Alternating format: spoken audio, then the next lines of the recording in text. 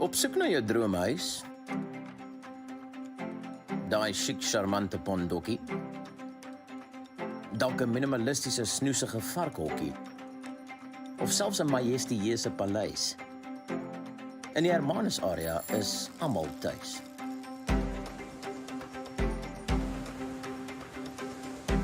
Is jy 'n wynplaashaas? Of liefhebber van die natuur? 'n Voorstander van moer en soek? Of dalk 'n kenner van die plesierbier? Het jy al 'n dekadente frikadelbroodjie hier kom probeer? Jou lyf otter gehou in die waters?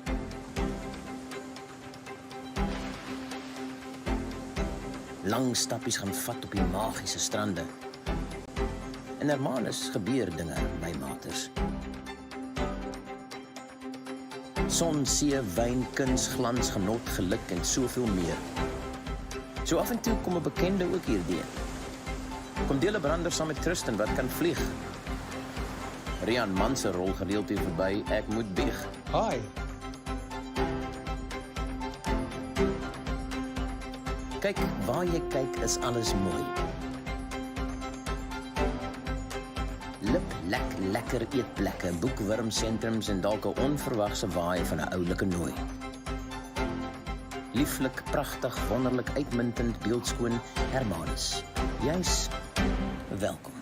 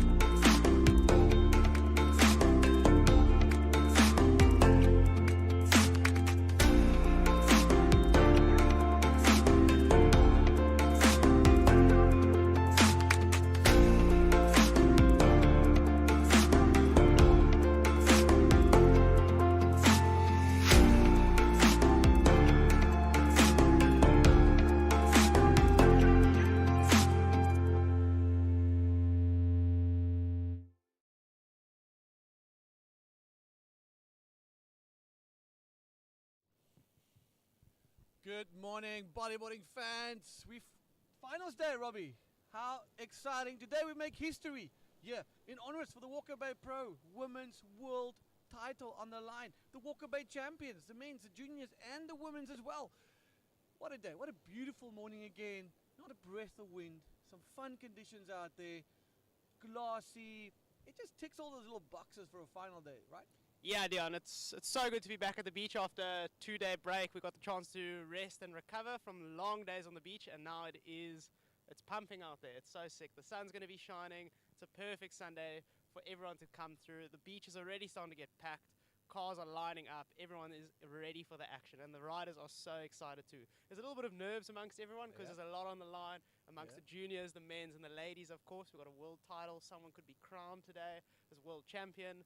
Someone's world title dreams could be upset in the men's, so I'm excited. I think it's going to be a really good day. So let's talk a little bit about the heats. Let's off the top, let's begin with the men's. Now, we got two absolute bangers. I mean, those could be finals, as is. Any other day. It's Tristan, Jeff, Campbell, Munoz. I mean, you got number 1 in the world up against Jeff at the moment, and you got number 3 in the current World Tour rankings up against Ian Campbell. So those guys are no stranger to how one another serves, and no stranger to competing, and it's going to make for some amazing. Yeah, So I mean, we're gonna be a test. We're gonna see local knowledge versus international class. I Yeah, mean, Jeff that's it. he's a household staple name. I That's mean, it, when you hear bodyboarding, you think of Jeff Hubbard. I mean, that Absolutely. him versus Tristan, local boy, world champion, is gonna be a crazy matchup, and I'm really excited to see what's gonna happen. I think boys are really gonna put on a showdown and leave nothing out in the water. And then with Ian, Campbell, and Alan, Ian really wants to improve his points. He's hungry. He's looking for the win. And Alan needs a good result out here to keep his world title dream alive. So everyone's got something to lose, and everyone wants to win it. So Yeah, something to lose, something to gain, and Alan Munoz needs to basically do well here. I think win here, and then win front on for the world title. yeah, and Sintra too. And Sintra. So he's got his work cut out for him. I mean, he made no small work. The other day he posted some of the highest scores. Probably one of the few riders managed to do a couple of good flips in his heat. So Alan Munoz, he's been quiet. He's been under the radar. We haven't seen him much. But, he's just been, bangs out his heats, goes and chills.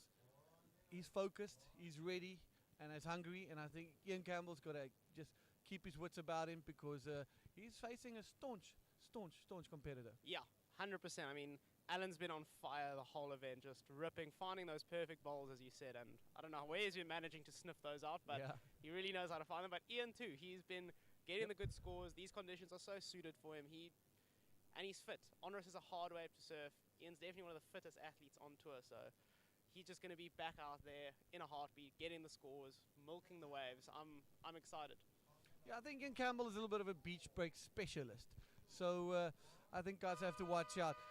But that is a buzzer, the beginning of the juniors division, ladies and gentlemen. We're going to be hanging out here just for a little bit. The guys are at the back. Robbie, women's division, well, Pamela Barron coming in and just completely upsetting the whole lineup by knocking out Sari O'Hara, finding herself now in the semi-finals up against legend Neymara Calvario, which is also in the running for that women's world title. Man, it doesn't get any better than that. And then we got Alex and Isabella going toe-to-toe. The scenarios, just tune in, watch. We're going to be bringing you guys all those scenarios. But it's crazy. We never knew that this is the type of play out or the type of script you can get for the first time having an event on African soil. Nuts. Yeah, it's like completely unprecedented. You didn't know this was happening. It's so exciting because first event of its time, and everyone's sitting on the edge of their seats, biting their nails, waiting to find out what's happened. I'm sure Bella's probably going to be the most nervous one because she's the favorite going into the event. She's going to be watching that Neymara Pamela Barron heat better than the judges, I think. Because if Neymara loses that heat and Pamela wins, Isabella wins the world title, I think. Straight up. Yeah, I think that is one of those scenarios. We'll just confirm them because it's very early. We're only on our second coffee. We're trying to get the old gears going. But you know what, Mr. Director, let's head back into the water. We're going to take our positions. Juniors, semi-final, number 1 out in the water in some fun, pumping. Onerous, super clean glassy there. The sun is just making its way over the horizon. Don't go anywhere. Share, tell everybody that we are live, finals day, at the 2022 Walker Bay Pro, one of the stops on the IBC World Tour.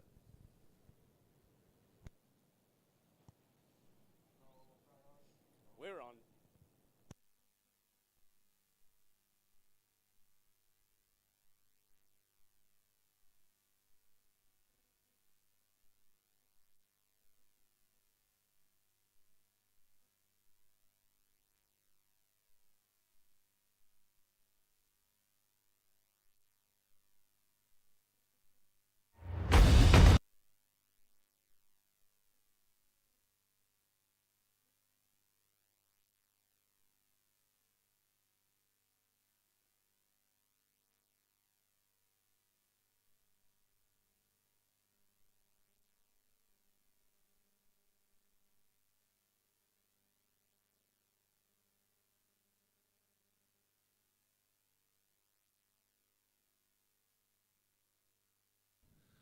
Hi, welcome to the action at the Walker Bay Pro Junior Semi-Finals.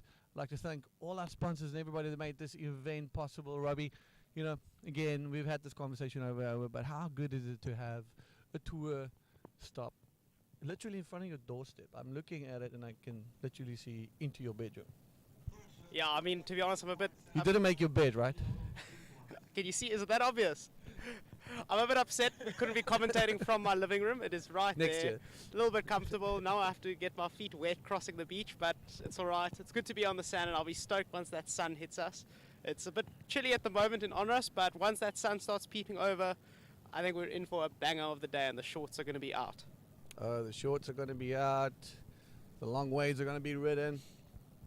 Finals day. It's been ultimate day. The sharp end of the stick, as they would say.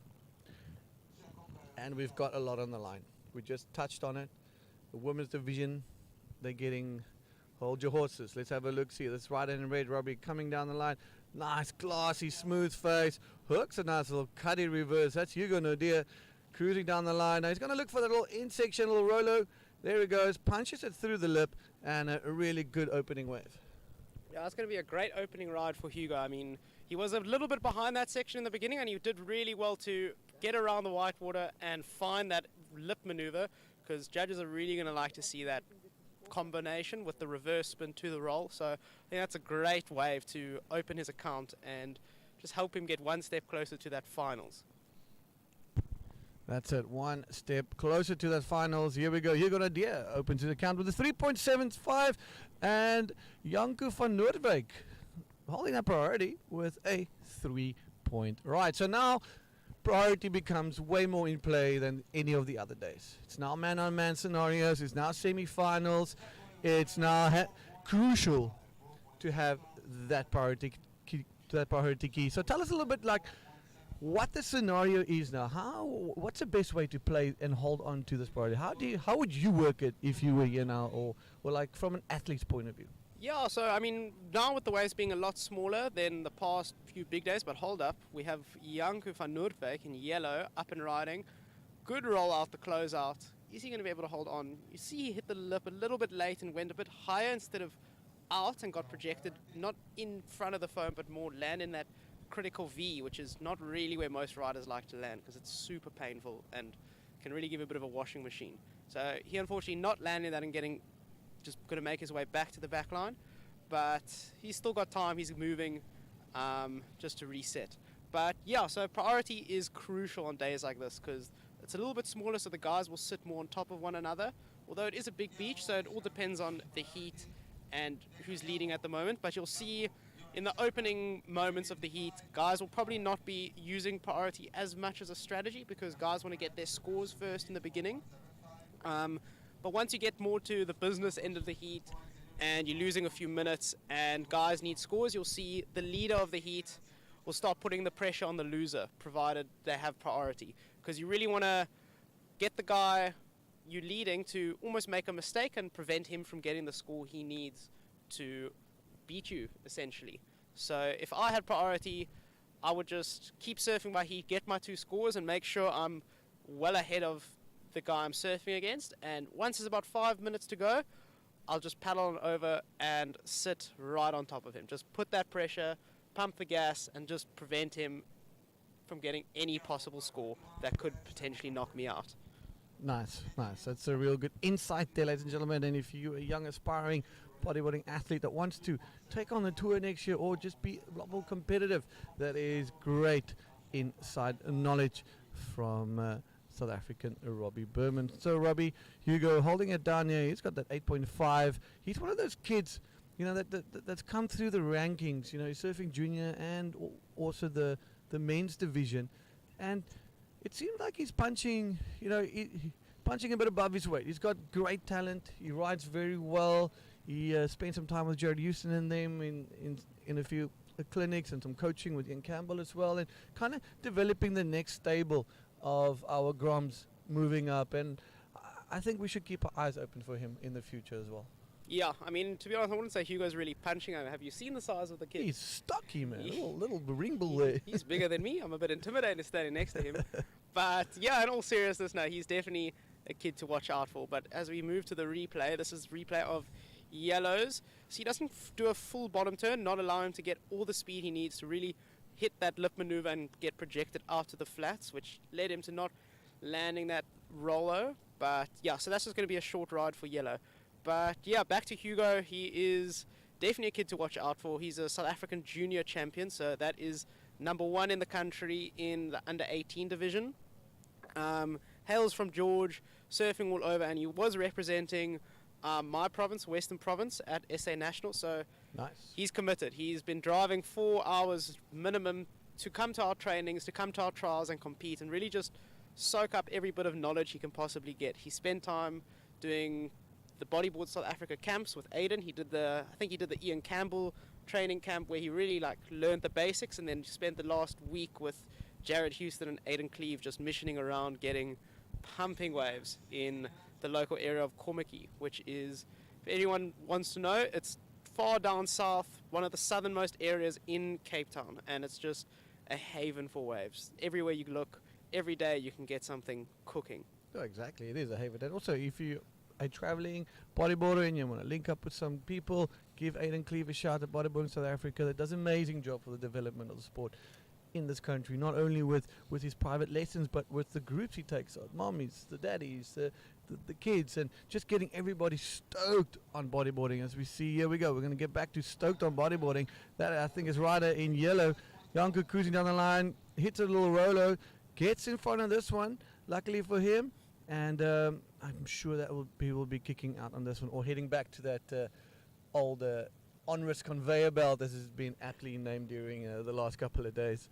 Indeed, yeah. You check him really just gunning it for that channel now to try and get out there as soon as possible, because he's currently trailing Hugo, so he needs to improve his scores. He doesn't know what he's gotten yet for that score, so he's assuming he's still not in the lead, and he just wants to get to the back line as quick as possible, but not burn off too much energy at the same time. So it's a really fine line you're managing with. You want to get there as quick as possible, but you also don't want to be completely gassed by the time you get to the back line. So you almost have to just cruise at not a jogging pace, but maybe a little bit more intense. And that's where the fitness in competitive bodyboarding comes to play. Yeah, let's look at this one. Nothing too fancy. Sticks to the basics, gets the little rolo. Again, just lands it a little bit sideways, because we've seen it now in his previous roll, and I'm glad he landed this one, that if you got the projection, Robbie, you kind of want to face the beach, because if you land a little bit sideways, you're going to get pumped. Yeah, exactly. It's always a bit tough, because when you're landing sideways, there's so much potential surface area for your rail to catch, and which can just completely throw you off. So that's why the standard rule of thumb is face the beach, catch as minimal water as possible, and it just allows you to really reset, either ride out the foam or continue riding onto the wave. Whereas you saw Janko try to do it, but the wave almost just got a little bit too far away from him there. But scores have dropped, and Janko is still in second place with a total heat score of 7, with Hugo Nordia leading with an 8.5. Well, let's just say this junior division is presented by Comfort Cool, ladies and gentlemen. Comfort Cool, a business down in the south coast of KZN, I think down Margate side. And, they're seeing the potential in developing and putting, money towards the junior division, developing the sport, seeing the future stars, grooming them, developing them, and now, finding them here on the world stage. So really rad, and really appreciate and very thankful for these businesses that identifies this opportunity and takes it with both hands. But here we go, rider up. This is our heat leader, Hugo Nordia. Splits his legs a bit, slows it down, Robbie, looking for a section, kicks out of that one. And I think he'll be a little bit upset. We're on the 13-minute mark. 8.5 place, a 7-point ride. So there we go. Head over to ibcworldtour.com for the live streaming and all the scores. Jump onto our socials for all the event information, updates, lay-day videos, and just general good bodyboarding times. Well, the IBC is for now here to stay, and we're trying to do the best we can and building the sport and developing the sport, not only for the pro riders, but to try and make it sustainable for everyone else as well. So yeah, welcome. If you just joined us, here we are, myself and Robbie, in our beautiful open air studio, courtesy of Mother Nature. Got the mountains in front of us, we've got the beach behind us, and we've got good times all around. Robbie, still so surreal to sit here in the town that gave us so much, taught us so much. This little beach back here, 20 years plus for me. I mean, mental. Yeah, it's a really humbling experience to be here, have the event here, and just, I mean, at a place I call home, and a place that's so close to my heart, and I imagine even much closer to your heart, because you've really grown up here. Yep. And just seen all faces of the wave, been dealt the hard cards out here, been treated with the blessings, and it's just so cool to see how the community and the towns just come together of action, and I'm excited. Very much so. You're going to takes on Janko van Noordwijk, junior semi-final, number 1 year at the 2022 Walker Bay Pro.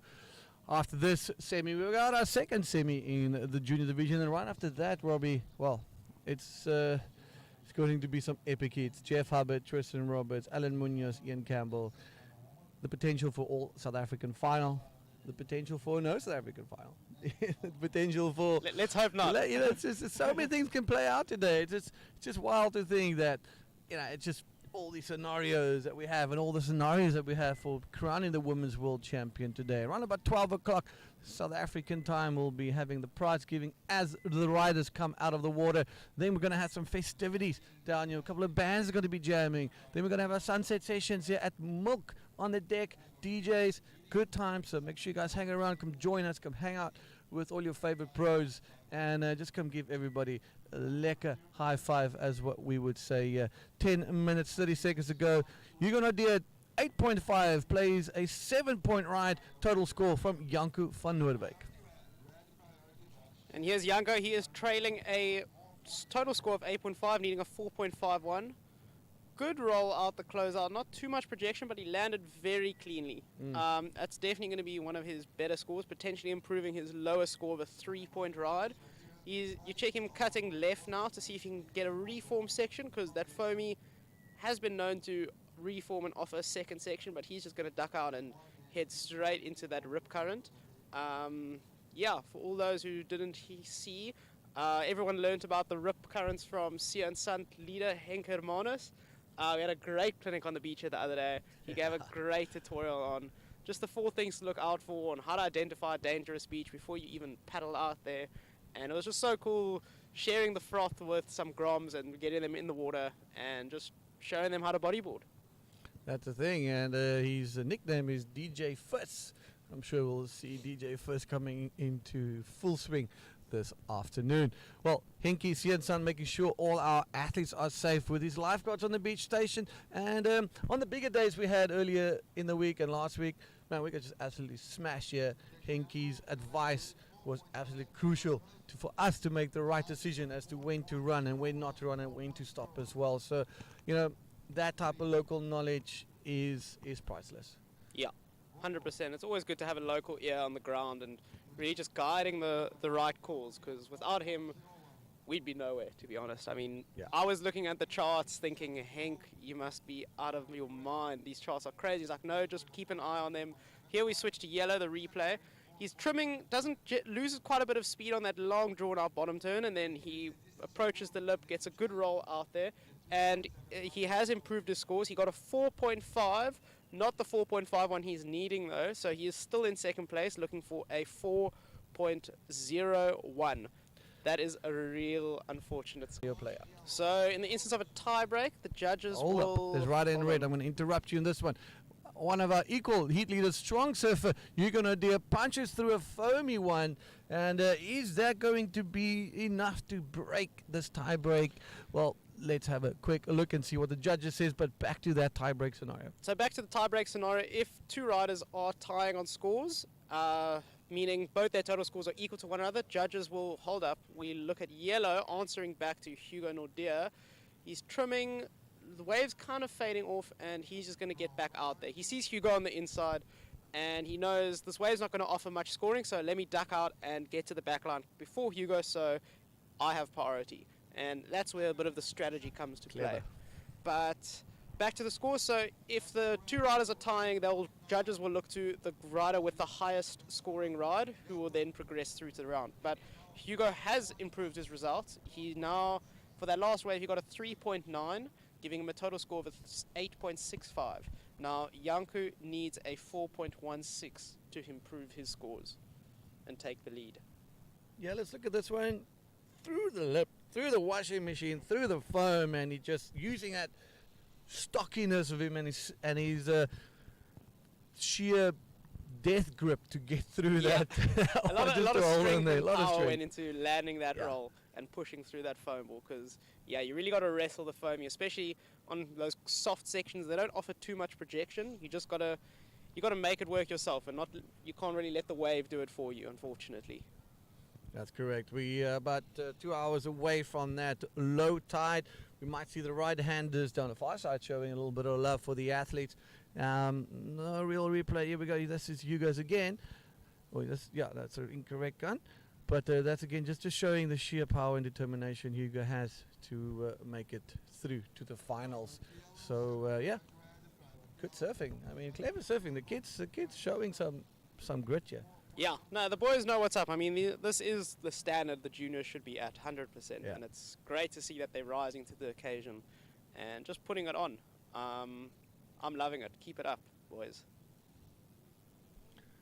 There's that open face wave. Now, it looks really good. I kind of like 1 or 2 spins, maybe a single spin could have slowed things down a bit and kind of waited for that section that was just before this oncoming section. I don't know, we're just going of what we're seeing here, Robbie, but maybe a little bit combination surfing would have pulled him away from you. Yeah, definitely. I mean, if it was me, I probably would have tried to drag my legs a little bit, maybe pop a quick spin in the pocket and set up and look for that roll bowl, but that wave didn't really offer that lip maneuver that was going to offer the 4.16 that Janko was looking for. So I think he made a good call in ducking out of there, because now he is sitting at the back line with 5 minutes to go and first priority. Yep. And that's exactly what you were talking about. That last 5 minutes, it's just crucial to have that priority and not to give it away unnecessary. If you know that this wave that you want to take on and you're going to give away that priority, and you think that wave is going to give you a good scoring opportunity like this one here, he uses that priority, comes down the line. It's a good clean looking wave, a little bumpy, but goes a nice projector roll.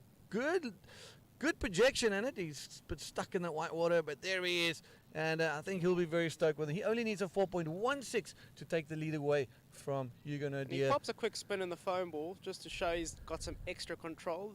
That's not really going to add many points because it's not the clean face of the wave, but I guess it's just for extra boost of confidence and control. But that was a great roll maneuver. That could definitely potentially be the score, or maybe just a bit under or over. I'm interested to see what the judges think of it. But I like that roll. It was a good wave. He used his priority really well. So now, as we saw Janko, he looked at that wave and he said, okay, I think this is the 4.16 I need. And I think a very clever move as well. There's a lot of ways. So it's not like there's long lulls where you're sitting on a reef break and you kind of have to wait, holding that priority. There's still 4 minutes to go. He knows that Hugo's chasing those scores. Hugo's probably going to take on a wave as well. Then the priority shifts back to him with the last 2 minutes to go, and then he's in that commanding lead. Now he can pick and choose the last bit of wave. Hugo's probably going to make his way out, trying to get to the back line. The clock is ticking, time is running out, and you need one set wave, and bang, it changes the whole situation. So let's see that score from Janko. So yes, Janko got a 3.65 for that last wave. It was a great wave, great roll, but unfortunately he got a little bit stuck in the foam on the landing. So as we saw, the bottom turn was good, but the roll maneuver, he didn't project himself all the way out and really throw his board, and facing the beach was crucial, because you saw he landed on that rail, which cut his speed, and he got a bit hung up in the foam. And that's what the judges don't want. They want to see a clean landing. Unfortunately, he didn't get the score on that one at 3.65, and now he is making his way to the back line with 2 minutes and 50 seconds to go. Now, what would be clever of Hugo is to not even look at a wave. Just hold priority, sit at the back line, and just wait for Janko to get there, paddle over to him, and just put on the pressure. Because it's an easily attainable score, 4.16, that's one good roll. The heat is still open, but it's Hugo's heat to lose right now. That's correct. And if he makes that priority stake that we've seen so many times during the course of competitive bodyboarding, people getting a little bit nervous, getting a bit anxious, not sure what to do, takes off on a wave, hands the priority at the last minute, and bang, gets knocked out. And it's always heartbreaking and disappointing when that happens. Well, Comfort Cool presenters here of the junior division, Robbie. Crocs, the naming sponsors of the women's division, and wow, have the women's been treated with an absolute doozy of a time here. They went to the game reserve. They saw all their favorite animals. They had some spa treatments. They went wine tasting at Creation. They went in spins with Ferraris, and you guys just got a whole bag of lemons this year. Yeah, I've just been sitting on my stoop and braaiing. Well, nothing wrong with that. Nothing wrong with that, but I'll take that. I would have taken a spa treatment and a ride in a Ferrari, to be honest. But yeah, one would think they're here for competition. Sounds like they're more on a holiday. Yeah, well, They've really been wine and dine and shown a good time. So now we switch to Janku, who is scratching for scores. Under priority. Under priority. He's really just looking at anything to offer him the score. With 1 minute 15 seconds to go, he should kick pretty hard to get to the back line now, because it can still be done. He's semi there, but the ocean does look like it's going a bit flat. So Hugo is just going to sit there and pray to the ocean gods not to give Janku a wave. As we see, there is still a little bit of distance, but Hugo's making his way onto Janku now, just to put that extra bit of pressure with 50 seconds to go. So let's wait and see what this wave can offer. Yeah, we see Janku just a little bit on the inside there, not getting that. That was a good roll bowl though. That great empty that could have rolled through. Had he been a little bit more patient, I don't know. He could have gotten that wave and gotten the score. But yeah, we see Hugo surfing smart, not going on any waves, just keeping an eye out on Janku to make sure he's not going on anything. Yep, and with surfing. 24 seconds to go, what do you think, Dion? You know what? I think holding on to priority right now is key. Like you said, sitting close to Janku and just try and bite your time. Put that pressure. Time is ticking. We're on the 5-second mark. It's safe to say that Hugo Nadir cleverly made his way through a very tight heat, a very well contested heat between these two junior athletes. And a congratulations to Hugo making it through the Walker Bay finals in the junior division presented by Comfort Cool. Well, don't go anywhere. We've got some more action. It's finals day here at the Walker Bay Pro right after these ads.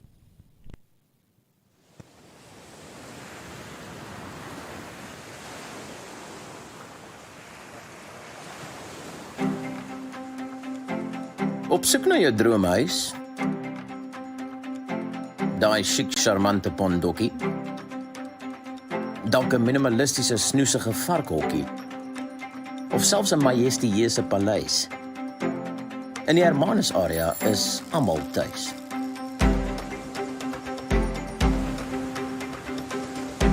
Is jy 'n wynplaashaas?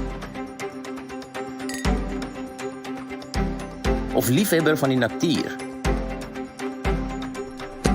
'n voorstander van moerensoek. Of dalk 'n kenner van die plesierbier. Het jy al 'n dekadente frikadelbroodjie hier kom probeer? Jou lyf otter gehou in die waters?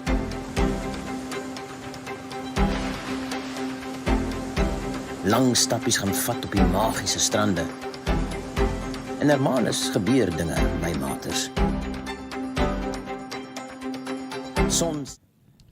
Welcome back, Braden Hewitt up against Aaron Gimpel. This is junior men semi-final number 2 in the Walker Bay Junior Division. And we just saw Hugo Nadir making his way into the finals. He'll be really stoked, but it was not easy. He had to work for that one. Definitely no easy gap, but he took it. He was up against local boys, so odds were definitely stacked against him. Crowd was rooting for Janku, but unfortunately Hugo knocked him out and has secured his spot in the finals, and now there is one spot remaining. Who's going to take it? We got a guy from Cape Town, Aaron Gimbel, and Braden Hewitt hailing from Durban. Aaron's a grom I've been surfing with a bit, so I have a little bit of a subjective favour towards him. But yeah, hope that may the best man win. And I'm excited to see. These waves are suited to Aaron. He surfs a wave called Glen Beach a lot in Cape Town, which is similar to this. It's quite a soft beach break, really consistent, a little right-hander. So Aaron's going to be looking for those right-hand bowls and try to nail some spin-to-roll combos. Whereas Braden, really good on the bowls, hailing from the bowls of Durban, really good ARSs on lefts. I've seen him rip on his Instagram. Yeah, I'm excited to see what we're up against. Yeah, it's another banging heat, and the whole day is just jam-packed action. After this, we got our first men's heat. Do not go anywhere. Make sure you guys let everybody know that the men's are starting after this one. We'll touch that after this one, but here we go. That's right in red. Peak. Split peak action. Braden on the left-hander, as you said, good arm extended roll, punching it out the bowl. That classic Durban style. You see that evident in Ian Campbell. Yeah, that was a textbook roll. If anyone's wondering how to roll, that's how it should be. Long, good bottom turn. That's what the judges want to see. Attacking the lip. Extend your arms as soon as you hit the lip and execute the maneuver and face the beach. Yeah. Extending the arms makes the rolls look a little bit bigger than they are, so it's a bit of an optical illusion. And there we see Aaron, I think. Still milking it. Still milking that wave, kicking his way into the shore. He's going to land that one. Oh, sorry, that was Braden Hewitt. He was still on that wave after that one. He got a little roll-to-roll combo, so he's just really solidifying that wave. I'm not too sure how many extra points that roll on the inside is going to add, but you never know. The heats can come down to the 0.0 score, so just solidifying his results. And let's wait and see where the judges have to go. Yeah, I'll bring you a couple of replays here. Our team is just on top of the game today. I guess they got some coffee finally. And looking really good. There we see this Braden having some fun as well, trying to get back into the honours conveyor belt as quickly as he can. Oh, there we go. That's a perfect example, ladies and gentlemen, why you don't run in your fins. Take them off. Get yourself a good pair of fin savers that you can plug them off easily. I mentioned in the last live stream, I use those M-Star ones. Yeah, they're good.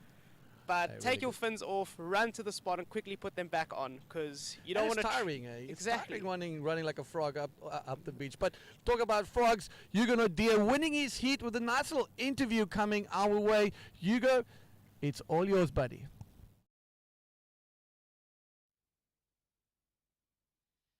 Good morning, we're back at the Walker Bay Pro and it's finals day, Onrus Beach, Hermanus. Super excited to be here. We just finished Heat 1 with Hugo Nordia through the semi-finals, going into the finals later on today.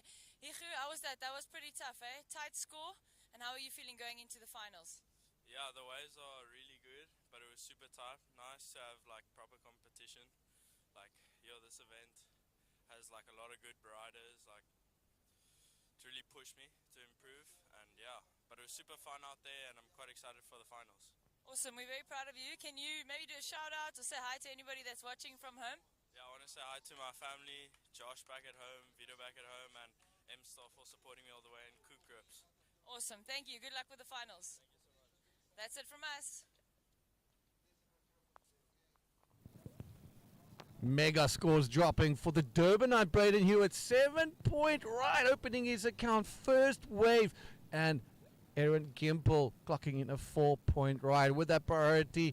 My goodness, 7 points. That's someone that means business. Hugo is going to have to keep a keen eye out on this heat.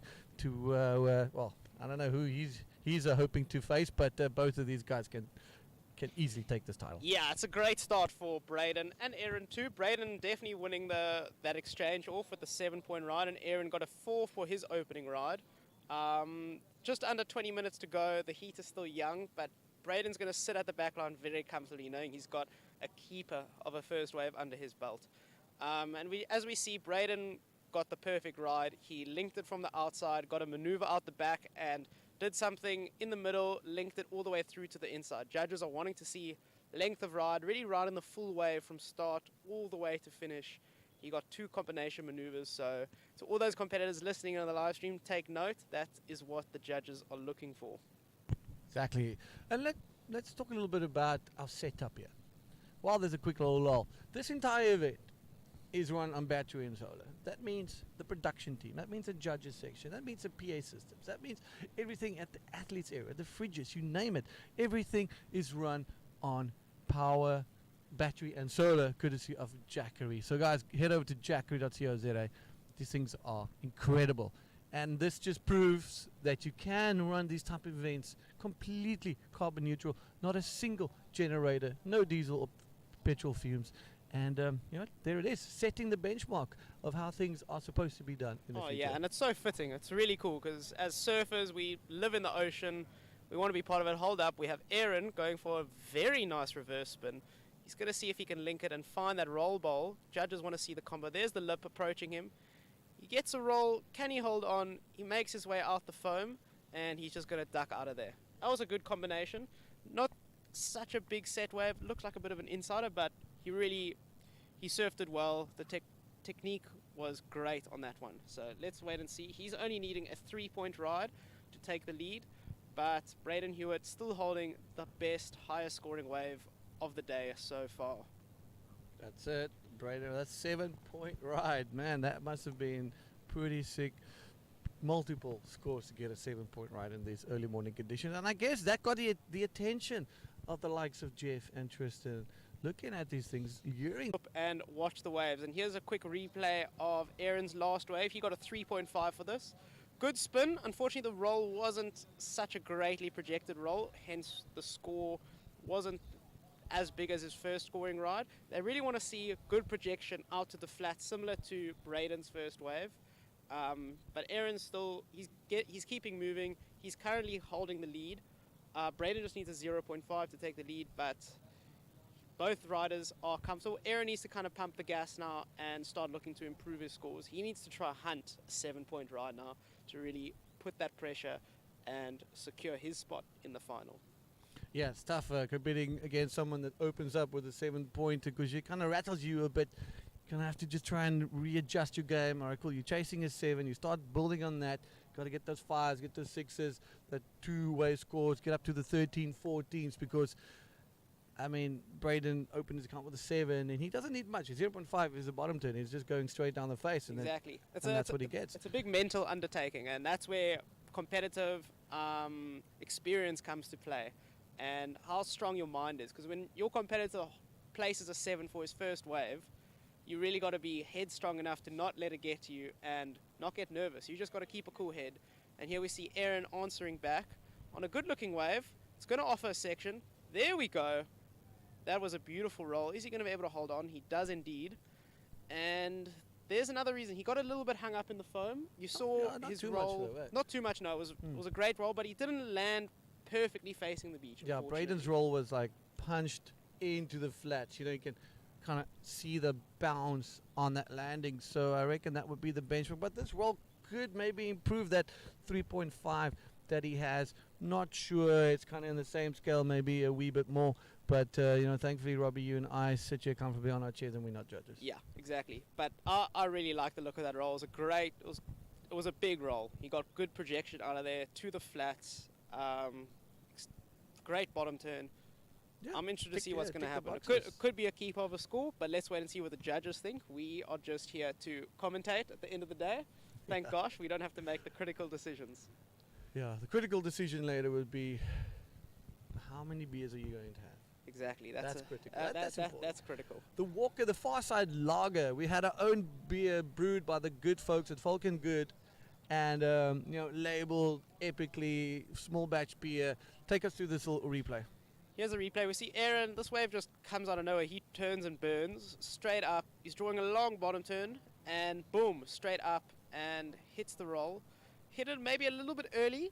As we see, he didn't get as projected in front of the foam. He more went up, but it was still a great score. He earned himself a 4.5 for that wave, which is a good scoring ride. It could be a keeper. He's just extending his lead over Braden. But Braden, he's still needing a 1.5. He doesn't have much to prove. That essentially is just a cutback on a wave. So he can sit there at the back line until the 30th second. And hold your horses, brother. Here we go. Here's Braden answering back, looking to improve on a 1.5. Good roll out the closeout. And again, not getting stuck in that white water. Exactly. That's what they want to see. You want to really move with the lip and project yourself out in front of the foam. That's what they want to see. The judges want to see a clean roll, not hung up in the foam, and a good bottom turn. Bottom turn at the end of the day is your speed generator. If you're not bottom turning, you're not doing a big maneuver. So riders need to take note of the bottom turn when they're riding the wave, because that at the end of the day gives you the most amount of speed. If you have a good bottom turn, you've already ticked your first box. And if you want to learn how to do a good bottom turn, just head over to YouTube, check what the pros are doing. Ian Campbell does a great YouTube tutorial on how to bottom turn. If you want some personal one-on-one experience, head on over to Aidan Cleave's Bodyboarding South Africa camp, where Yeah, he'll teach you all the basics. I mean, he taught Hugo how to win heats. Here we Perfect are. example. Perfect example. See a little replay here from Durbanite Braden Hewitt, and absolutely sending it. But look again, hits the lip, bang, in front of that little V, that impact zone. And you know, that's it. That is just textbook how to do it on these smaller waves. He used his arms, he pushed off the wave, pushed off the roll, turned it, landed it. Good, clean surfing from And the judges are really rewarding that. He got a 6-point ride for that last roll. And it just shows, if you, with that bottom turn, your scores are going to show. Good roll maneuver, executed cleanly, facing the beach is key. And coming out with speed. And here we have Aaron looking again. He's just scratching and going to get out of there. It's not going to offer him enough time. I'm not too sure that's going to be a priority exchange if it's going to be cutting it close. But now Aaron is chasing an 8.5, which is a big ask with 11 minutes to go. If it were me, thinking I need the biggest score of the heat, I would probably try look to improve on my 4.5 and maybe try chase a 6 or something, and just to narrow that gap between myself and the winner. Because an 8.5 it's quite hard to chase. It's something big. It could be a big spin to roll combination on a set, but we haven't seen many of those coming through right now. That's it. The tide's also that like mid-tide vibe. Just gone past that mid-tide vibe, and it's low tides around about 10 a.m. local time here. Right now it's gone 8 minutes past 8 in the morning. Still a little bit chilly. Your toes must be nothing short of falling off. Super cold then. I can definitely feel the frostbite kicking in already. Oh man, are you an African or Africant? I think you're an African, so you can handle it. Well, Braden holding it down. Massive score, 13 point versus 8.5. And as you said, Aaron needing that 8.5. He's no stranger to these pressure cooker situations. And I just want to point out something. So we've seen a lot of the guys paddling in by the conveyor belt.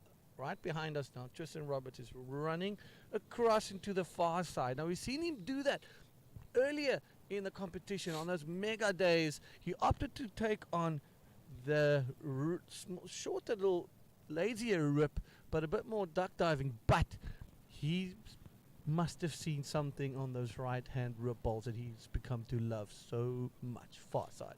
Yeah, that's really just local knowledge come into play. He can see the waves, he can see the opportunity where others can't. I personally haven't really watched the waves much, but here we switch to Aaron, looking for an 8.5. Could this be the score? Gets a good roll out the closeout, not too much projection. That it might not be, it's definitely not going to be the 8.5 he's looking for. The wave, certain waves, like they either hit the bank at the back and really pitch, and some of them kind of pitch like to the mid face. You know, Exactly. so that was a classic one of those mid phase breakers where you go up and you hit it and you don't kind of get that mega projection or just that assistance to help you project a little bit further. So tough times here, but he's doing very well. He's keeping himself busy, keeping himself warm. Ample time to go. He needs an 8.5. He knows he can get it. You know he can get it. And ARS seals the deal. Exactly. You know, so something like that, he's got to throw caution out the wind now, and he's got to go, boys, I'm coming for it. Yeah, but he also needs to surf a little bit smart too, because he can't just kick on everything, because he's chasing some big scores. So he needs to look at every wave and ask himself, is this the score I need? Can I get a big roll out of here? Is it going to offer me the chance to do a good bottom turn and get good projection out to the flats and maybe link something further on the inside? Those are the key questions Aaron needs to ask himself right now when looking at the waves. Currently, there's no priority in the situation at the backline because both riders have waves.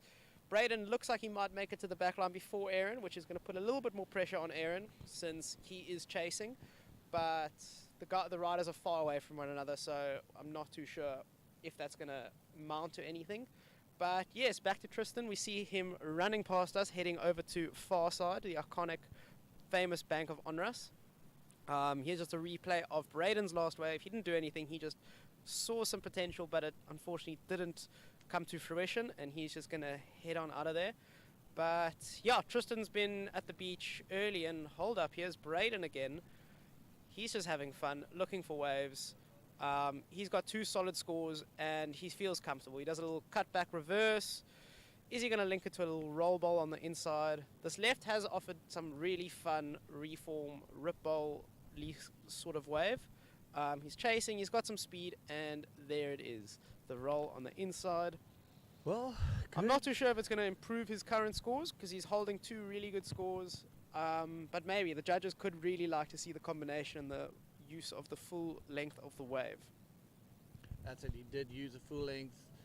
He needs to improve on a 6-point ride. You know, that's mega for these type of conditions, and that's mega. But Braden just really showing his sheer mettle and determination and his keenness to be champion here in Walker Bay. And he's put in a lot of time here, not only just helping around the event, Robbie. He's he's been putting some time in the water, listening to what the guys are saying, and really being a sponge, literally and figuratively a sponge, and just kind of listening and wanting to learn and wanting to improve. And same with Hugo. Let's just look at this. Is Aaron's last little wave to be exact.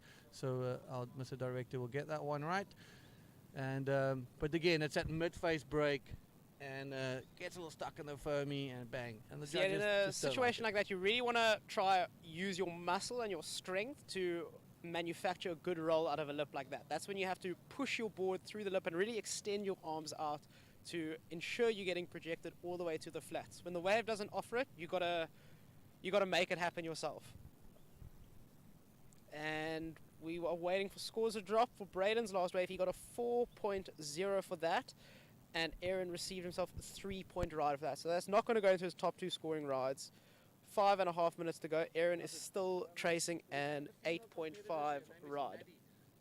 The pressure is definitely starting to build in Aaron's head, I'd imagine, but he's sitting at the back with first priority. So he will have first choice of the wave whenever it does come through. And now we're switching to a replay of Braden's last wave.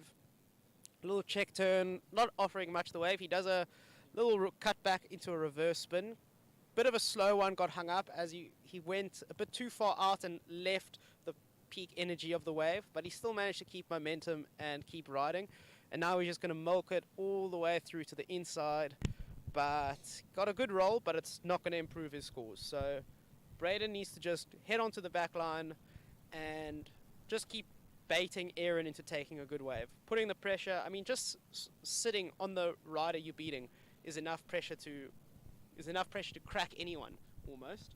And then if you experience, some guys can handle it, others can't. So let's wait and see what happens at the back now. Well, exactly. Braden, Aaron, both of them seasoned competitors, always compete against one another in SA Champs, kind of growing up together in the same divisions, and now finding themselves here on the world stage. I'm sure they got family and friends tuning in, supporting them and watching them. And remember, the Comfort Cool, the presenting sponsor for the junior division, junior finals coming up next. Who's it going to be? Well, not next, a little bit later. Coming up next. Well, let's talk about coming up next. The biggest, two of the biggest names in the sport right now, going toe to toe. Both aerial specialists. The one being Tristan Robb, backflip extraordinary. He can flip anything. He can flip literally off a moth's wing. Then you've got Jeff that just gets as much air as, I don't know, he's the human elastic band. Exactly, the human elastic band. Just stretches and ping, flicks it. So that's Jeff. This is going to be explosive. That's going to be a crazy heat. Yeah, I'm excited to see the aerial show. Tristan, a local boy out here, he knows how to sniff out the bombs out here, and he really knows how to utilize it to his strength. A backflip specialist, he's going to send it. And Jeff too, first time to honor us. He's been surfing the wave almost every day, so he's got a little bit of knowledge about it, but he's just got years and years of experience of incredible bodyboarding. So he can I'm sure he can just go to any wave and be able to rip it. Although honor us is a tough beachy for most, but I think Jeff is definitely a cut above the rest, so he'll understand what he's up to. But with 2 minutes and 45 seconds to go, Braden is still leading the heat with a 13-point total, and Aaron is in second with an 8.5 total. Aaron does have priority, but he's going to have to sit tight and wait for that 8.5 wave to come through. It's a big score, but it can be done. It will be the highest scoring wave of the day so far, if he gets it. What do you think he needs, Dion? Sorry, say again? What do I think? What do you think Aaron is looking for this 8.5 Well, I think he's looking for those flip bowls. I think he's looking for something a little bit out of the box. He needs to get a bit more creative. There's literally 2 minutes to go, and the highest score for him is at 4.5. So Aaron, we've seen him pull those flips off easily. We just, I think he needs to be a bit more adventurous, Robbie. I think he needs to now decide, okay, cool, well, I'm maybe going to go to the far right, hunt one of those little bowls, because they are forming, they are showing itself with the low tide approaching. But, still, like, does he have the BMT? Does he have that? Is he going to get that wave? So many factors, my friend, that can determine what he and what he needs to do. And I do feel that someone that can take it away from Braden, that's 100%, Aaron. Definitely, yeah. I'm rooting for him. I'm hoping he at least gets the wave to put up a fight, just to make things interesting for the spectators and everyone watching back home. And yeah, I am excited for all of those who want to see the scores and just see exactly what every rider is getting. Head on over to the IBC World Tour website and you can get access to the live stream from there, and you can also see the individual scores each rider is getting, and you can also see what scores the judges, all 4 judges, are offering to the riders for their set waves. That's it. IBCWorldTour.com, expertly explained by the expert Robbie Berman. Robbie, it's been rad having you here and helping out. It's been epic cheering this booster. I'm looking forward to many more to come. Well, next up, Tristan Roberts, Jeff Hubbard. Tune in, let everybody know what's happening. It is about to get thrown down. The kitchen sink is going to be left behind. These guys are going to do everything for that coveted Walker Bay Pro trophy. And you know what? Mega World Tour points on the line. Huge points. I mean, Tristan is currently leading with his lowest point total being almost higher than a win in this event, so he can't improve his current situation, but Jeff can definitely put his name in maybe the top 5, top 10. He's only got 2 events to his name, so anything will be an improvement in his result. And this is, I mean, a semi-final finish is great regardless, but he's got nothing to lose. Nothing to lose and everything to gain. Hometown pressure. Well, we'll be back right after these quick little breaks for some more action. The men's division at the Walker Bay Pro. Don't go anywhere. Tune in. We'll see you in a bit.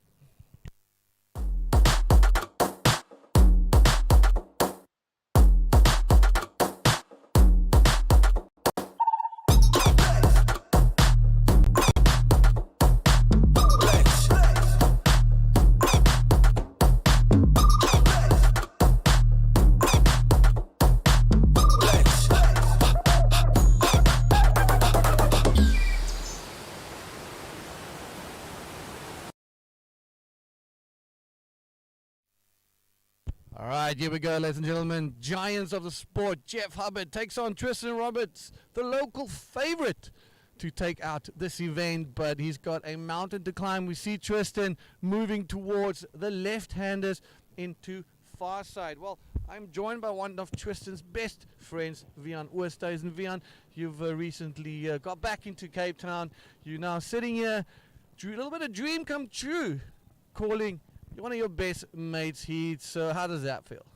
Well, Dion, it's a privilege to be here and watching Tristan Roberts surf at the home break. It's definitely a dream come true. This is going to be a showdown today with Jeff Hubbard and Tristan Roberts in the water. So yeah, let's see some crazy moves today and keep the stoke alive. You. All right, so you're one of those kids who've grown up here. You know this wave really well. Give us a little bit of a local insight and a little bit of local knowledge of what's happening out there and how good is it at the moment? Well, there's some crazy rides. Before Tristan's heat, he was watching them out, getting some crazy waves. And yeah, today the tide is pulling out, so we're going to be getting crazy waves and yeah. All right, thank you very much. That's absolute perfect. Ladies and gentlemen, 2 giants, as we said. Semi-final number 1 here at the Walker Bay Pro. Jeff Hubbard up against current world number 1, Tristan Roberts, and defending world champion 2019. Well, we saw not defending world champion. Yes, he is. Well, he's longest reigning world champion. But coming up next, we're going to have some women's out here. In red, we got Jeff, and in yellow, we have Tristan Roberts sitting on the far side. And let's try and see where Jeff is sitting. Jeff is sitting very close to Tristan as well. So we got red and yellow opting for those right-handers over at far side. So we'll keep a keen eye out for that. We know that Tristan will be... I don't think he's going to go for safe surfing on this one, Vian. I don't think safe surfing is going to be neither of these two guys' forte, as we see Tristan paddling and leaving. Paddling is up and riding, red up and riding. There we go. Let's look at Tristan. Are we going to see a flip? Are we going to see a roll? Boom, banks of... That's Jeff, my bad. That's Jeff going with a massive flip, but right behind him, we've got the yellow cruising down, kicking out, but Jeff opening his account with one textbook Jeff Hubbard style flip.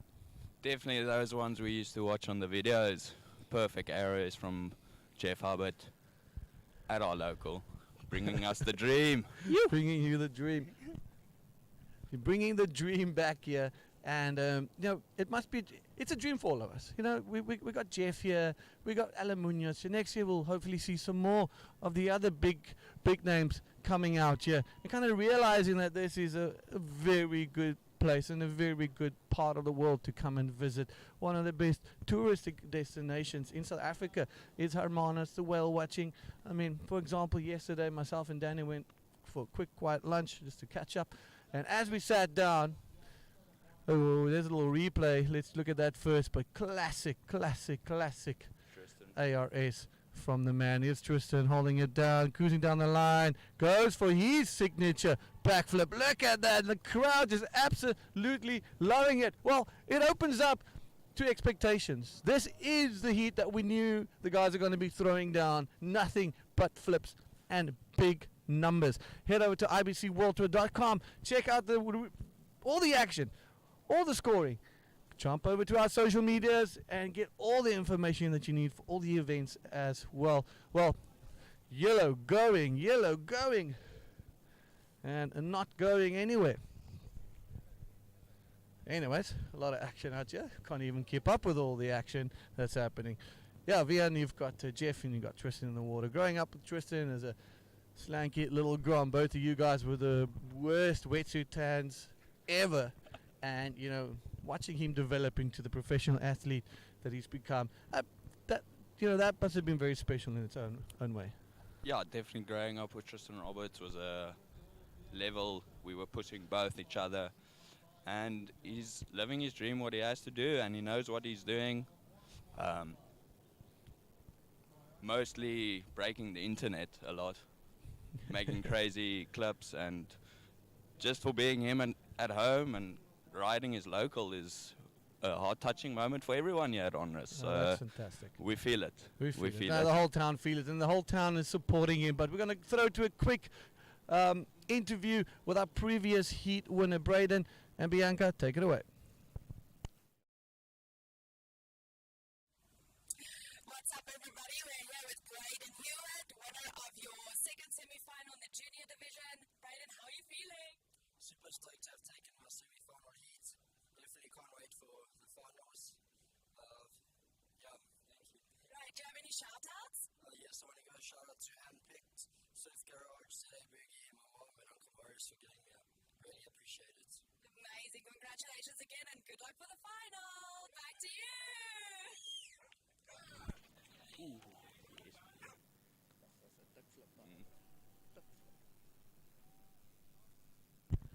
Wow, Tristan throwing in the kitchen sink on that one with a massive backflip on that left-hander, Vian. He's got a 6.5 and a 1.25. Well, that 1.25 is history. He opted to go for that left-hander. They're sitting in a really good position. The tide is dropping now. Far side banks is definitely starting to show.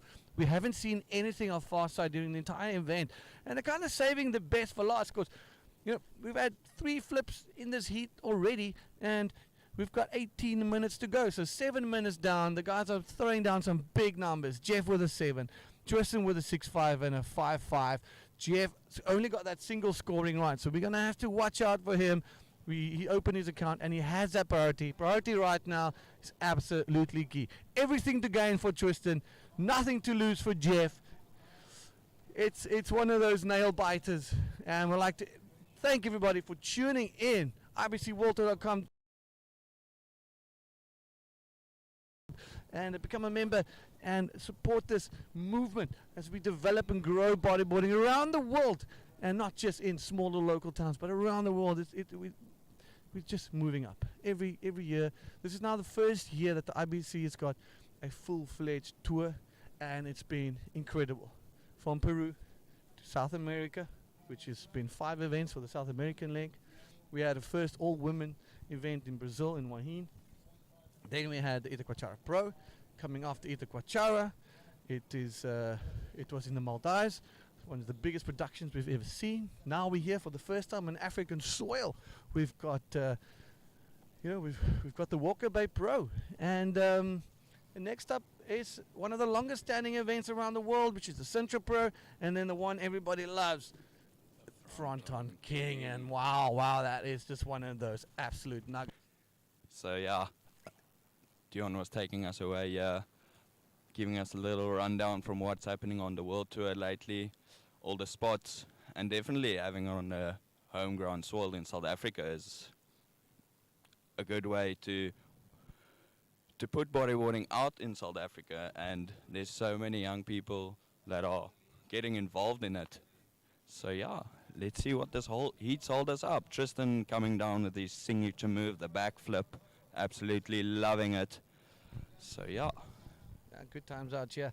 And afterwards we're going to be having the prize giving as they come out the water. We're going to have some bands playing here in the street. We're going to have the sunset after party on Milk on the deck. DJs, good times. Amazing. Well, the Far Side Lager that was brewed, and I know you've enjoyed a few. And, just those small little touches that just go such a long way with events like these. It's our first one. We've got a lot to learn. We've got a long way to go. But, with the help and the support of the team at the IBC, it just makes for, it makes it so much easier. Our economic climate is difficult. It's a 16-to-1 ratio for rand versus the dollar. And rand is the name of our local currency. So it's just very expensive to put up these events. And we've ticked a number of boxes. First of all, we ticked some boxes being the first event on African soil. 5 different world champs. Jared Houston, Ian Campbell, Tristan Roberts, Andre Bertha, Sasha Specker, DK 2012 DK world champion. That's 5 world champs. But we're going to hold on that. That's yellow. Tristan Roberts, the man of the moment. Stalling top royal, lots of speed, and he kicks out of that one, that little oncoming section, just not delivering. Maybe just jostling for position a bit because he's under priority. Jeff's playing the long game. He's got that one wave and open up with a 7. He gave Tristan another opportunity, and he clocked to 5.5. So Tristan with a 12, Jeff Hubbard with a 7. But hold your horses, Viat. Here goes Jeff. Jeff Hubbard at Onrus, another massive ARS. Massive. That was next level. Look at that. That shows you how important priority is. Very important. If you can get that first wave and your best scores and very early in the rounds, can't play it cool, but definitely in the going through the heat, you can put up a couple of big numbers. As you can see, Jeff just getting his second score in there. Let's see what the judges are going to give us. I won't be surprised if that one improves that first score. It's very bowl in the critical section. Went out, got a super smooth projection and a super good landing as well. So a lot out on the line. The guy's not surfing this, surfing close to the onerous conveyor belt that we see in the juniors take on. Now the guys are surfing out at far side with the tide going lower. Far side loves that low tide. We've seen these big bowls now. We've seen Jeff just absolutely hammer a massive score. But look at that, an 8-point ride. Tristan Roberts got it really difficult at the moment. Really difficult. But he has that priority.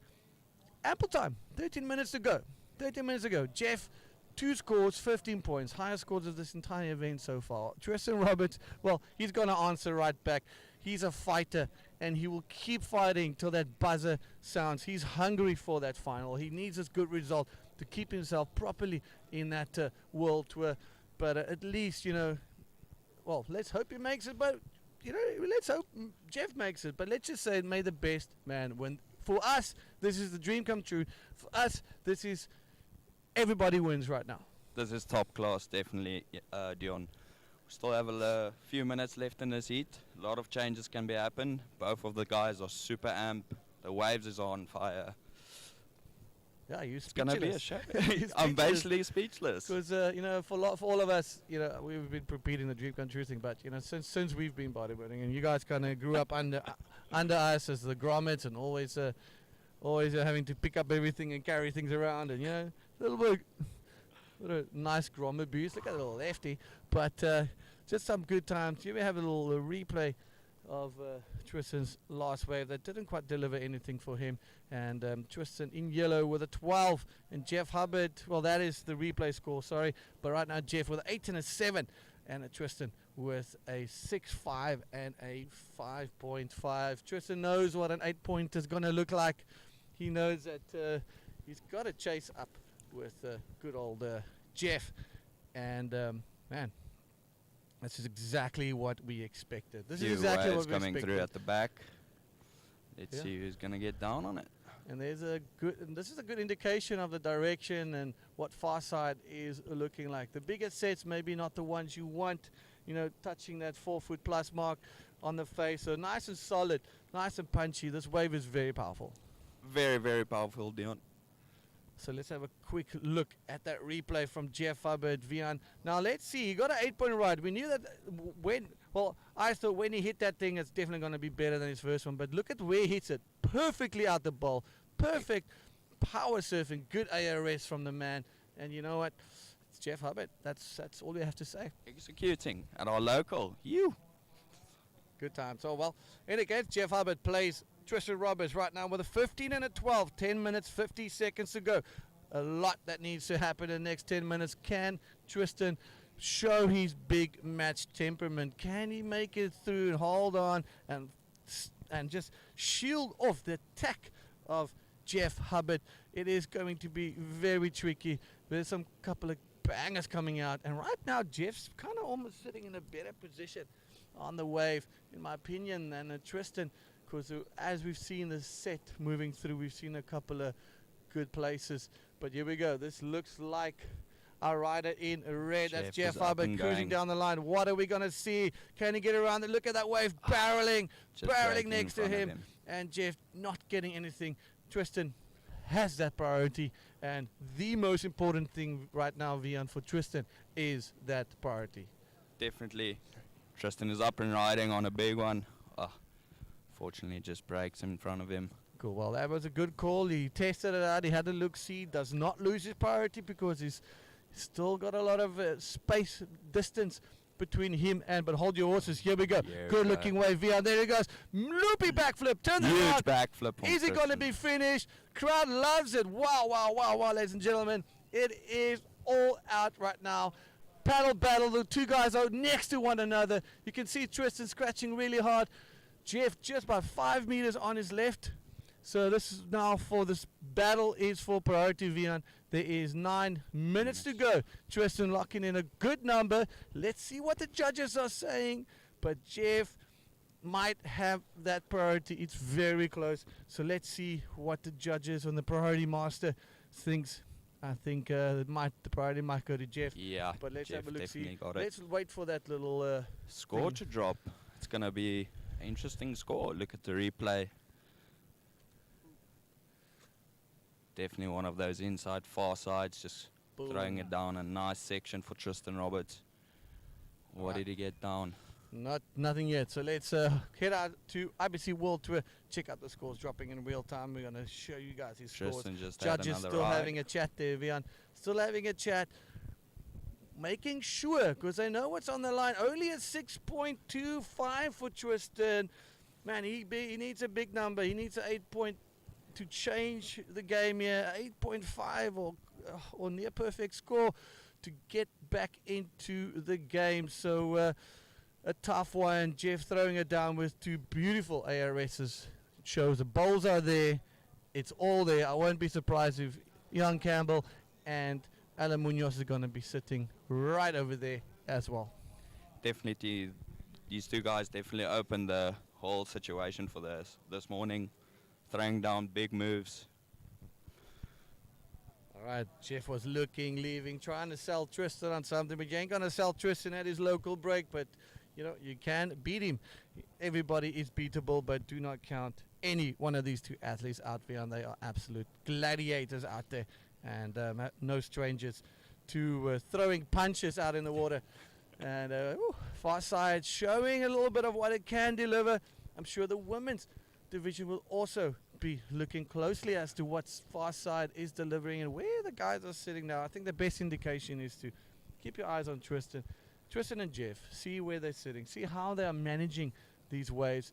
And on the sets, they break a little bit wide, but those medium spaced ones are really producing the big numbers with an 8 and a 7 point ride.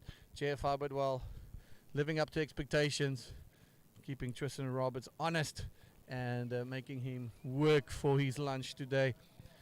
6 minutes, 50 seconds to go, Vian.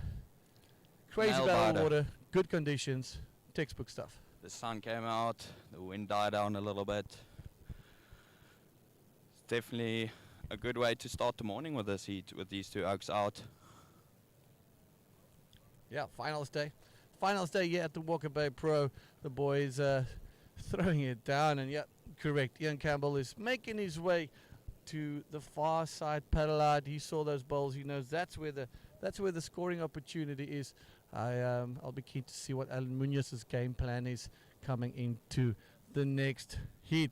Well, hopefully for South Africa, at least we get one of these two guys making it down. Making his way down here, so we're going to be keep watching the water, watching the action. This is a crucial heat. Jeff Hubbard up against Tristan Roberts. My goodness, if you've just joined us, well, welcome to the Walker Bay Pro. This is finals day. We're touching that 5-minute mark. Jeff with a 7 and an 8, and Tristan with a 6.5 and a 6.25. He needs a big number to get back in to that first position.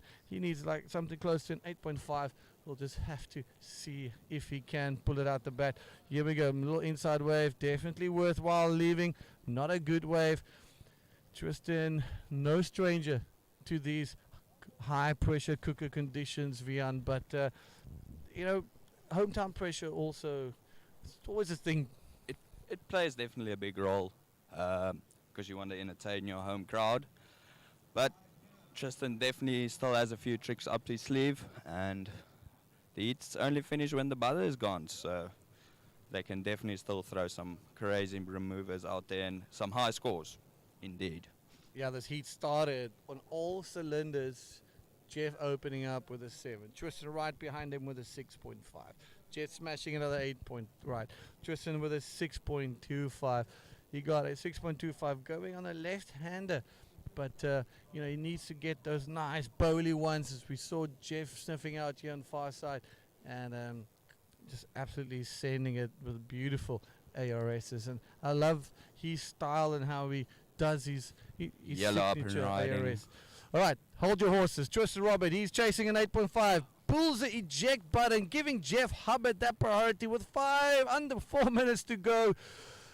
Oh, my goodness, things are pretty tense here on the beach. The beach Definitely. is so quiet you can hear a pin drop. Wow.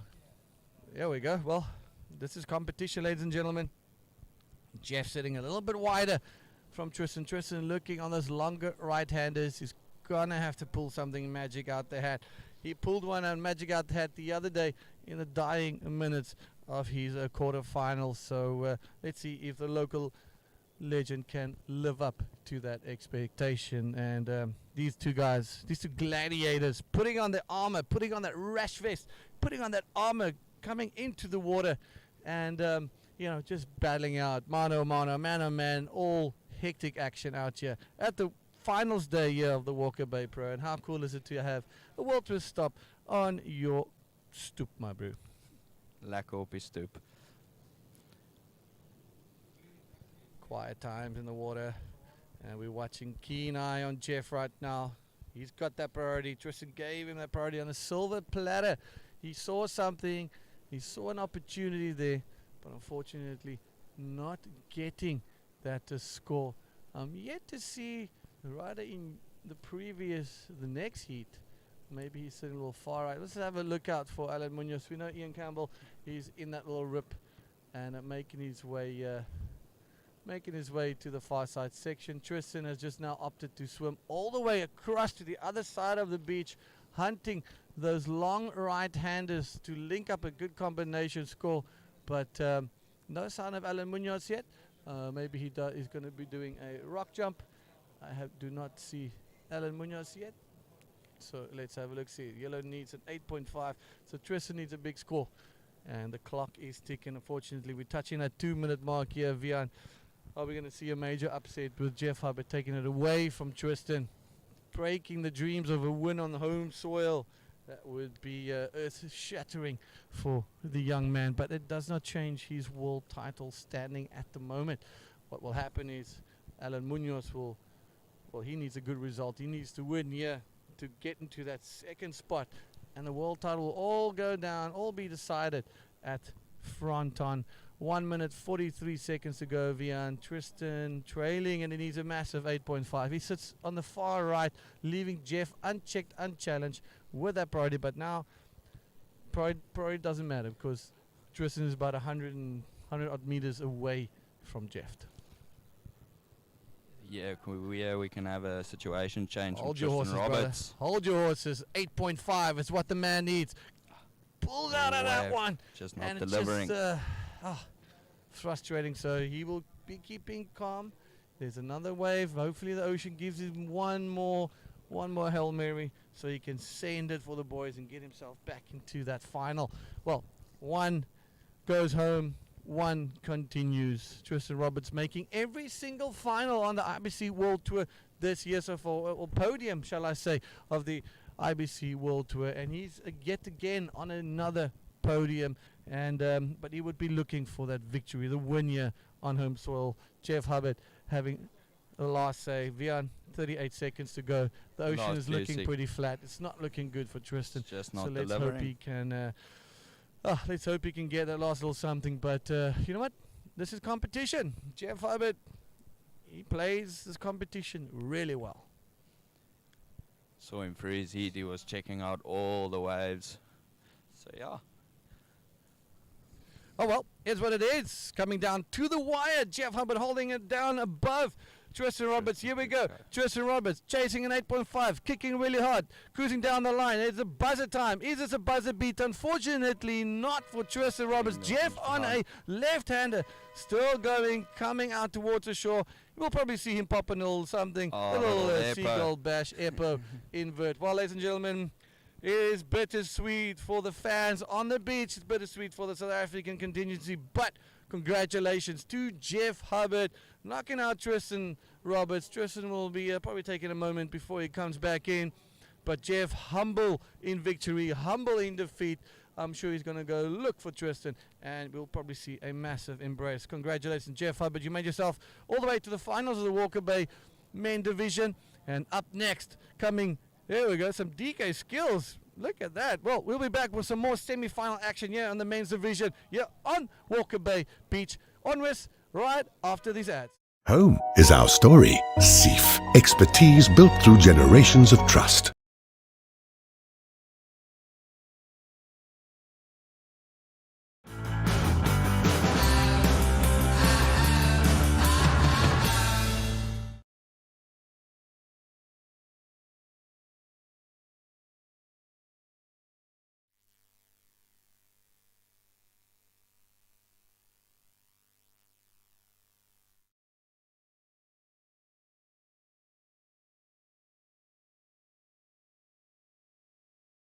Right, here we go. Alan Munoz, the pride of Chile. Oh, he's about to drop down the face, stalls his legs. There he goes. Releases the rail and kicks out. Joined. Quick change in commentary. Maddie, welcome. Hello. And welcome to South Africa. Welcome to the booth. It's really fun to have you. First event on African soil. You ladies have been in for an absolute treat. While there's Bilal in action, Alan Munoz up against Ian Campbell. Can Ian Campbell salvage it for the South Africans, or are we going to see both South Africans eliminated in the semi-finals? Alan Munoz is a fierce competitor. Jeff Hubbard just unfortunately taking it away from the local legend, the local hero of the hometown. Yeah, it was a good heat. I mean, everyone was rooting for Tristan, of course, but Jeff has been ripping the whole event. So let's see if Ian can represent South Africa in the final, knocking out Alan Munoz.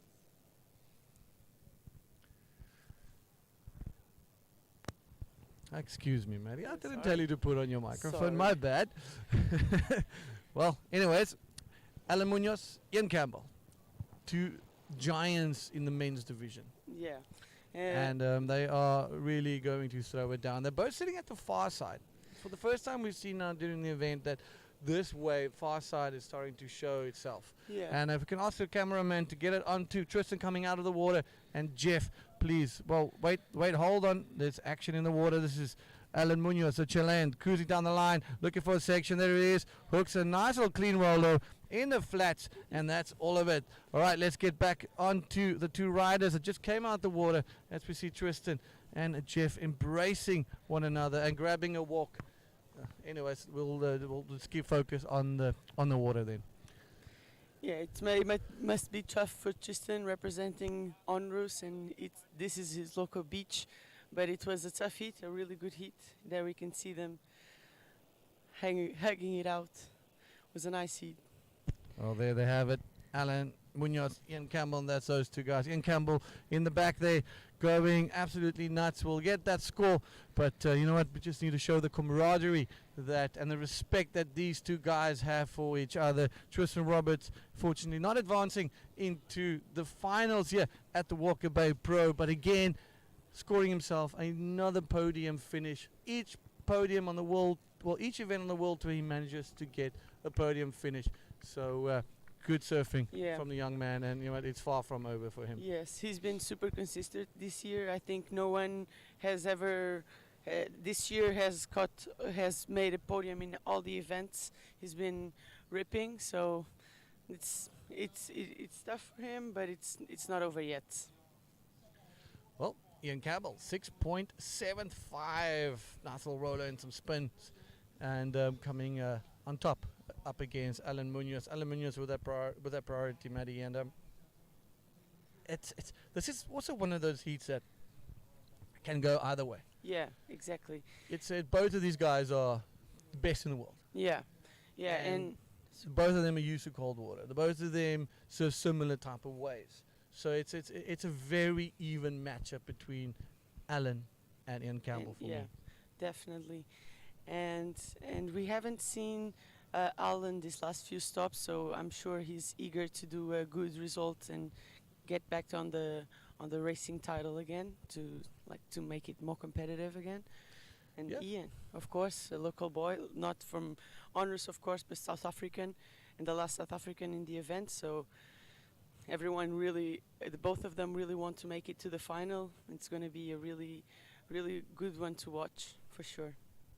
That is correct. Ian Campbell, 6.75, Alan Munoz. Yes, the only and last South African in this event. But let's talk about another South African that kind of just came in and upset the whole schedule for the women's world title, and that's the powerhouse of Pamela Bowron. Yeah. How amazing with that heat against Sari O'Hara. That was probably one of the standout heats of the event. For me. Both of these girls just going absolutely nuts, surfing to their strengths. For sure, yes. I think for the women division, it's also really good to see someone from the local place where South African and watch her rip and take out big names, not be frightened by Sari and her world title campaign to cause some upsets. And let's see if she can do it the whole day, like upsetting Neymar today and even winning. Let's see.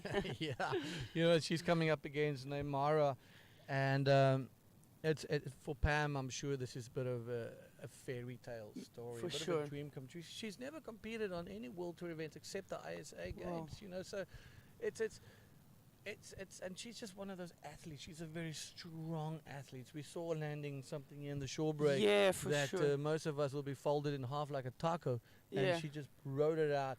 And it's that power and that grit that I think Neymar is going to definitely watch out for. Yeah. You know, the woman's getting the better tide, the best of the tide with the far side.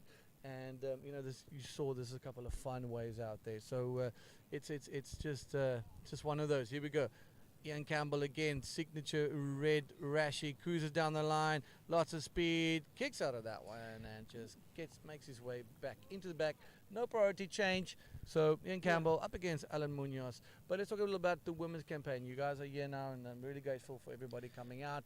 You know, we really try to elevate women's sport. Yeah. In general, the bodyboarding of the women's division. You know, we've got global brands like Croc South Africa seeing amazing things. So for sure. Your mic was off on that, so just tell us a little bit about your experience. First, a big thanks to Crocs for putting out this event for us. It's been for me, it's been one of the best events for the women so far. So many people on the beach, great conditions. On the late days, we have so many activities. The waves have been pumping, the upsets and everything. It's been amazing to watch and to see. So it's for the women, and we've commented about this since we've been here. It's amazing. It's been a great privilege to have the world title decided here, to have this wave on the calendar, and we really hope to be back here for many years. Yeah, it's been really good. For me, and I think for the ladies I've been talking to, we've really happy to be here and excited to be here.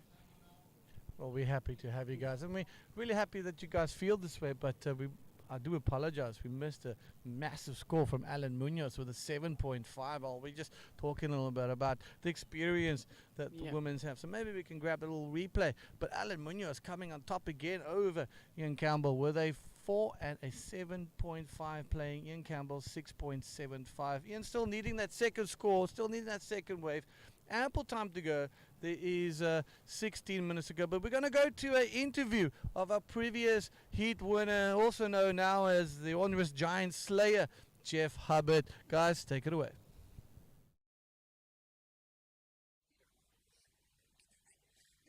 Standing here with two world champs. What a heat. I don't know if you guys saw that or not. That was insane. Really tight. Jeff Hubbard making it through to the finals later on today. Tristan Roberts, our local legion from Honors, unfortunately just missing the ball for the finals today, but still in the lead, or still in the runnings to winning the world title, and we've got his back all the way. Tristan, how are you feeling? I know it was tough out there, and I know you want to make us proud, but we're proud of you anyway, bro. So how are you feeling? Yeah, I'm feeling really good. Well, Ian just did a mega backflip. That was sick. Yeah, it's always been a dream of mine since I was a kid. You know, I always compared myself to Jeff, and sat here.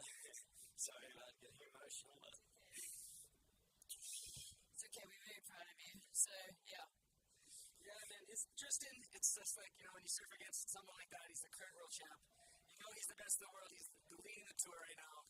It's like, for me, that was an honor. Like, I just, you know, took that heat as an honor. No matter win or lose, I was just so stoked to surf with my friend. He's my friend, and I know this kid since he's been coming up, and just watching him just blossom. And so for me, it's just so special to surf a heat against him. And it was always going to be close, you know, and he was going to blow me out, or I was going to get the lead. Whatever is going to happen is going to happen. And it was an honor for me, you know. And at the end, you know, I just let him roam free. You know, it's just kind of, we let each other do our own thing, which I think is pretty honorable out here.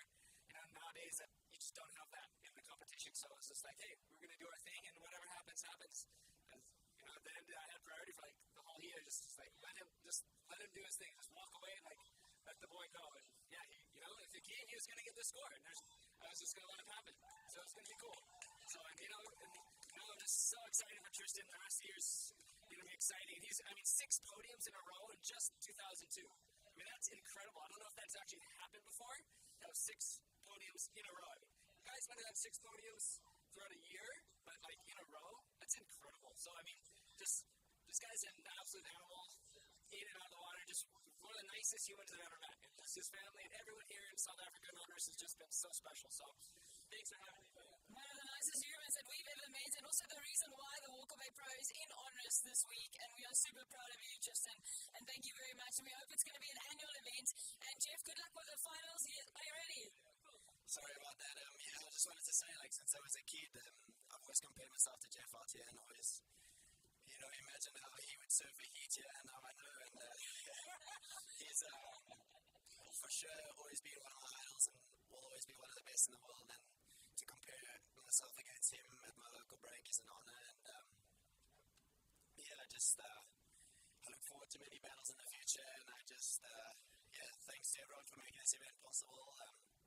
You know, it's incredible to have this opportunity here for all the South Africans and the next generations, and that's what it's really about. And the whole point is to inspire the next generation to compete here and to take on the next step on the tour and to be up there with the world's best. So that's what it's all about. And thanks for putting on a show today, Jeff, and teaching us all a lesson. And the rest of the day is going to be epic. The waves are going to get better. So good luck for the final. Thanks, guys. Thank you. That's it from us.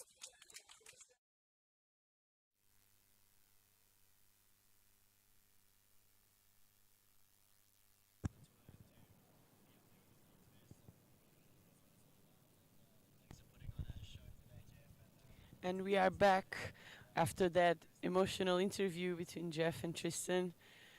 And while they were at the interview, we had a 9.5 from Ian Campbell that destroyed, doing a backflip and 2 rolls.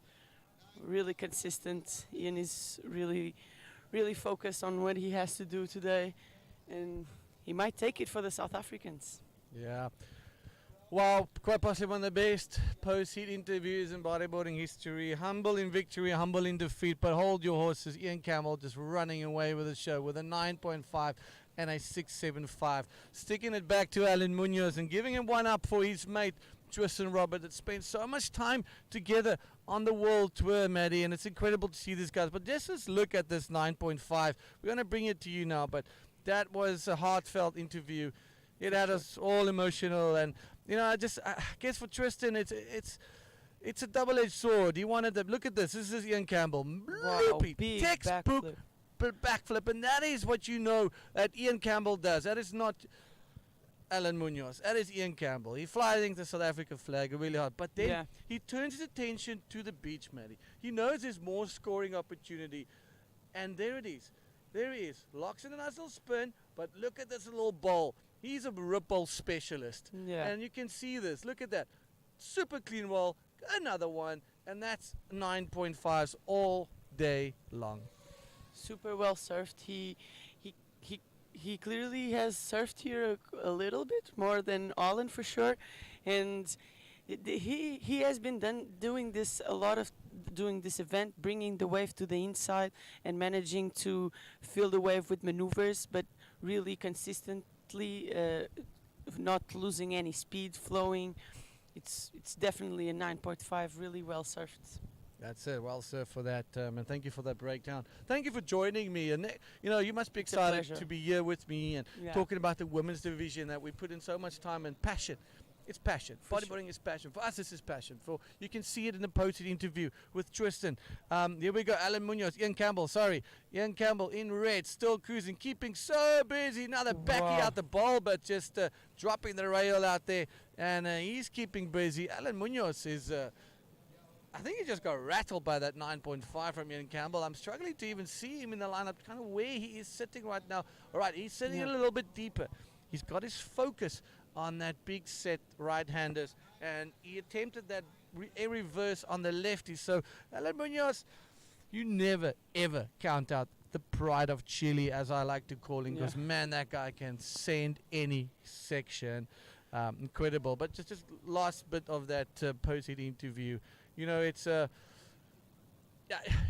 can see and feel the disappointment and interest, but you can always feel the relief and the happiness and the gratitude for having the world tour finally, literally in his hometown, where he grew up surfing, where he mastered his trade, and going down to someone like Jeff, man.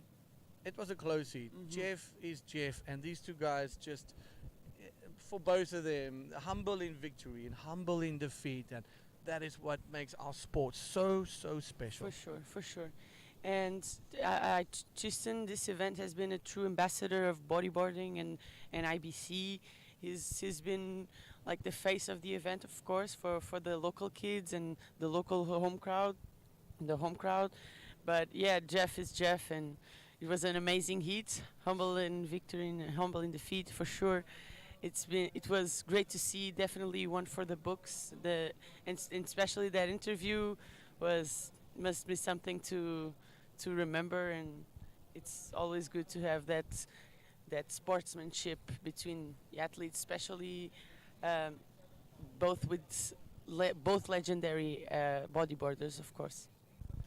Well, that's correct. That is correct. Legendary bodyboarders, and still we see many of these battles between these two guys to come. We are blessed to have them in our sport. We are blessed to be watching Ian Campbell up against the Chilean Alan Munoz right now, flying the South African flag with a 16.5 versus Alan Munoz Chilean flag with an 11.5. Maddie, man, this has been a show. This has been a dream come true for all of us, and to have you guys here and the big names, and hopefully next year a lot of the ladies have now realized and seen they actually blew it. They should have come and hang out with us, and you know, this is it. Our next heat's making their way in the water. Isabella cleverly going into the far side section as we see the guys are surfing now.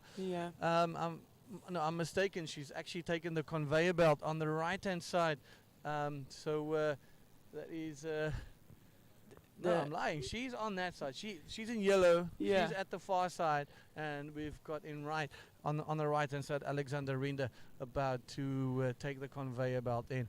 This is going to be cracker heat. So much on the line for the world title in just this one heat, and then the next heat. Oh my goodness, where do we even start? But let's start when we're there. Let's focus on what we're seeing right now. We're seeing a 16.5, the highest score of the entire event. Ian Campbell holding a 9.5 textbook shore break surfing. He linked it up with far side. Those bowls have been incredible, and it came in all the way to the front. And there we go. Talk about Ian Campbell. Take us through this one. He's a good left. He's a ton of speed. Does a reverse, but doesn't really made it. Yeah, Ian saved the best for the last day of competition. He's clearly in sync with the waves. Let's see if Alan can do the same. There's some sets approaching. Alan Munoz, a little bit out of rhythm, a little bit out of sync. 5 minutes, 40 seconds to go. Head over to ibcworldtour.com. Check out all the live scores. Check out the live streaming. And you can see in real time as the scores are being dropped by the judges. We've got Chica Coritano here, our head judge master. And we've got Felipe all the way from Chile, now living in Switzerland. Mark Rossi, we've got the host of panels. Some of the best judges you can ask for. And man, the judging has been absolutely on point and very consistent and very good throughout this event. Your first time in Africa? Yes. First time in South Africa? Yeah. Yesterday or the day before, you guys saw lions, elephants, rhinos, the whole 9 yards. How did it feel when you saw these animals now for the first time up close? You know, you get goosebumps because you imagine Africa and South Africa, and you know you have all these wild animals, and when you're up close with them, and then you see Alan trying to find that 8.5. He goes for a big roll. Big roll, but the wave doesn't really offer him that more. So let's see if that's the score that Alan needs for first. Well, it's a difficult one. You see the guys throwing backflips. Yes. Out the bowls. Perfect stuff. He did a power roll through a big set wave. He also ticked a lot of boxes. So that could be a very, very big score. But if you compare it to 9.5, it was a very good backflip plus a spin and a 2-roller combo in here. So that's kind of the scale you're kind of trying to work off yourself. For our viewers back home, that's how you can kind of get yourself into that scoring mindset. Yeah. And try to figure out for yourself. It's always fun if we look at this. But let's look at Yellow's ride. There he goes. There goes Alan Munoz. Lots of speed. That beautiful Munoz style. But On any other day, that would have been the number. But Sure. the boys put that benchmark way up with Yes. 9.5s and 8s. And rolls, I don't think rolls are going to be hitting those numbers. Yeah, yeah. Especially when you see those big backflips on the bulls, it's tough, and especially I think also connecting the wave to the inside will give you a bonus on that score. Maybe if he could have connected, it would be a little higher. We'll never know. But a good wave from Alan. He waited for a long time for that wave. He was trying to pick out the best one. Yeah, Alan getting that 6.9 for it, and that's a scale. That's a justified scale. That's up the upper echelon of these type of rolls and with these type of conditions right now. So, yeah, it's just he can get that same wave that Ian Campbell has. Yeah. Ian Campbell, but he has a priority, Maddie, and we touching at just below the 3-minute mark, 2 minutes and 40 seconds to go. Time is flying by. Can't believe it's the end of our 4th heat of the day already. We've got 5 more to come. Got 2 women's semi-finals. Isabella Souza up against Alexander Renda. Alex needs to win this event for the world title. Yeah. If Isabella gets knocked out in this one, Neymara needs to make it through into the finals, and then I don't know what happens then. We'll find out because there's so many scenarios, and we'll find out. We'll make sure we bring you all the real-time action. But my goodness. The women have been commentating between them, and I think whoever makes it further will take it out. But we're not sure. Let's see. But you can already see different strategies between Isabella and Alexandra, both entering on completely different sides of the beach. So it's gonna be a cracker. And you see Ian tucking in. Oh, wow! Look at that. And he makes it. Look at that. Ian is having fun, right? He's literally having all the fun in the world. This is the first made out proper barrel of the event. The waves are really turning on. But look at the fierce athleticism of Ian Campbell. And Still going. He's looking to link. Unfortunately, this wave not giving him much. But that was sick. That was a sneaky little barrel on the left-hander. Got out. Textbook combo. Hooks a nice little roller, and then he was searching for that extra little sugar on top just to kind of push that score up a little bit. But Alan Munoz, now he's got priority. 1 minute to go.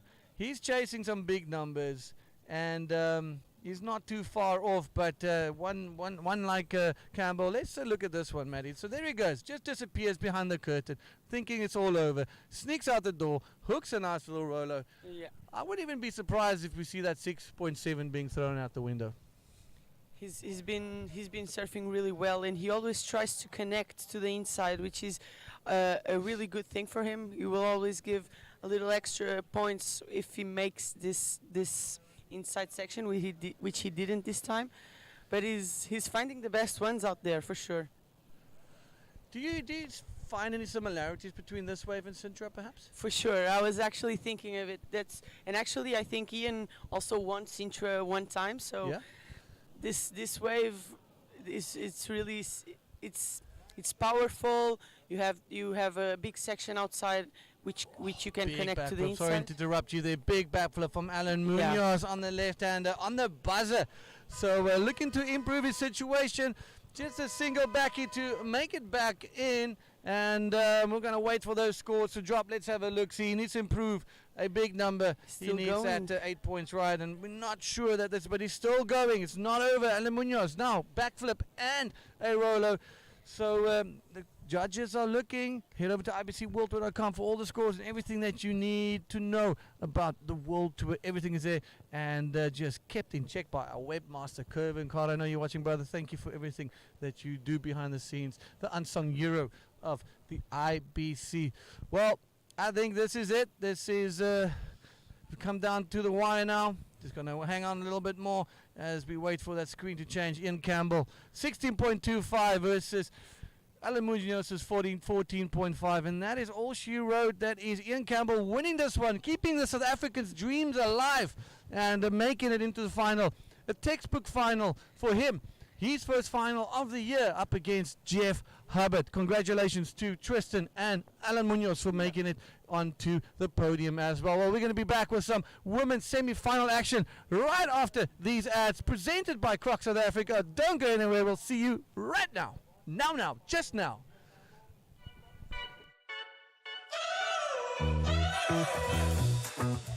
We're driving cars on a Mars tonight. We're blasting off to the stars tonight. We wanna go, go. We wanna go, go.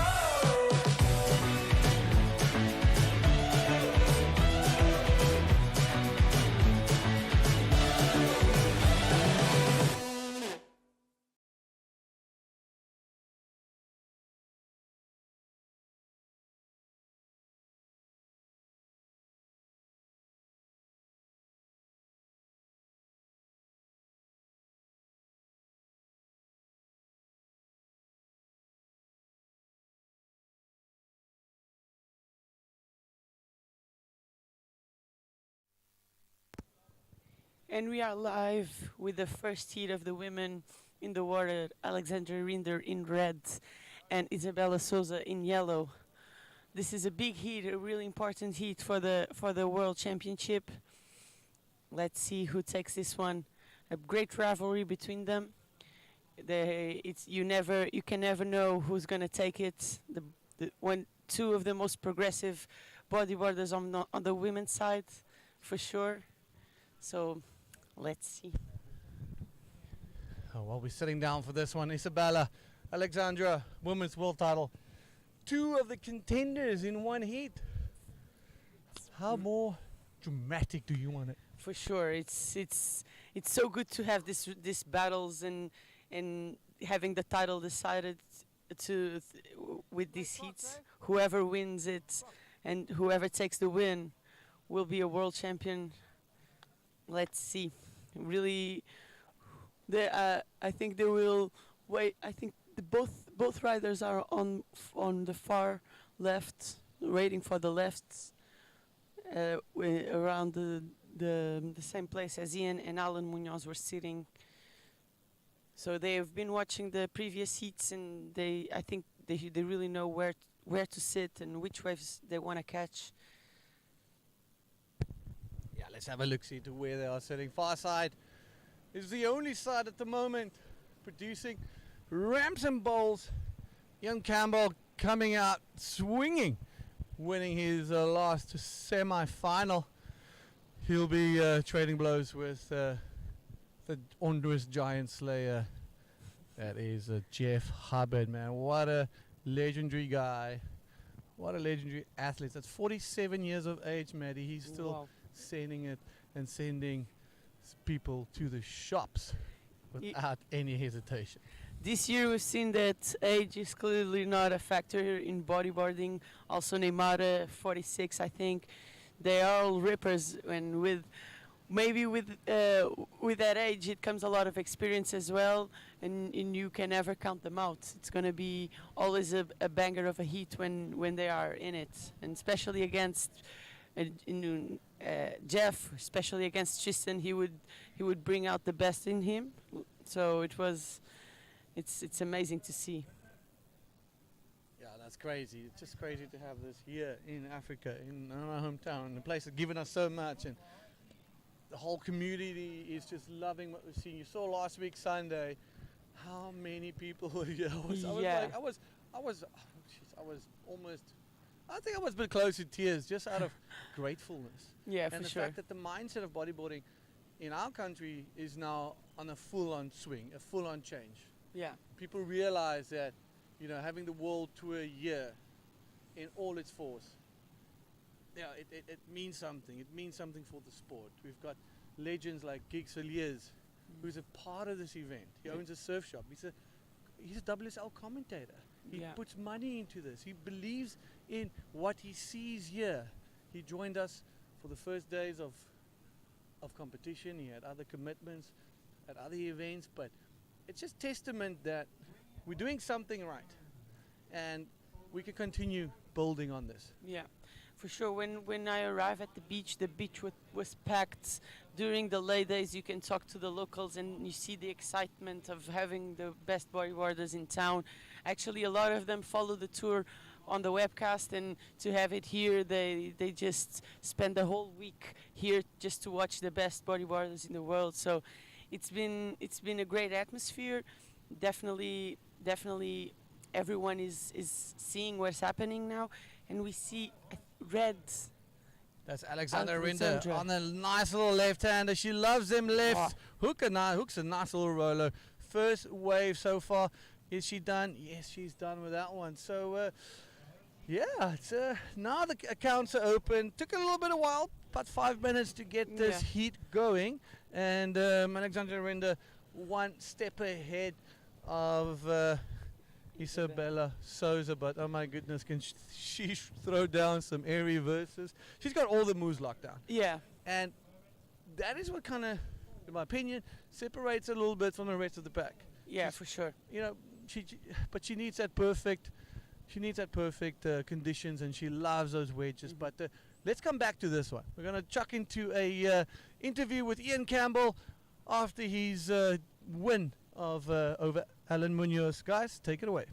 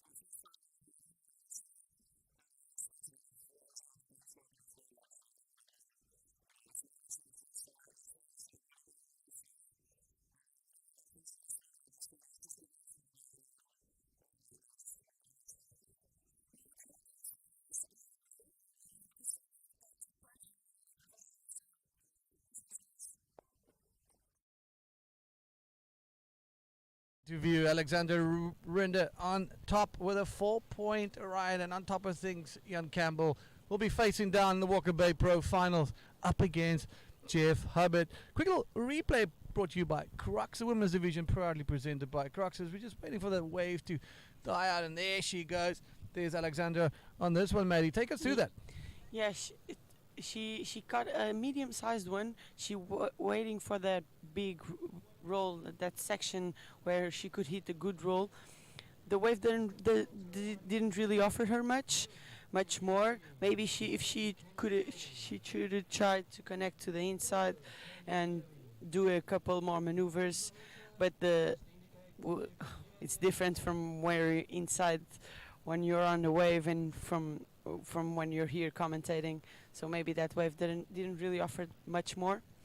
But yeah, I think the score is not that big because of the size of the wave, because other than that, the line, the speed, the roll, was everything really well accomplished.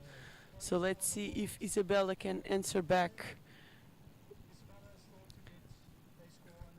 Yeah, I mean, if you look at Alexander Rinde's record, she's no stranger in posting the big scores and just getting that first one, getting going, keeping that momentum flying, just keeping going. And I think Isabella is waiting for the bowl. She's waiting for that perfect moment. At far side, we've seen Jeff, Tristan, Alan, Ian, all of them getting some absolute smokers out there. And I won't be surprised if Bella just kind of drop anchor a bit, play a little bit patient. She's got some more time. She'll probably be getting some more busy, a lot more closer to the end of the heat. Last 5 minutes perhaps. There's 16 minutes into this heat, so heaps of time. But different strategies. You can see Alex is sitting on those left-handers. Yeah. She saw Ian getting a little barrel with a nice roller. She got that nice 4-point ride. And, 10 minutes down into this heat, it's been a one-wave hit so far. And, Bella still needing to get onto that scorecard. 2 world title contenders in here. If Alex makes it through, she needs to win the event. Yeah. If Isabella doesn't make it through, she is going to have to wait for Neymara, the Pam Neymara heat. So that's a very important heat. But if Bella makes it into this one, here we go. We're going to touch on that a little bit. It's a good-looking left hand. It's got a nice oncoming section. Lots of speed. What's going to happen? What's going to happen? There it is. Nice little roller. Good-looking wave. And now she's maybe going to be trying to look at something on the inside. Look, she's making her way back to far side. She knows something's going to link up if she's got some speed. Fortunately, just that one. The tide now a little bit too low to link it up. So very similar to wave to Alexander Rinders. Very close scoring, I think. We're going to have to see what the judges say about that. Maddie, how stoked are you that you're not a judge? How's that for pressure? For sure, it's not an easy job to score these waves, and especially when they are this similar. But let's see. They are both really progressive surfers, and I think the judges also know that. So they will probably keep the best scores for the most progressive maneuvers. Both Isabella and Alexandra can throw any kind of aerial maneuver out there, so maybe the judges are saving the best scores for those maneuvers. And Isabella gets a 4.5, a little better than Alexandra's, maybe due to the size of the wave. I don't know. I'm not a judge, thankfully, but Isabella coming out on top on that exchange. All right, 4 and a 4.5. That's I think it's justified. The wave was a bit bigger. It was a nice little open face. So it's a very tight heat. So here's the scenario: if Alex makes it to this one and she needs to win the event, if Bella does not make this one, she needs to be watching the heat of Neymara and Pam. If Pam knocks out Neymara, Isabella's the world champion. If Neymara makes it through, then it's up to one of those two makes it into the finals. Let's say, for example, Alex or Neymara, then one of those two will become world champion. And that's how close this race is. And the next heat is, it's that heat. It's Neymara up against Pamela Barron, 2 powerful surfers. That is a heat you do not want to miss. And it is a replay of Isabella's role, a big one, and it has to be stressful on the competitors as well, knowing that you only depend on yourself to grab that world title. Must be stressful times, but they are professionals. They know what they are doing. They know which waves they want to catch. So let's see. In the end, it always comes down to wave selection and performance. As we see Alexandra catching another left. Ton of speed. She goes. She kicks out. The wave doesn't really offer her much. So the situation should remain the same. She loses priority, of course. So Alex just got that backup wave. She will be pulling a little bit ahead of Isabella. Really not, it's very even Stevens right now. Yeah. So both of them, one little bit of incomplete and stuff like that. It's nothing too major. And the wind's starting to turn a bit, but it's going to be turning onshore, cross-shore, then back to offshore. So it's one of those really, really quiet, contouring wind conditions. Now there's some texture. A little bit of a cross-shore. You can see it's already slowly swinging around, and it'll be cross-shore and then offshore again. It's going to die down. So it's one of those classic winter mornings here in the Overberg. But Maddie, 11 minutes 10 seconds to go. First priority Isabella Souza. Second priority Alexander Rinder. Alexander with a 4 and a 1, and Isabella with a 4.5. That's it. That's all she rode so far. Quiet little heat. A lot on the line. The athletes playing it super safe, looking for those big numbers. They know they can't serve safe against one another. Yeah, for sure. That's out the window. Yeah, they are clearly picking up waiting and waiting for the best ones, not wanting to catch something that might not have offered them much, losing priority, because they don't want to leave the other standing there with priority for a good wave. You know, they have come up against each other many times, and I think they really know how to beat one another. So I think that makes it even more. You have to be even more careful with the ways you choose and with the ways you try to get in. So it's gonna go down to the wire on this one. Yeah, absolutely. And having that priority, Maddie, is so important. Muy importante, as you guys will say. Very important, because it's really that difference between the winning or losing in the last couple of minutes, last seconds, because you can safely block your competitor from scoring that, potentially outscoring you, or you can have the pick of the litter to have that better wave. And, that's just really critical tool to have. Yeah, and so far in this heat, we've seen that both of them are looking for the lefts, and if they give and lose priority, they will not want to see the other one catch a good, nice left and just completely destroy. It's one of the most important things when you're in a heat. It's to use your priority well and not lose it just trying to get into a wave. Especially when it's a world title on the line, you're really trying to play it safe. But let's see if not too many safeness, or if they try to be really careful with the wave selection, if they end up not catching that many waves, which it's being a slow heat so far. No, not many waves. If you want to make it through, you will have to be on the best ones.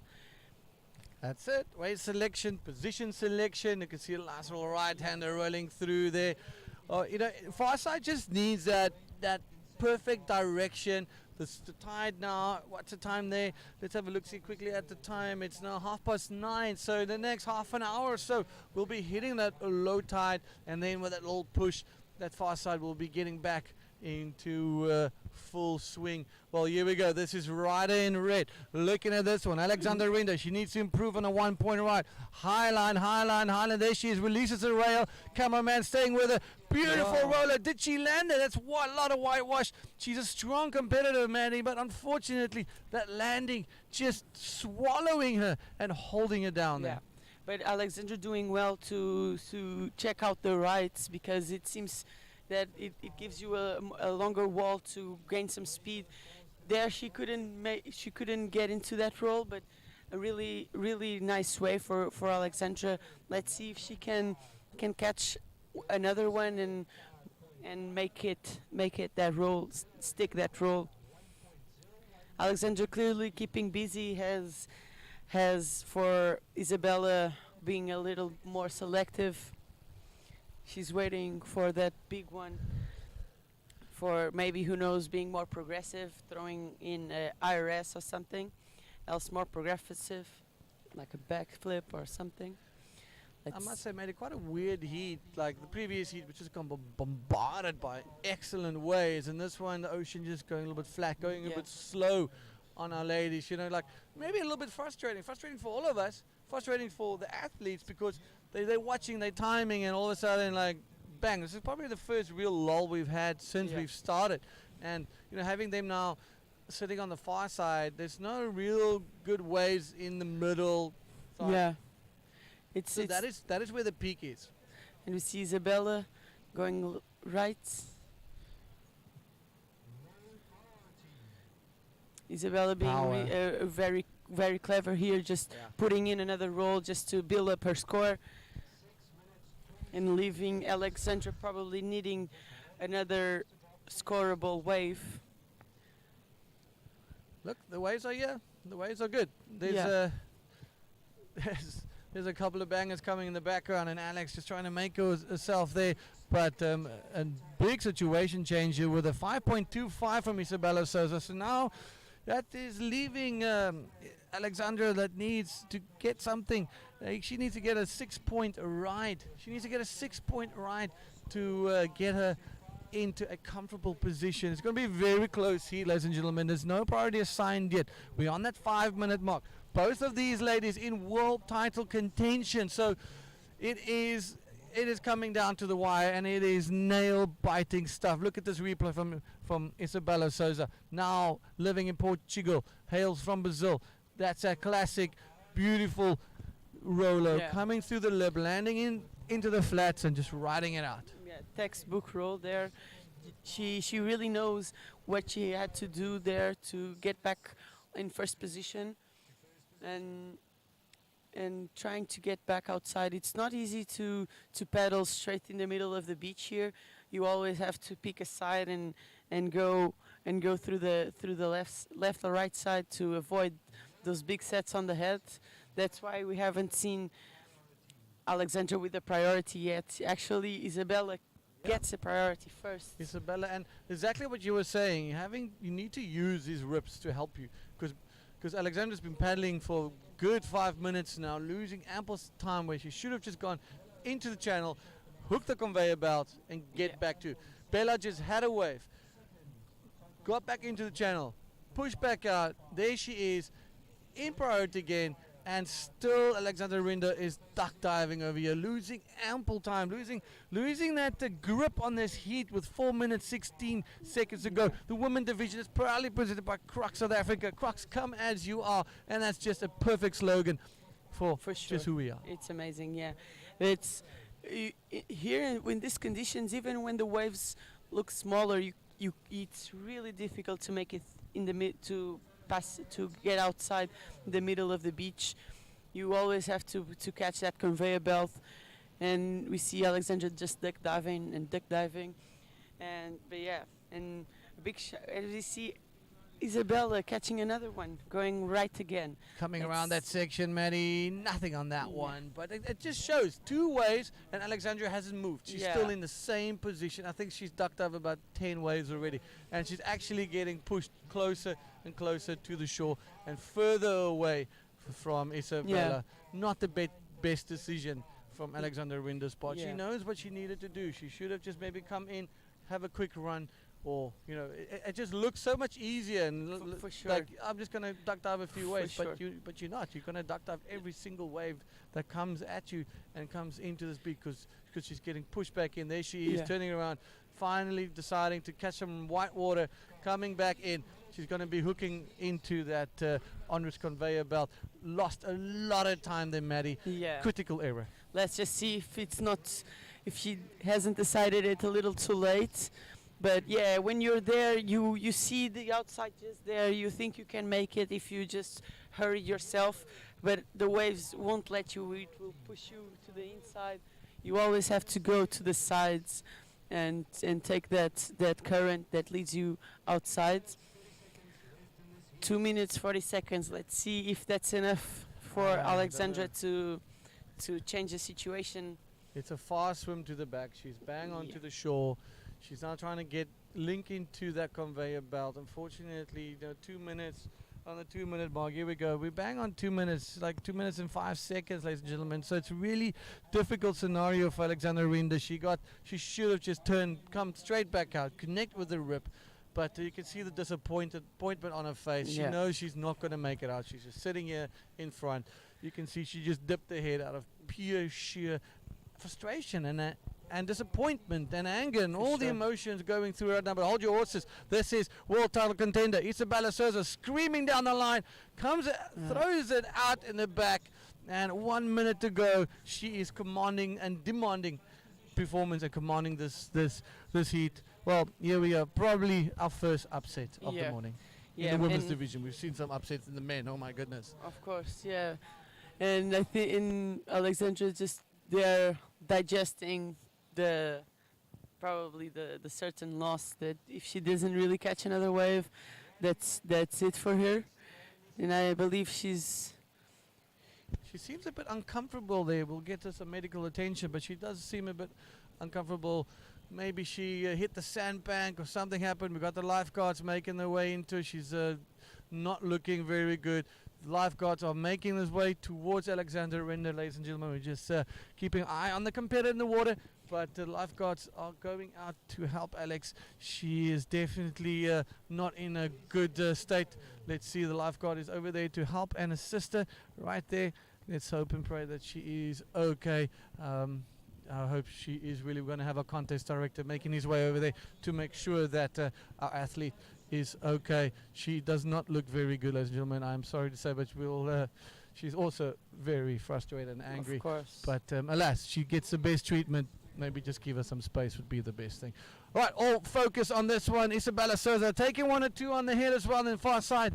But coming down to the wire now with 10 seconds to go. Isabella Souza making it through into the finals of the world title decider, into the finals of what could be the walker, could be history for her, history for us. Sure. Pamela Bowren, Neymar coming into this one right now, and it's going to be an absolute banger. Neymar needs to make this heat to keep both of their dreams alive. If Pam causes another upset, she'll be surfing the finals with the women's world champion, Isabella Souza. Drama aplenty. Days of our lives, whatever you want to call it, it is all going down here. We'll be back with some more women's semi-final action after this quick commercial break, courtesy of Croc South Africa.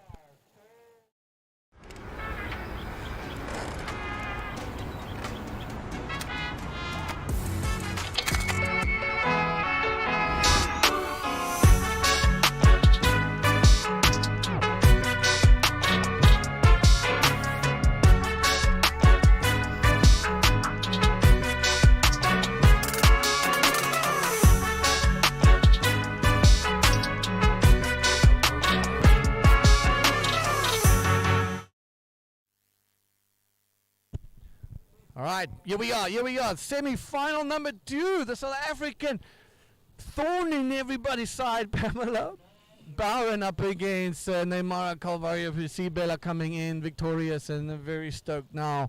She's going to be watching this heat like a falcon. Pamela Bowren knocking out Sari O'Hara with some powerful surfing. For sure. And she's facing another giant in this game. Neymar, I think she's a 5-time world champ. Please correct me if I'm wrong. 5 times woman world champ facing off against first-time world tour contender. World tour event surfer, ISA World Game surfer, the first woman to ever surf the Tunt Invitational.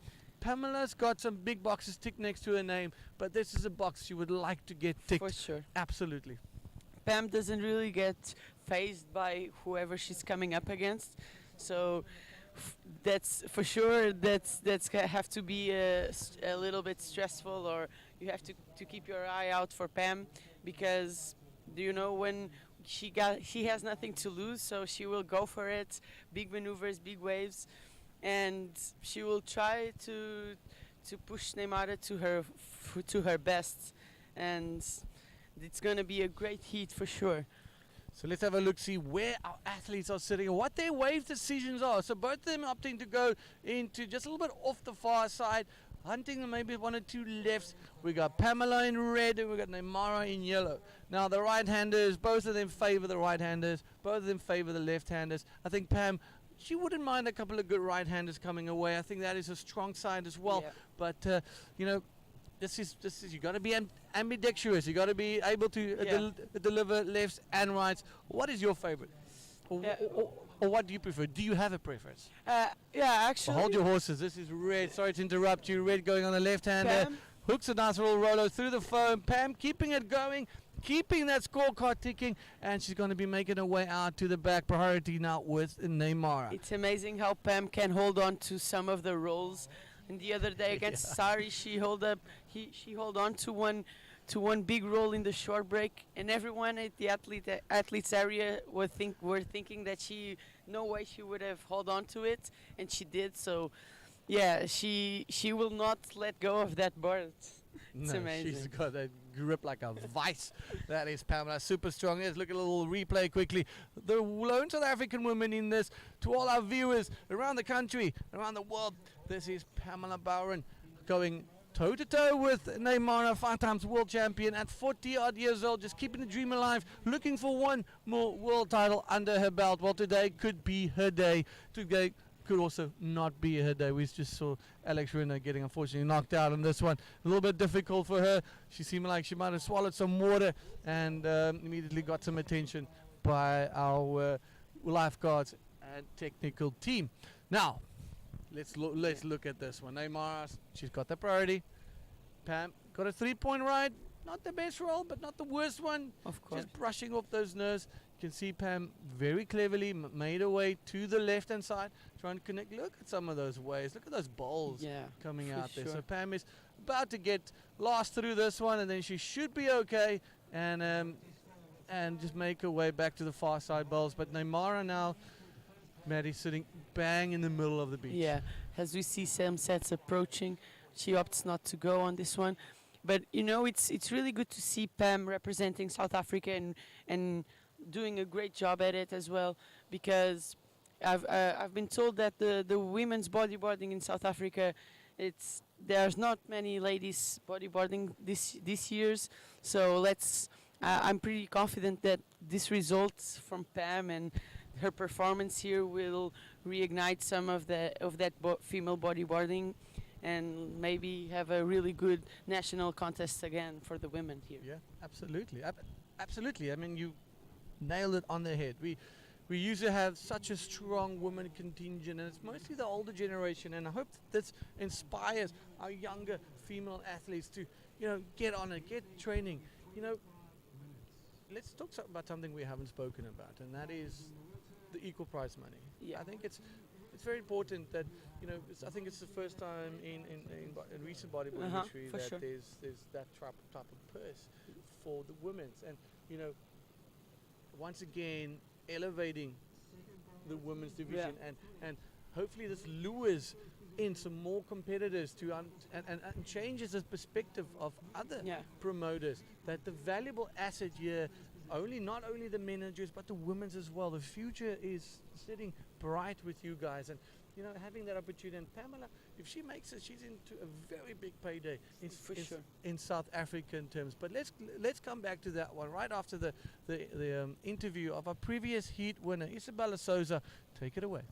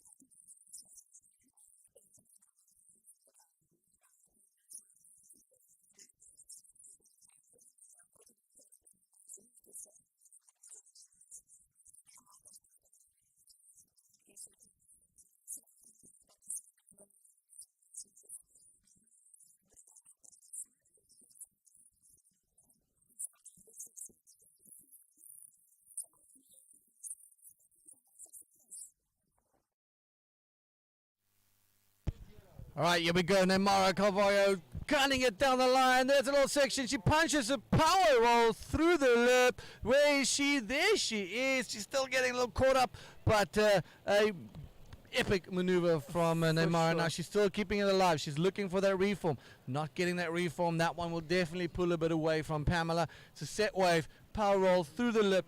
A little bit caught up in the wash, but nothing too major. I think that we'll see a situation change. Both riders finally on the card now. 16 minutes, 10 seconds ago, Maddie. It's tight. It's going to be a 4-5 versus a 3 or something like that. I would just guess. Maybe a 5. That was a really good roll. That was, that showing her patience and showing her, how she reads this wave. She's just incredible. Yeah, Neymar is a really good competitor. She knew the wave she wanted to catch. As we see Pam also on the right again. With a good one. With the good one from Pam, she did a good roll on the strongest part of the wave. All right, Maddie, no priority. Pam punching out a big roll as well. 5.5 for Neymara, and for Pam, she's got that 3. Nice little right-hander that she just ridden. So we're going to hold on with that replays. Everything happening so quickly. Our guys' fingers can't stay ahead of all the action. And there's a lot of action. Finals to come. 3 more heats after this. Can you believe it? 3 more heats. We've got the men's, the women's, and the junior finals coming up after this next semi-final. But here we go. Let's look at Neymara's roll here. Lots of speed. There she is. Punches through. Perfect. Yeah. Neymar, the really well projected role in making the most out of that speed she was carrying. She even tried to connect to the inside, but you'd have to have a lot of speed to connect it through. And she got the upper hand on that exchange, but Pam caught another one. A 4.75 for Pam on that one. Now it leaves Neymar only needing a small number, 2.65 or something like that. Very close heat, but here we go. This is Pamela looking on a nice little left-hander. Maddie, can she come in the barrel? There she is. Sneaks out the doggy door. Absolutely snuck it out there. Wow, I don't know how she managed to read that and get out of that one. Now she's looking for that reform. Is this wave going to give her anything that she can just build up on that? Unfortunately, just losing it a bit. But Pam now, she needs to improve on a 3-point ride and maybe that little barrel. We have not seen a lot of barrels during the event. Ian Campbell coming out with one earlier and a nice little Rolo. And, Pam just sneaking through that doggy door, disappeared a bit. So let's see. This is becoming a very close heat. Yeah. The South Africans are finding those little barrels out there. But in how we were talking about before the interview, equal prize money for us, for the ladies, is really important. So a huge shout out to Crocs for putting up this event for the ladies. It's been with the equal prize money, the ladies also feel more empowered to surf good and well, just like the men's do, and do all the maneuvers and perform as well as all the other athletes. So it's been a really high motivator for us to perform and to do better. And we see the replay from Pam's little barrel there. Little sneaky one, eh? There she is. Little Sexy. cover up on the high line. Sneaks out that doggy door. And just making it out. Not too bad. Not too sure if that was the numbers she was looking for. Neymar still only having a single ride. Pam with a 3 and a 4.75. Yeah. Pam would have wanted that wave to open up a little bit more and maybe throw a roll after that. But the wave just closed out. But she still managed to come out of it. It's amazing how that board just sticks to her. That board won't come out for anything. And we see Neymar with the first priority.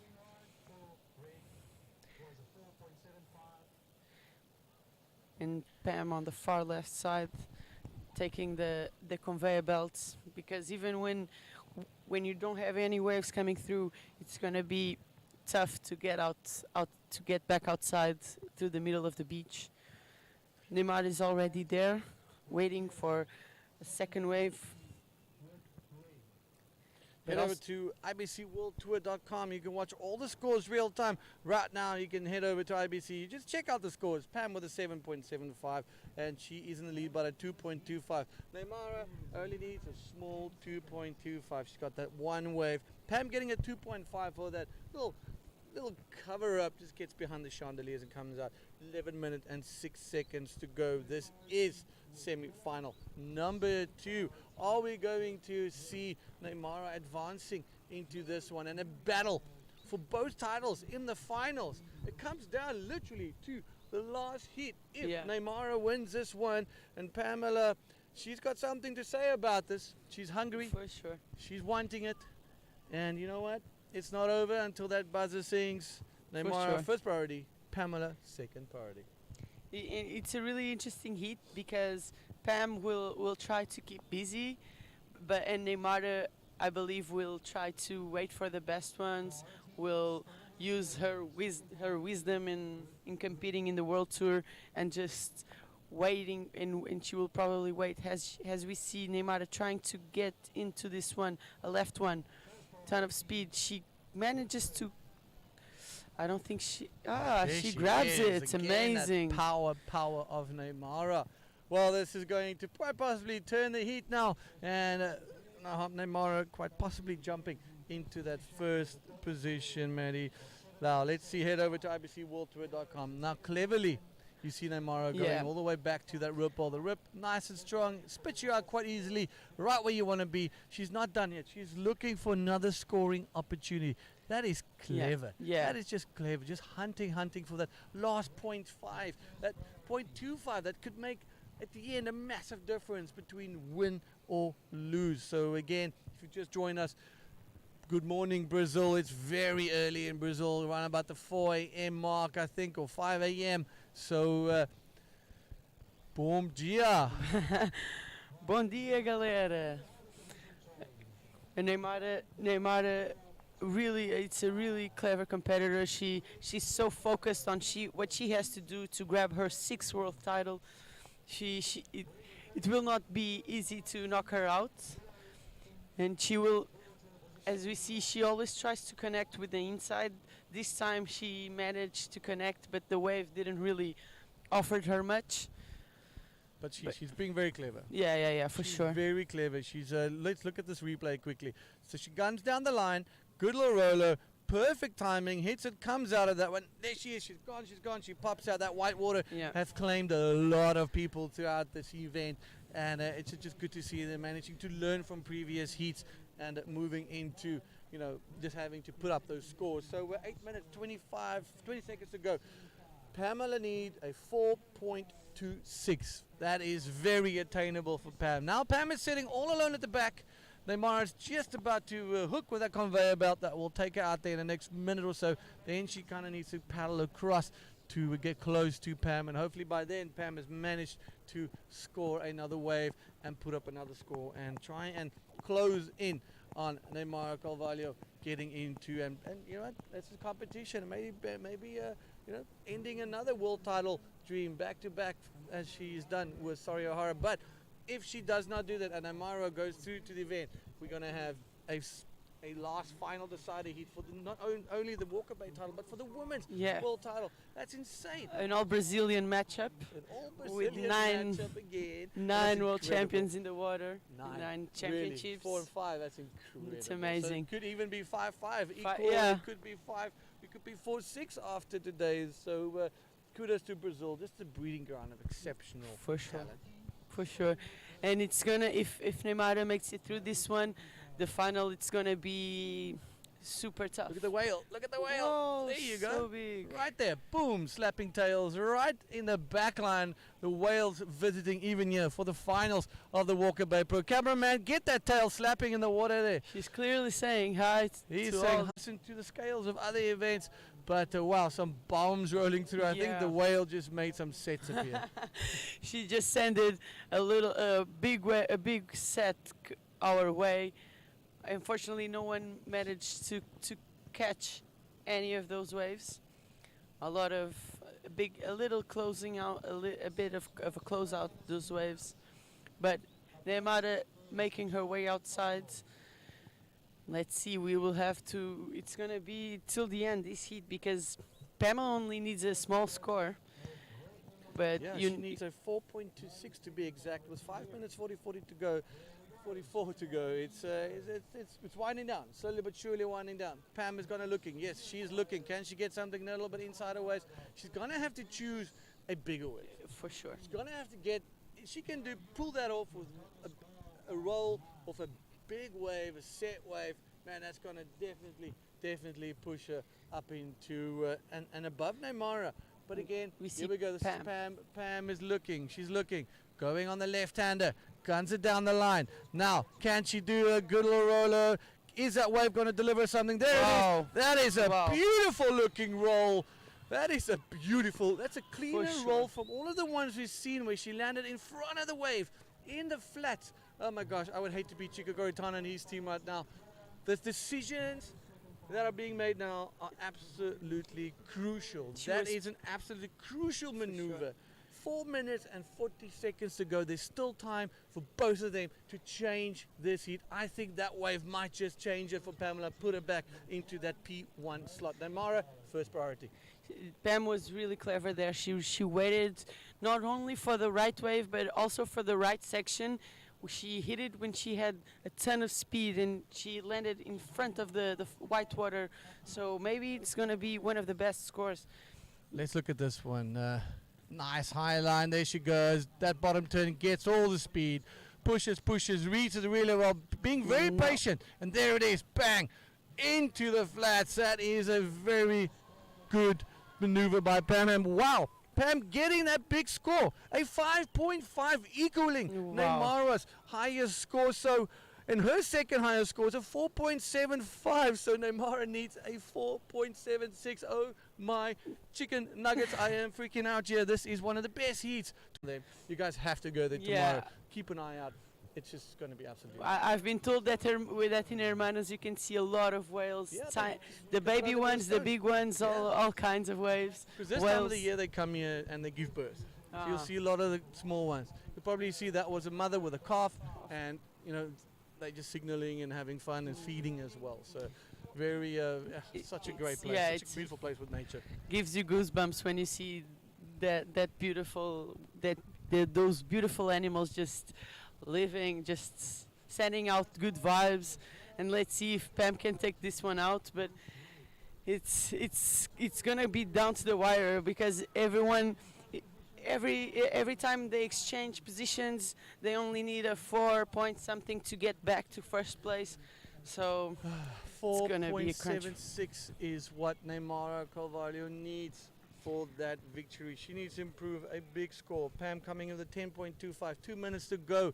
Is the Ocean going to deliver one more last upset? Can Neymar claw her way back? But all eyes on Isabella Souza. She must be freaking out at this moment.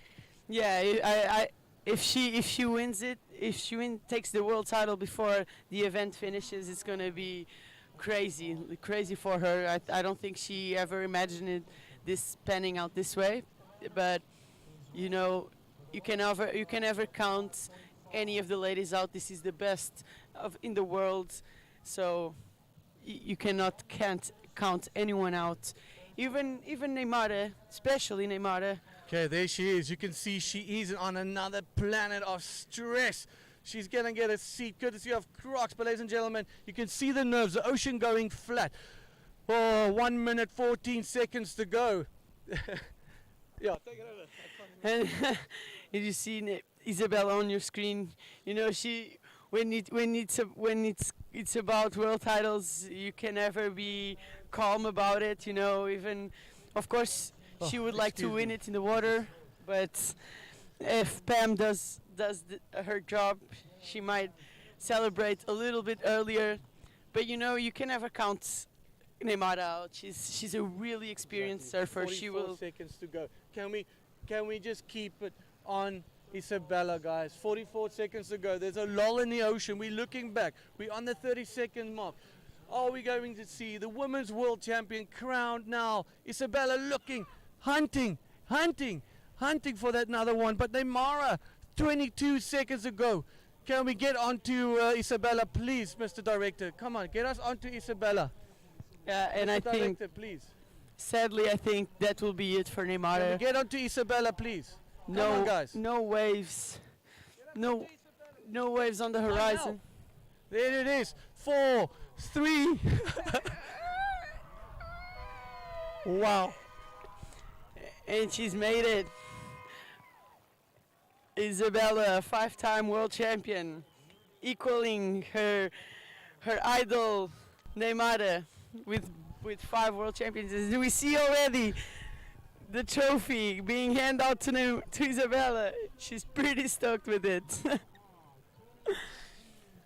Yeah, I can't tell you guys how much this means for the sport, for this country, for Walker Bay. Not only did we just crown a women's world champion, but It's an amazing atmosphere out this here little for sure. town deserves it. South Africa deserves this. For This sure. is what we deserve, right there on your screen. It gives you goosebumps just to watch it. I mean, I'm a bit emotional as well, and for Isabella, for Pam, even for Neymar. She did an amazing job this year. She surfed so good. With 46 years old, she still ripped the whole year, and we see Isabella just really happy with this. Finally, she was waiting for this 5th world title for a long time, and you know, she totally deserves it. She's been great all year, and then you see your 2022 Women's World Champion, Sure. Isabella Souza. What a day. Thank you for keeping it together. I struggled to keep it together.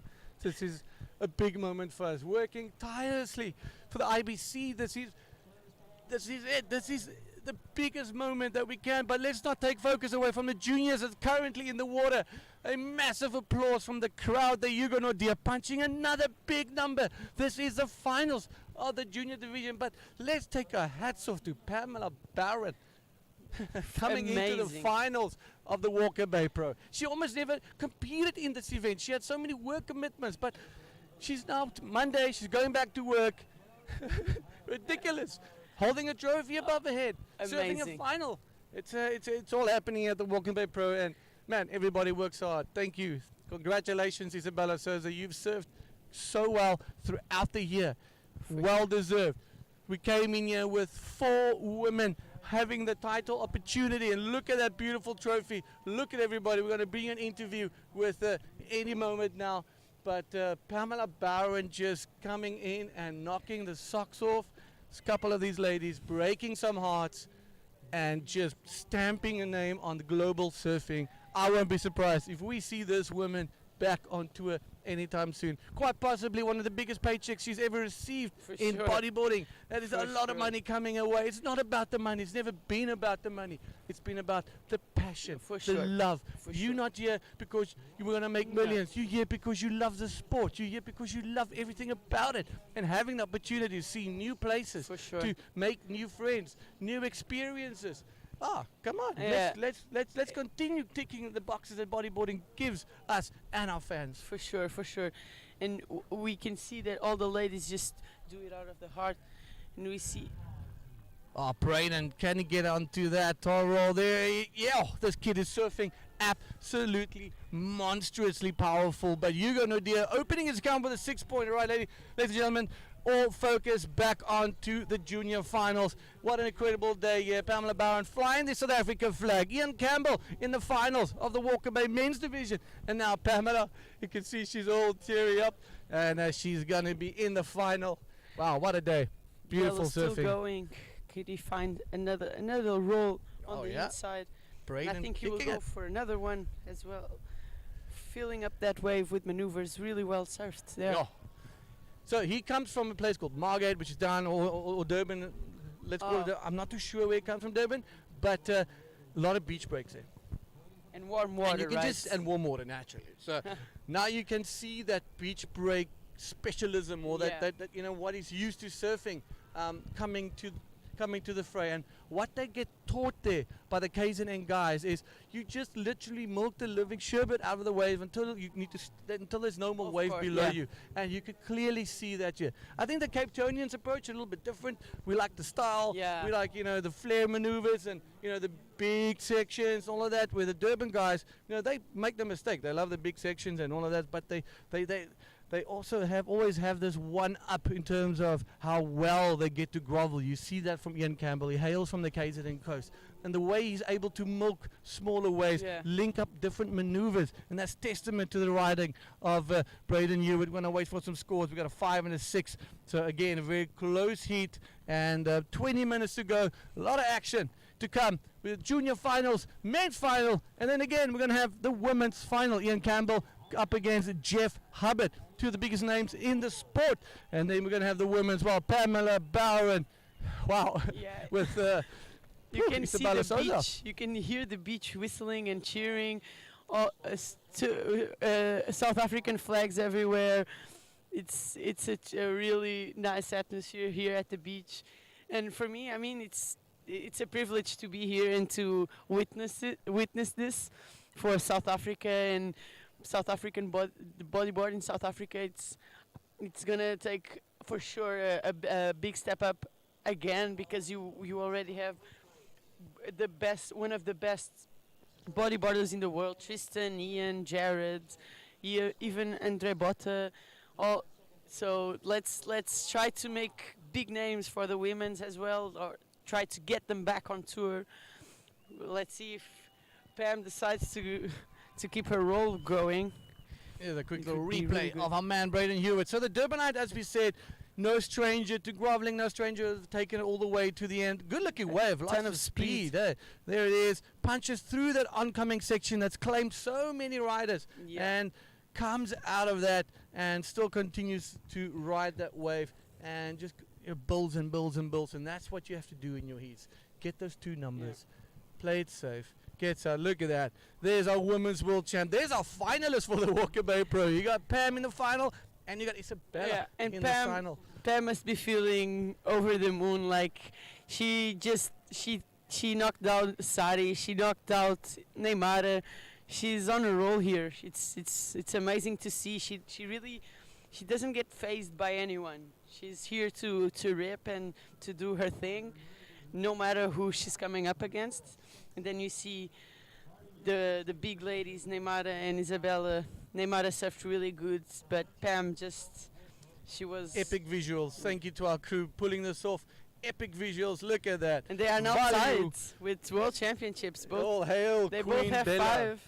That's 5-5 right now. 5-5. Woo, we're on a stalemate next year. I don't think this is the last of Neymar Calvario, ladies and gentlemen. This is not the last. One more is what she wants. But everybody's having a whale of a time. I think that whale was Pam's good luck charm. Yeah. For sure. Slapping some tails, slapping some fins. And just incredible day here. Finals day just being absolutely insane.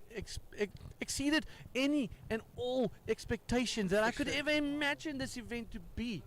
I choked up a bit because I choked up out of relief, out of absolute awness of our women athletes and how this played out, and so tense. And congratulations to Pam and everybody and Isabella. But man, this is the junior finals. Let's give them the love. Let's look at this. Remember, the junior finals presented by Comfort Cool. Steve-O, you and your team, thank you so much for everybody down at Margate and the Tidy Towns movement, keeping places clean. That's what we do in our lay days. We've had some amazing beach cleanups. We've had some development clinics, ocean safety, teaching the kids. Here we go, right and right. This is Hugo Nadir finally getting on an absolute screamer. Good looking wave. What's going to happen? Punches through the lip. That's a classic Ian Campbell influence on that roll. Incredible riding from the young man. Looking really forward and seeing him continue his World Tour campaign. He fell short to Ian Campbell, who was in the men's division, who's now in the finals, and just put up an absolute masterclass. And afterwards, I asked him, dude, how did it feel to surf against him? He's like, man, this has been the best week of my life. Yeah. He gets to hang out with Jeff. He gets to hang out with you guys. He has Alan, Tristan, and now he's surfing against him. And I told him a while ago, please do not just enter the junior division. get yourself into the men's. He made it into the quarterfinals, and It's he's a- 16, 17 years old. It's a great result, and he's been. Everyone from the World Tour has been looking out for Hugo, who's been surfing really well. Again, another bodyboarder that doesn't really get phased by who he's coming up against. He's surfing really good. Just there, he tried a really good. He did a really nice roll. Powerful. He tried to connect with the inside, but the wave just faded out. But a really big roll with a tons of speed from Hugo. Let's see if Right, so Braden. Hugo pulling away from Braden. Braden still, there's 16 minutes to go. Ample of time. Oh. Ample of time. We saw that in the last heat. 60 minutes is perfect. These Yeah. guys are used to surfing 15-minute heats. Wow. So now they got extra 10 minutes to put some more sauce on it. And we're going to throw to a interview with our previous heat winner, South African Dream Slayer. That is Pamela Bowron. Well, sorry, we're going to do the world champion first, and then we're going to jump into Pamela. Take it away, guys. And I'm standing here with Isabella Sosa, the winner of the IBC World Tour. Hey, does that even sink in? How are you feeling? It's been such a long journey, the whole year, all the different stops that you've made, and you've just been so consistent, and you're such an incredible person, and what a wave rider. And how was today, and how are you feeling? Well, I feel like I can't describe. It's such a big emotions inside. We had last year before the COVID, and then I had a not good year in the competition, and then I was after that year I was I want to fight really strong to the title, and then come the COVID years. So we had 2 years without World Tour. And then it was pretty intense for me, to training and to push myself. And then it's so amazing how the year is was running with the competition. And I didn't have a really good beginning of the year. So I had third, second, and I didn't win any contest. And then I just win the last one. I was really constant, but I didn't win a contest, so I was fighting behind the scenes. So now I think I got all the energy and went to the last contest. And then after one Maldives, this is give me a lot of confidence and think about my life, what I really love to do. That's bodyboard, and we are a big family traveling around the world together. And then I think this is for me it's really important, and I'm really grateful to have this lifestyle. And now it's just a lot of emotion. I can't really talk about it.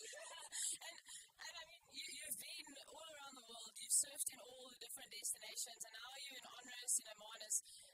It's our first time that we've had you guys here. How is it different touring around the world? I think this contest is really important for the women's division. Was the first contest that put the first equal prize money in between men's and women's. And then when I saw in the calendar, the schedule of the World Tour, I was super excited, and all the girls was super excited to this. And then to this process in the bodyboard is kind of was really hard in the past. And then you see the ABC try to push a lot to this side. And then I'm a bigger fighter of this, so it's really nice when you see the change. And then actually you see Pan now in the finals, South Africa. We don't have a lot of girls in South Africa, and then Pan is showing us that it's really possible to fight to the title, because she's just doing the family. And if she keep doing this, maybe she could be a world champion from South Africa to the women. So South Africa have such amazing riders in the men's division. In the World Tour you see for many years. Andrea Botta, Ian, Tristan, and then Tristan now is the leader of the tour. And to see a woman from here is for me it's super nice. And then you be at such such amazing final with her. I think it's really symbolic. This, yeah. And then I really hope to come back next year and come with a lot of other girls to compete and maybe see another girls from here. Yeah. So, yeah. So going into the finals now against Pamela, you were saying it's really actually a special final, you know, because you've won the world tour, and with her being in the finals as a South African, are you still going in with like a charge and an attack, or are you going to go in like and just enjoy yourself? Like, how do you? I just want to understand how you would position your strategy into. It's still a final, isn't it? Yeah, I'm competitor, so when I go to a heat, I go to win. So yeah, then I know that not will be easy with fun because she's surfing like really amazing in the last hits. So I go enjoy a little bit because not more pressure. But as I say in the last interview, I'm focused to win the contest. So it's always like that. So if she won like properly because I was 100%. And then if I win, I'll be really happy too. Awesome. I just love that, and it's been awesome to chat to you, and thank you so much, ladies and gentlemen. Isabella Sosa, winner of the IBC World Tour, crowned in Honors Beach, Hermanus.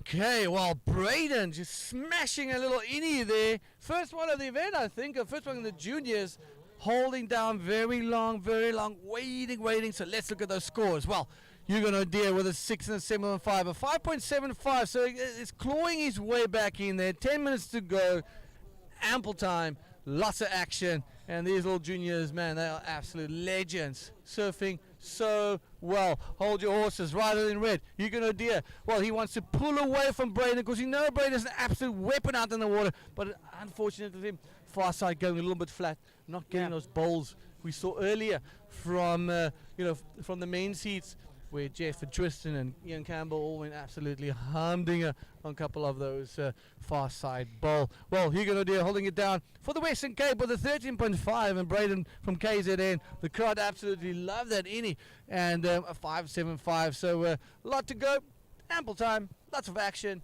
All the action happening here at the Walker Bay Pro. If you just joined us, welcome. We just crowned Isabella Sosa as the Women's World Champion in the IBC World Tour for 2022. And what a milestone for the IBC. What a milestone for the new age of bodyboarding as we project and as we send the sport into a new dimension and newer heights and a whole new professionalism surrounded with a technical team working tirelessly around the world to keep that standard, keep that thing absolutely consistent from South America to Europe to Africa. We have it all. For sure, going through all the continents, and we see a clear, a super strong match between these two boys from South Africa. That's it. So we're going to jump into a quick interview with our previous heat winner, Pam. Pam, take it away.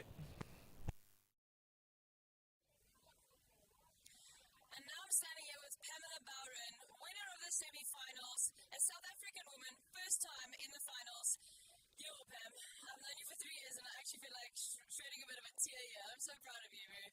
How are the conditions out there? How do you feel like going into the finals? I think this is a game changer for bodyboarding in South Africa, especially for women. Can you tell us how you're feeling and what's the game plan for the finals? Yeah, look, I'm super happy to just make it through. It was a tough heat against Samara. Waves are cooking, so it's awesome to have good competitive waves. Looking forward to the final against Isabella. I'm just so stoked. Yeah, no words. And come on, ladies in South Africa, let's get involved. Awesome. And going into the finals, just one more question from me. I know you're a little bit tired, but going into the finals, are you like attack, or are you just going to go in and have fun? Bit of a both. I do need to get some waves in there, try and get the first one under the belt, but still have fun while out there. But yeah, definitely need to get some waves under the belt.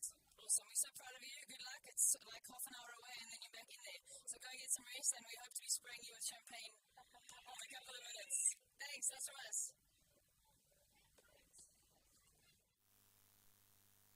Oh, welcome back. Now we're full on the action. 7 minutes. 10.75 places 13. Maddie, junior final. We see the men's final making the way to the water. That's Ian Campbell up against Jeff Hubbard. Are we going to see another South African winning the Walker Bay title or is Jeff Hubbard going to continue his dream-shattering, flawless run here at the Walker Bay Pro? Well, that's coming up after the Junior Pro here from the Walker Bay Pro, presented by Comfort Cool. From Steve and his team down in the South Coast. Thank you so much to all you guys. Thank you for seeing the potential in our future stars, grooming them, developing them, coaching them, and showing them what can be and how bodyboarding can just progress and become a sustainable professional sport. And I think after this, the mindset has to and will change. And we're looking forward to hosting you guys again next year at the Walker Bay Pro. Definitely not a once-off event, I can tell you that. Yeah.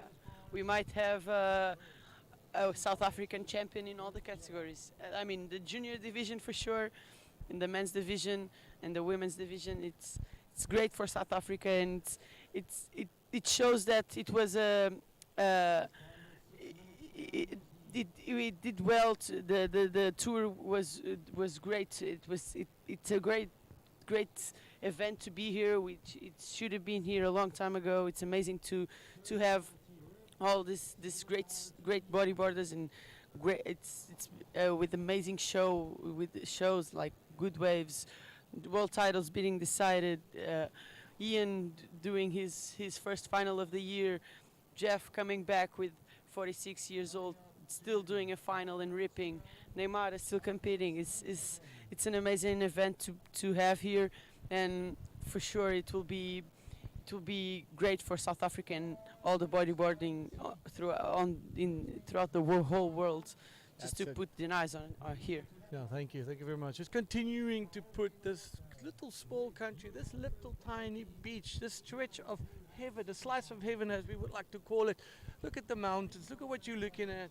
You've been into the Yamel and Arda Valley, which translates to the Heaven and Earth Valley, and you've seen what this 10 kilometer stretch has to offer, and not just the beauty, but the talent we have in this country that has the opportunity to finally have their voices heard and have them put up on that top podium. And you know what, I'm humbled and I'm grateful, and I'm a whole bucket of emotions just to even think about how this far exceeded. If I look back and I see the amount of people just jam-packed on the bank there, and this crowd still going, it's incredible. And the main focus for me was the women's division, and I think I just honestly think from a promoter point of view, it's just been excellent with the return. And even yesterday, the Ferrari Club of South Africa took you guys for a spin around the countryside. I mean, how often do you go to a country and jump into Ferrari with your fancy Crocs and having something like that happen? Yeah, everyone asked me, like, how do you got into a Ferrari? And I was proud, and I proudly said that IBC was able, when like the event was able to give us that opportunity. It's been amazing for me. It's been a privilege to be here. It's every different activities, the landscapes. If you were here at the beach, you would see that when you're in the water and you look back at the beach, you see this great mountain, like green, full of green, and houses stuck in the middle. Just everything's so beautiful. The beach is stacked with people. You actually have a lot of grass there and stairs and stuff. You cannot see them. You can only see people just staring at the beach and watching all the action and whistling. They are really enjoying the action here at the beach. And throughout the whole week, even on the late days, people would ask when was the competition coming back on, wishing all the athletes good luck. So the atmosphere has been great here.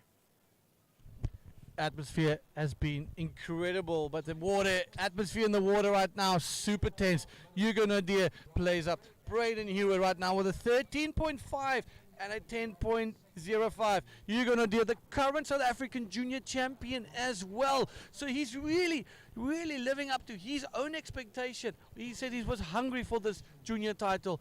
The pro or the men's division was a learning curve for him to improve his surfing and to apply that being a sponge and the knowledge he's been receiving from the likes of Jeff, from the likes of Tristan. He's been like a shadow on them, just soaking it all up and watching and learning. And Braden as well, he came here, now he's helping us around the event. He's been an absolute legend around here, learning a lot about what it takes to put up a show like this. Then he's hanging out with the pros, and then he also just talks to them. And this is what these events around the world give our juniors. Yeah.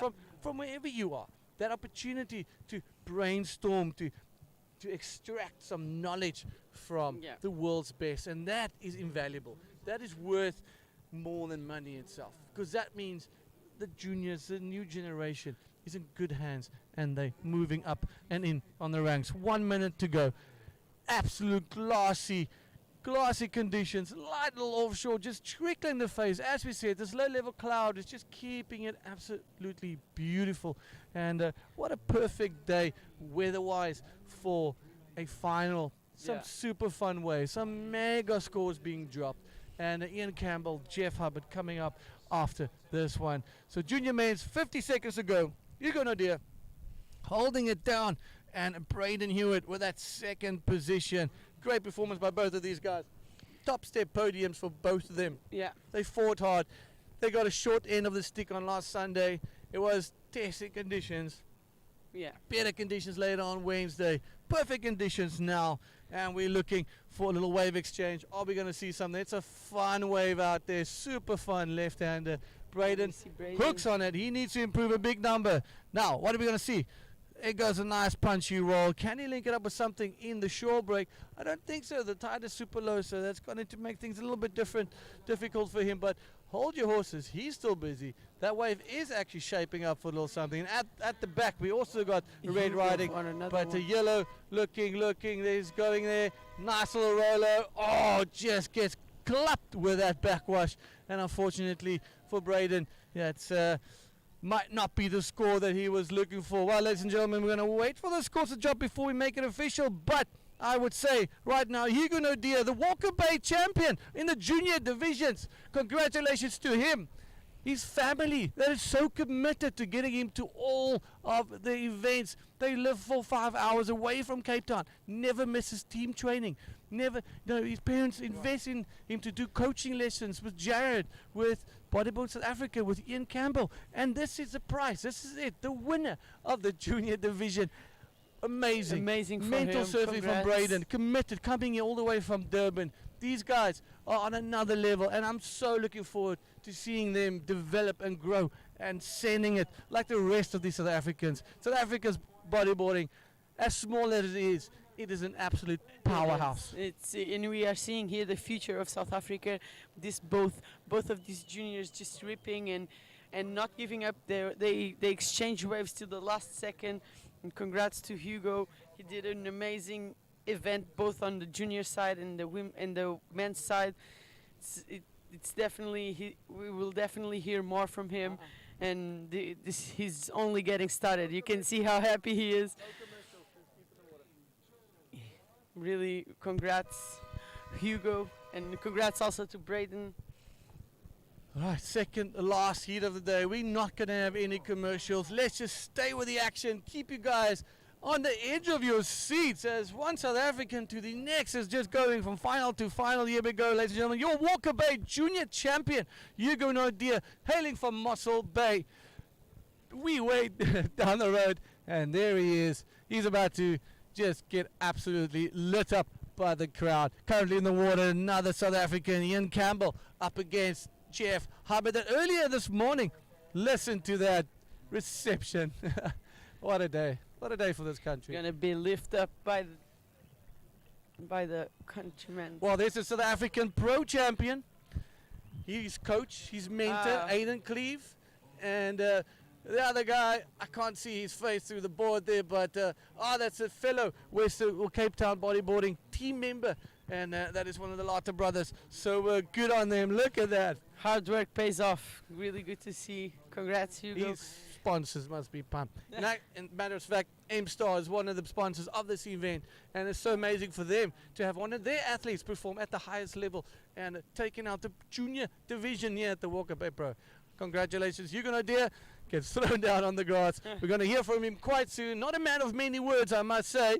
He'll probably just say, it was like it was quiet, I'm stuck. and that's about it. Well, here you go. Jeff Hubbard, Ian Campbell, action in the water. No scores written yet as we Jeff. see Ian Campbell in the back of the line there, cruising down it. Hooks a massive invert. Oh my goodness, sorry, that is Jeff Hubbard. I'm eating my words, but Jeff just, how big how does he invert. do that? That is a massive invert. He looks like he has like some more suspensors. I Yeah, don't know. like little springs in the Springs underside in- of his yeah. board, because that was a very weird section. We're going to look at that replay, and then we're going to take you guys through it. But Jeff just And you again could like see- the you could the see, semi-finals just opened up with an absolute stonker, 7.25 just to open that up. He means business. Wow. And it leaves Ian Campbell in yellow with first priority. 27 minutes ago, this is 30-minute heats. A lot of action coming down here. And Maddie, you got a future in the booth. I love your style. I love your calmness. I'm the one just throws everything out the window. And look at that massive invert. Massive With a invert. ton Jeff of Hubbard speed. just, in a class of his own today, took out Tristan with some beautiful technical textbook Jeff Hubbard ARSs and lands into the flat. The way he still does it at 47 is all inspiring. But hold your horses. The man in yellow, the big red, there he goes, stalls a bit, releases the rail. He's going to be looking for that backflip section for sure. There he is, loops it around really quickly and bangs it out. And we know he's a guy that would love to follow it up with another maneuver. Now, he can outswim a wave, if you've seen in his last YouTube post. This guy can swim. He's an incredible athlete. Quite possibly, Maddie, one of the fittest riders on tour. For sure. One of those dangerous watermen that if you're in a paddle battle with Ian Campbell, forget about it, man. You might as well just take your foot off the gas and let him just ride his wake behind him. For sure. Hook, just hook a toe. It's definitely like he's super fit. It might look, you see them stalling, waiting for that section to build. There he finds it with a big backflip. You can see him all. Maddie, probably not. It's not gonna. I don't think he's gonna get that score that Jeff's had. Jeff had that super clean maneuver out the air. A bigger wave and also. it was amazing. A 6-point ride. Yes, Yeah. justified. Perfect. Yeah. Both of them. We got a 1.25 game. This is a finals of the Walkabout Pro of the Pro Men's Division, and that's how you start it. Then. So I'm going to interrupt you. We have an interview with the juniors, the Comfort Cool Junior Walkabout Pro winner. Huguenot, dear, it's all yours, bud.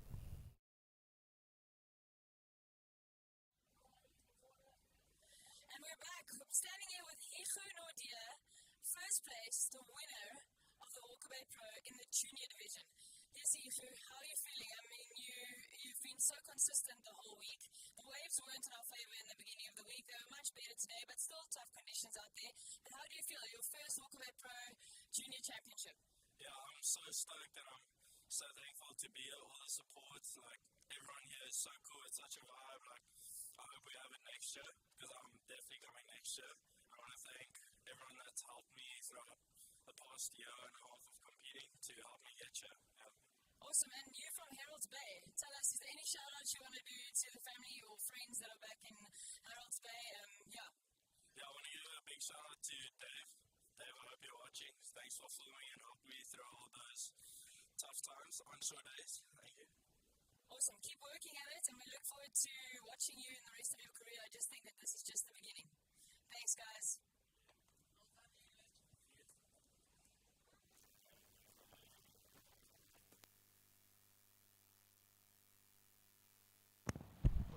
Nice roll from, that is Ian Campbell, continuing, building it brick by brick, wave by wave, and still going. He's looking. We know he can link another section. Hopefully he gets a little something for all his efforts, coming all the way to the front, sits next to the rocks, reads it so well. There it is, and unfortunately not getting that second maneuver on there, but still a good effort, a good roll, and incredible surfing from him. All right, 23 minutes to go. It's all going down here, and I'm just getting a little bit distracted as I see Jeff coming down the line. Maddie, what's happening? Boom, another classic ARS, and just pulling away from Ian Campbell. but Ian Campbell holding the 9.5, the biggest score of the event, and he's going to try and get back there as quick as he can. He knows what to do. He's no stranger to this, and never ever count that South African out. Yeah, Jeff clearly opting for more progressive maneuvers, as Ian is slowly building his heat with a couple of rolls and choosing his waves carefully. But Jeff just going to town on these waves. First a big invert, now a big IRS. He's probably gonna leave Ian needing a score. You see Ian's replay on the right, ton of speed, hit it a little late, but a big roll. He tried to connect to the inside, but as we seen, it did not connect. He did try to post a little something else on the wave, but the wave didn't really allow him much more. And just after Ian's wave, Jeff also kept busy and did a big IRS. He got a 6.5 on that big IRS.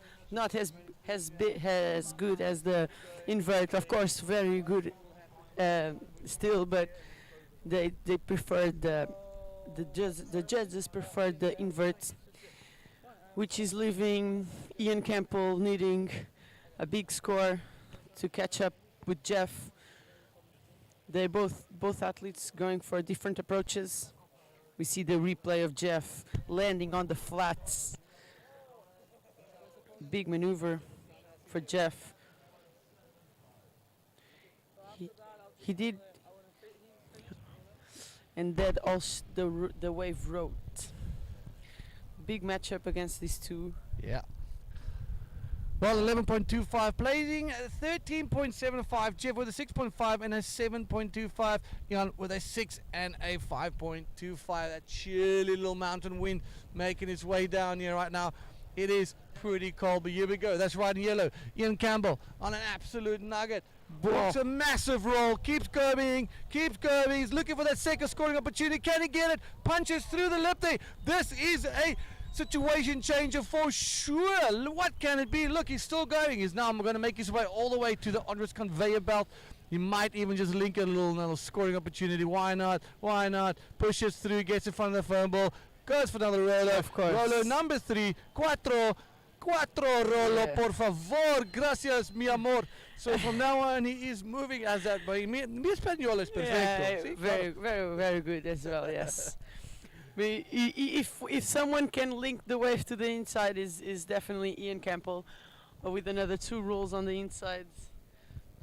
You know, Matty, we spoke about it earlier, seeing Braden and seeing him. Here we go, Jeff at the back. Hooks another flip out the ball. He doesn't know what a roll means. I probably haven't seen Jeff do a roll. Maybe he'll eat like a Bodyboarding roll or something like that, but that's as far as his rolls go for aerial maneuver.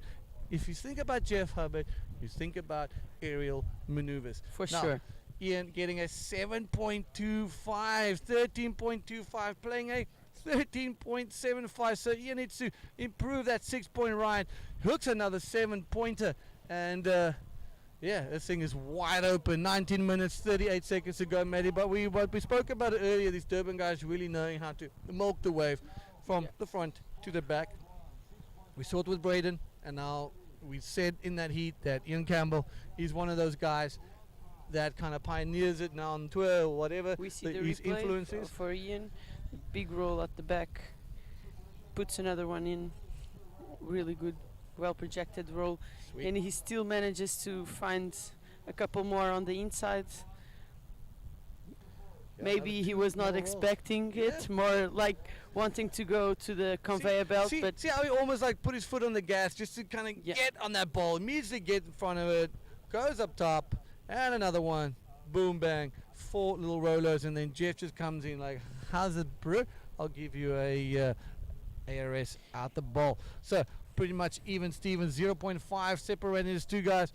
Ian needs a 7.0, 6.51 to be exact, to take the lead away from Jeff Hubbard. Ample time, 18.33 minutes, Matty. What a day of action we've had here, and the crowd just keeps pouring in and pouring in. And this is exactly what we want. Oh, hold your horses. This is Jeff on a good-looking ramp. Then another flip out the bowl. Just continues flipping, but I don't think he landed that one. And he gets stuck in the white water. And where is that guy with the motorboat under his board? That is Ian Campbell. There he is, just on the back line right now, using that rip to his advantage, making his way all the way out. And going to see who gets that priority. Jeff is a little bit ahead of him, so the judge is looking out. Well, priority is sitting with Ian Campbell. Now that is very crucial as we have a very tight lead here in the heat here in the finals. Jeff Hubbard, a household name in the sport of bodyboarding, up against another household name, 2017 world champion Ian Campbell. The wind looking a little bit funky. We see our women making their way for their last heat, and there we go, Jeff riding out of that one. I was not looking at that, sorry. Different strategies for both of our competitors out there. Ian clearly building his heat slowly, while Jeff just going to town in every wave he catches. Let's see. Ian can definitely, as we've seen in previous heats, he already has a 9.5. He's being super progressive, so don't count him out.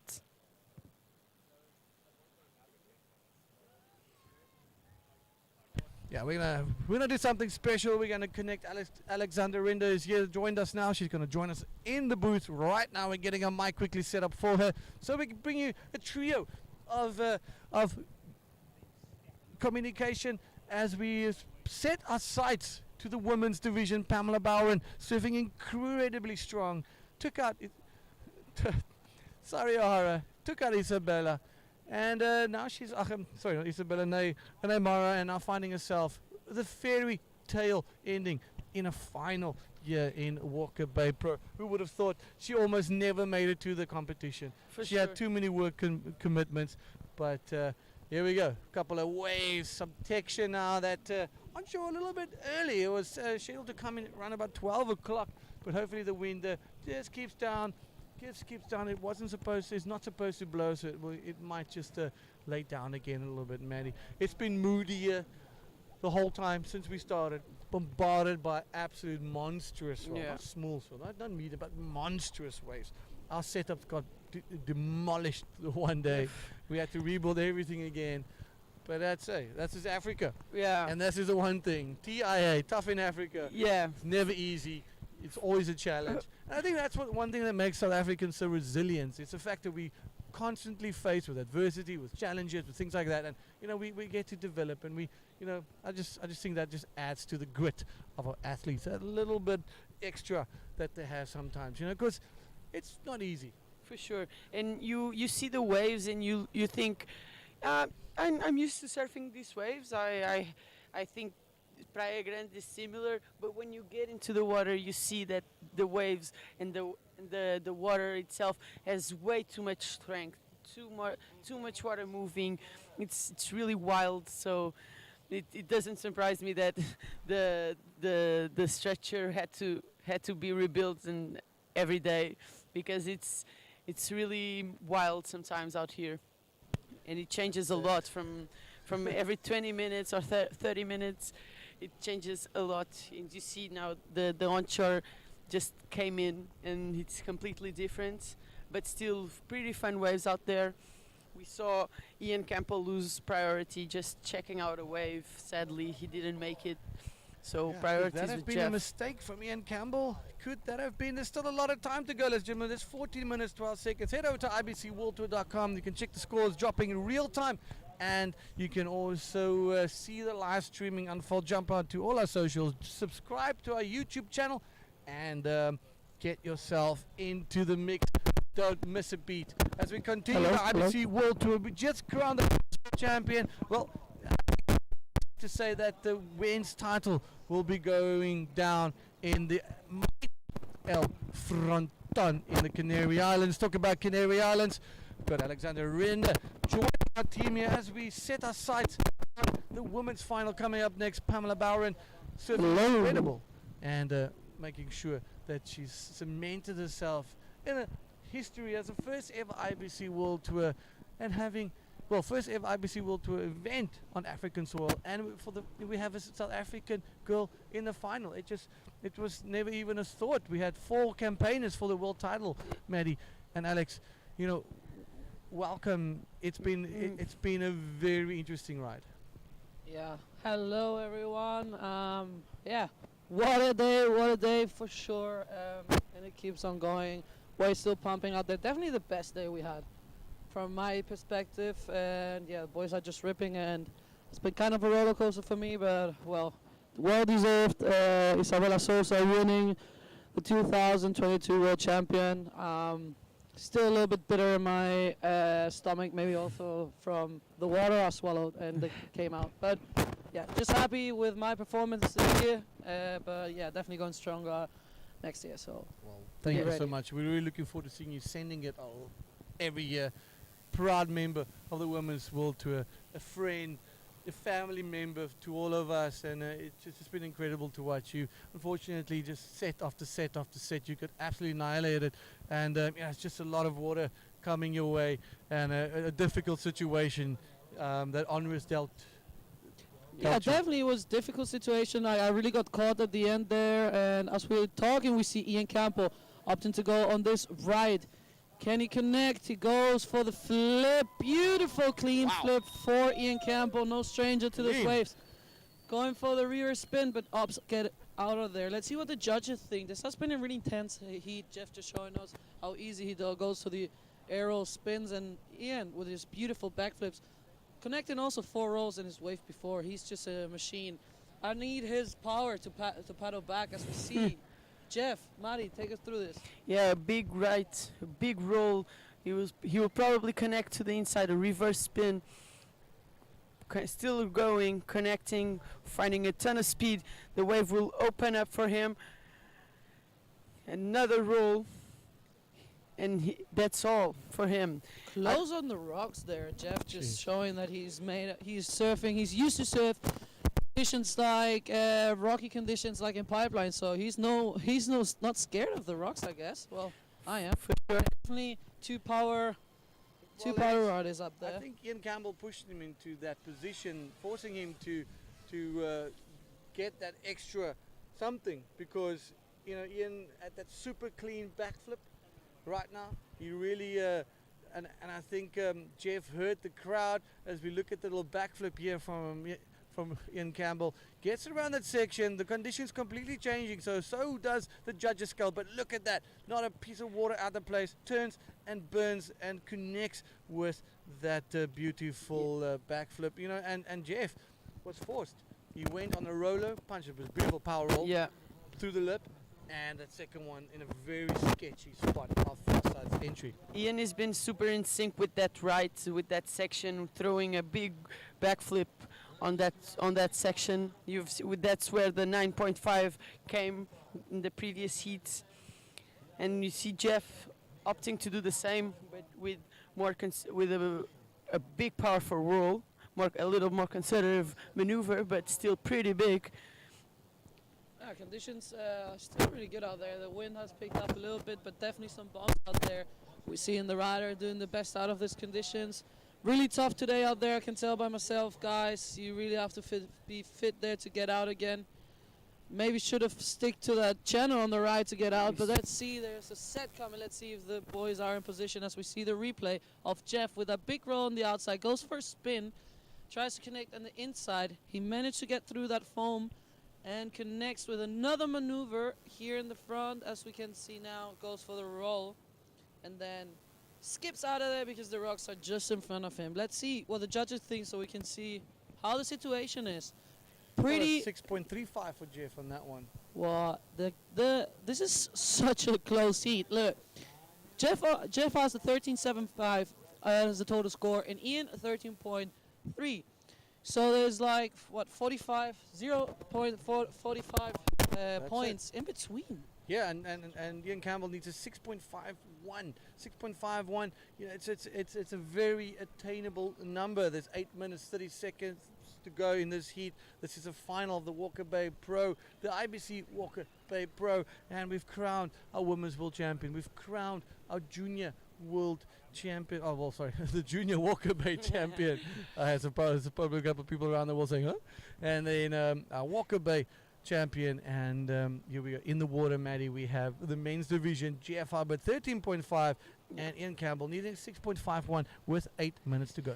Ian Campbell trying to bring it for the South Africans since the Tristan got knocked out by Jeff. Jeff is clearly on the roll here, trying to knock out all the South Africans in the event.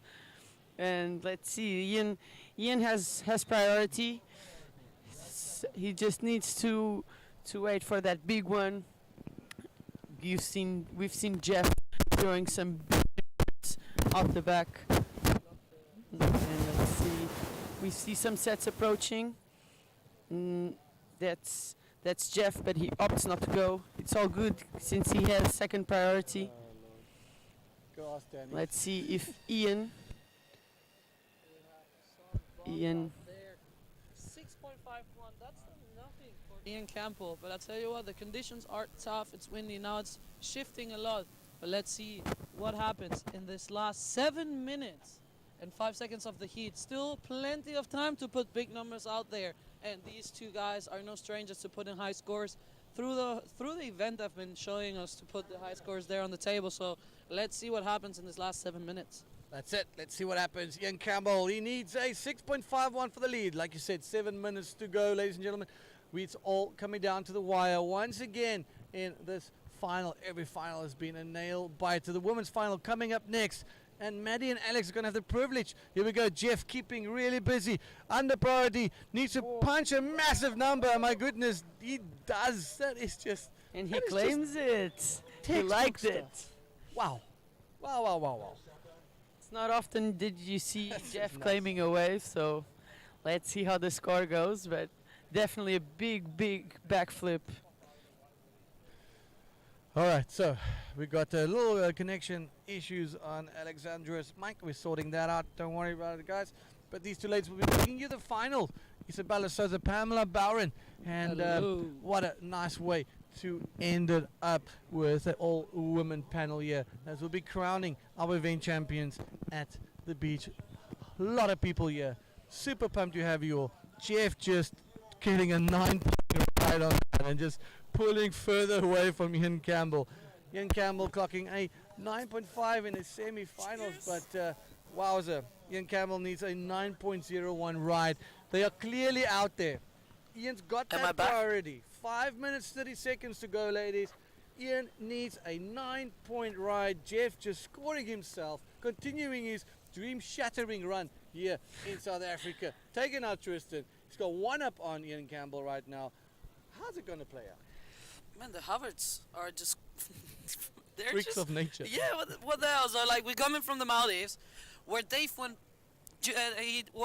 dropped me and the man. And now his brother's just like, oh, my brother does it, I can also do it. And now he's in the final against Ian, showing us how it's done. But you know what? There's still some time left, and Ian is out there with priority. 5 minutes remaining for Ian to catch that big score.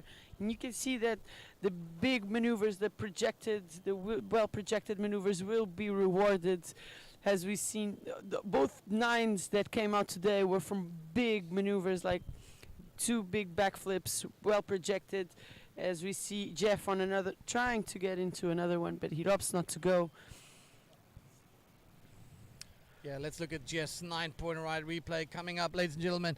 And let's have a quick look at this. Let's see how he is. The scale has changed because of waves, but look at that perfect timing. That projection is just goes against all forms of gravity, Alex. So that's just insane amount of airtime he gets off of that punchy onshore-ish type of bowl. Nah, that was crazy. That was a crazy maneuver. That was a crazy way for Jeff Hubbard, showing us how it's done with a combination of 16.25. That's a good combination. That's what you want to have in the final. That's what you want to have to win this Walker Bay Pro 2022. We already have a junior Walker Bay Pro champion. Now the men's, and after the women, we already have the world champion, who's Isabella Souza.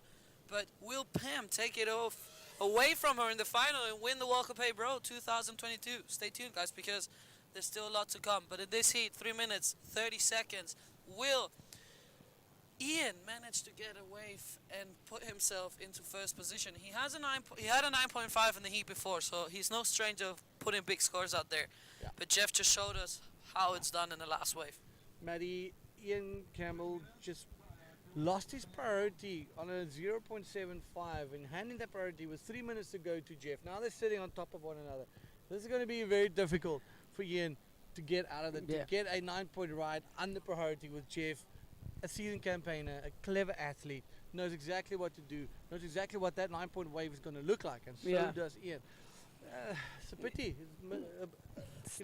You often see those last-minute mistakes. Yeah, it's not easy, but I believe that the waves are not as easy to get into, so you might as well take a look, and that excitation might take away your priority. So you would have to be really certain that that's the wave, and you can easily get into it. But yeah, it might be a small mistake that it might cost Ian the victory, because if a big set comes, it will be definitely Jeff's. But you never know. The waves are not easy. You never know. It's 2 minutes to go, Maddie. Yeah. 2 minutes to go. Here we go. Ian on the left-hander. What's going to happen? He needs a big number. Gets a a nothing number for him on that one. Now he's deep under priority. 1 minute 50 seconds to go, Maddie. And it's just looking a little bit more in the favor of Jeff Hubbard, taking out both in the position to be taking out both of the two South African in the semis and as well in the final. Well, it's not over till it's over. We've seen those upsets. We know that Ian can throw these numbers, but time is against him. And nerves of steel from Jeff to let Ian go on that one, even if the wave didn't look as good as he might want it to for the 9, but nerves of steel there. Whoa, what's gonna happen? Well, small mistake, no, big mistake there from Ian Campbell, giving the priority away. Jeff will definitely, there we see Jeff on another bump on the right, goes for the barrel. He gets stuck, but now Ian will be out there with priority. Under a minute, under a minute to go. Under a minute to go for Ian in that priority hot seat. But is the ocean going to be kind to the South African? Can he get revenge on behalf of Tristan Roberts and take out Jeff Hubbard? But it is 35 seconds to go here, ladies and gentlemen. Nail-biting stuff. The ocean needs to wake up in the last 30 seconds. Jeff knows it's over for him there. Couldn't get out of that barrel, but he's got a commanding lead with a 9-point ride. So let's watch. Jeff again looking and leaving and just waiting for Ian. 17 seconds as it counts down. Is there something on the horizon for the South African? I think it's his first final of the year. He'll be very stoked to achieve a final on home soil. But that's it. Jeff Hubbard continuing his South African dream crushing campaign and winning it. And the title for the Walker Bay Pro division goes to Jeff Hubbard, all the way from Hawaii, ladies. Mental day, amazing day. Women's up next. What a vibe. Yeah, definitely, guys. Congratulations, Jeff Hubbard, the Walker Bay 2022 Man Divisions champion. And you know what? It's going to be a cracking out. Pam against Isabella after the commercial, so don't go anywhere.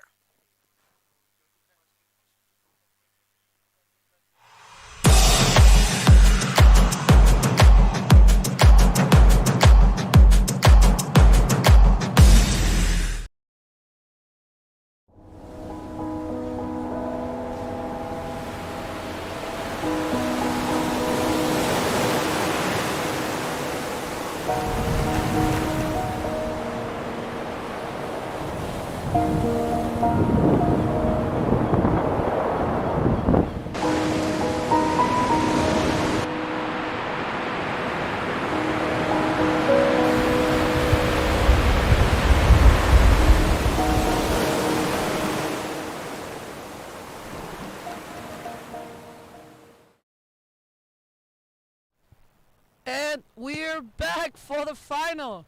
of the girls division, women division. Out there we have Pam. Well, we have Isabella Souza in red and Pam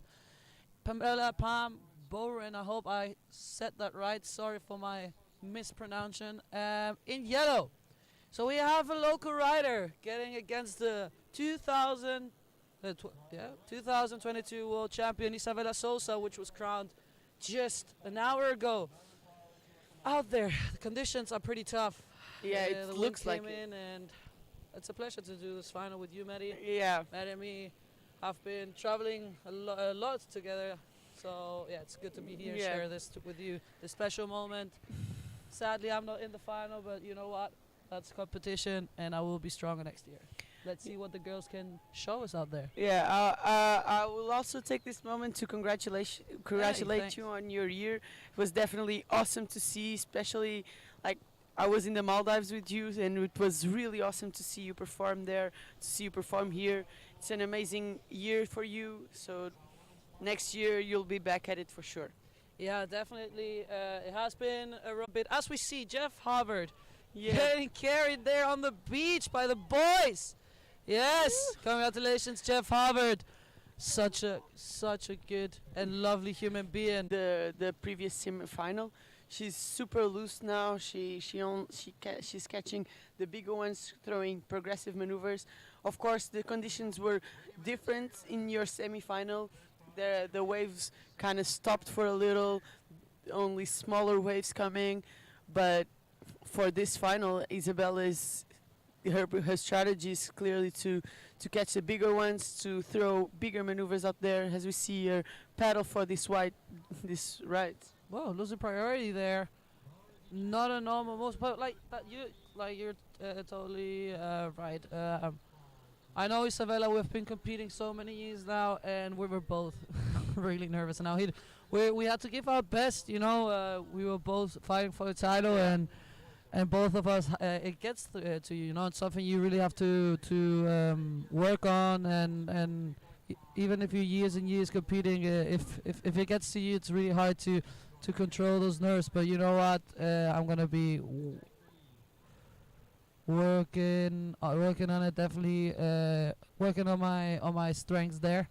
But yeah, I'm really strong mentally. But yeah, it was tough this heat, and maybe it's how it should come out. You know, sometimes you win, sometimes you lose. You just gotta give your best, and I'll definitely come back stronger next year. So stay tuned, guys.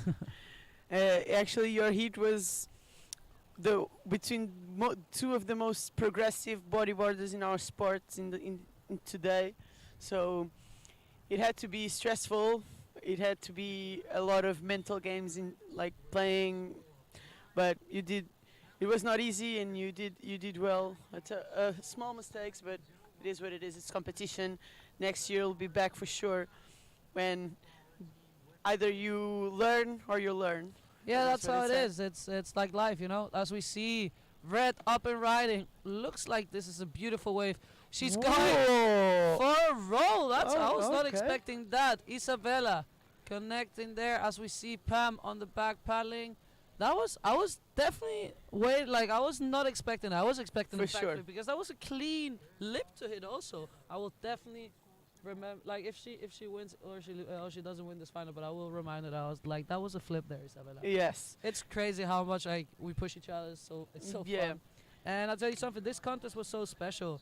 All the girls, we did so many things together. That's our big thank you to the Walker Bay Pro, big thank you to the IBC, all the sponsors that made this possible, especially Crocs, helping out and supporting the girls division. So yeah, just really thankful for everyone that made this possible. First year doing an event here, first time for me to be in South Africa, and it's definitely not going to be the last.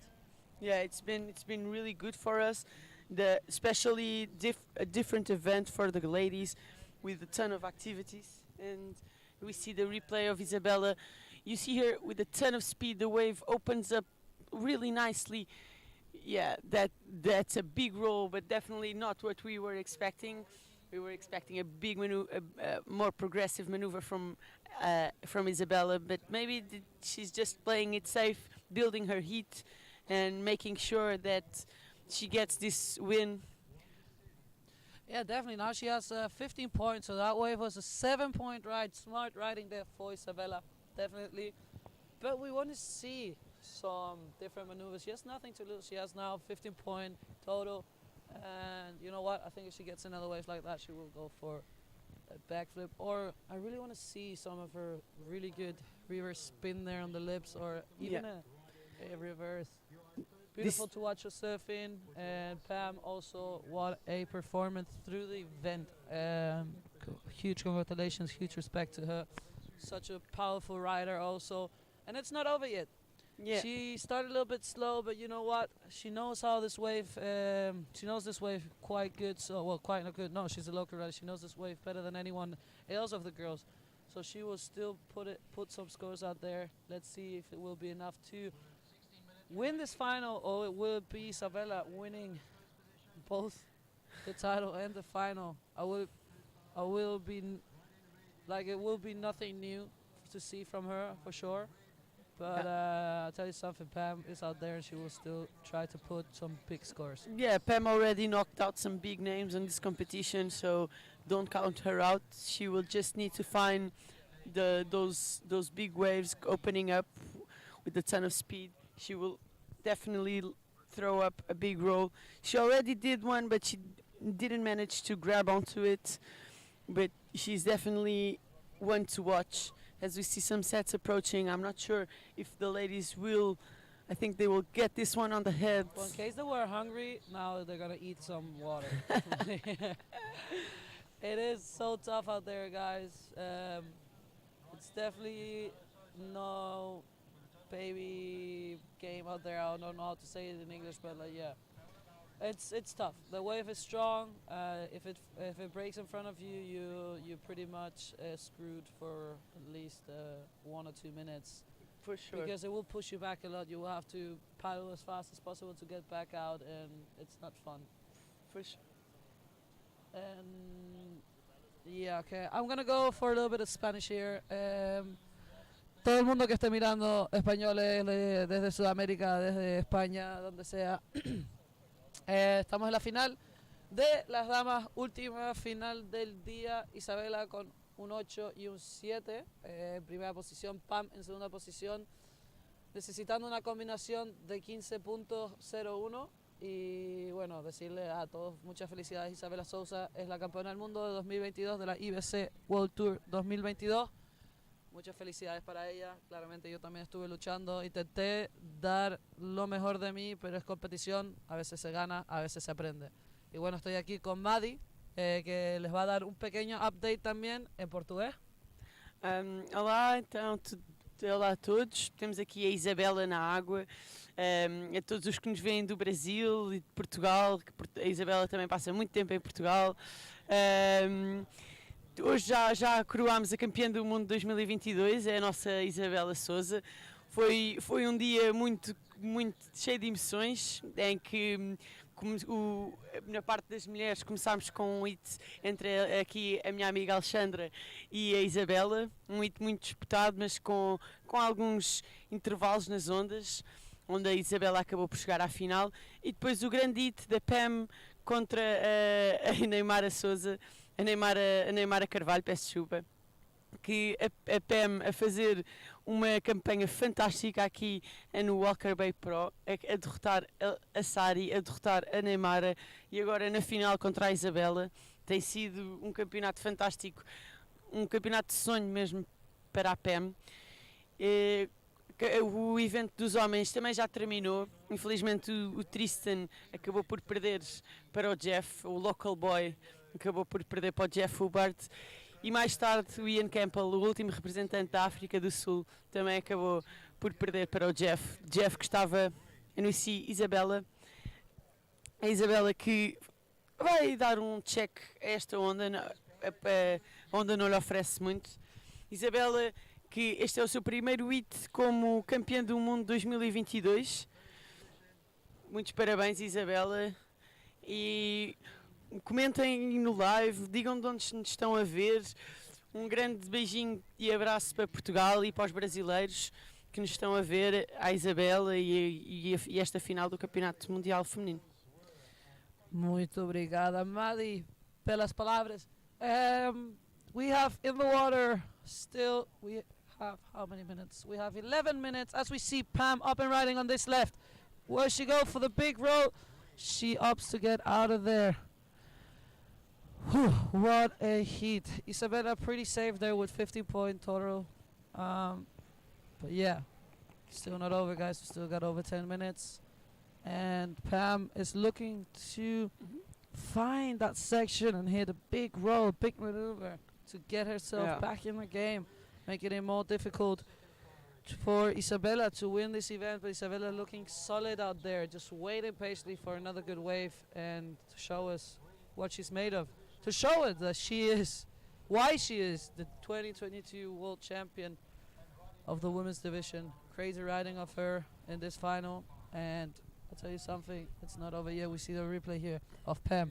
She goes there, tries to connect, but she arrives a little bit late, and it's so difficult to land the maneuvers when you don't hit the lip in the right way. If you land with the lip, you're definitely going to get stuck, and it's really hard to get out of there. And the judges want to see clean maneuvers. You can see how powerful the wave is. And even if you hit it a little too late, or you just bump into the section to make the roll, it's going to be really difficult to land it. And Pam opts to get out of there. She would not, she didn't feel like the wave would offer her the score she needed. But she's still paddling outside. It's not easy. The waves, either it gets a big lull or you have a big set coming through. It's never easy to position yourself in the lineup. Yeah, definitely difficult conditions, and it has changed a lot. The wind came in, makes the wave a little bit crumbly, so not the cleanest conditions anymore. But I tell you what, they're having a lot of sets, and it's really hard to maintain your strength the whole time. If you get caught the whole time, it takes your power away. But I'll tell you what, Pam is one strong rider, and she will be back out there as soon as possible. And Isabella, did she just get caught or did she get a wave? I think she got caught by the set, and yeah, she got caught. I just got told, and she might get caught again. That's some good breakfast there for Isabella. And she's gonna get another one. Even the waves that don't look that powerful are super powerful. They will mess you around when you're duck diving, and if a set breaks in front of you, you can bet that you will eat something. You will take it on heavy on the wave, heavy on the head. And as Isabella got caught in, she's duck diving this one. That's I think that's kind of the place I was caught. Looks like she's managing now to get out.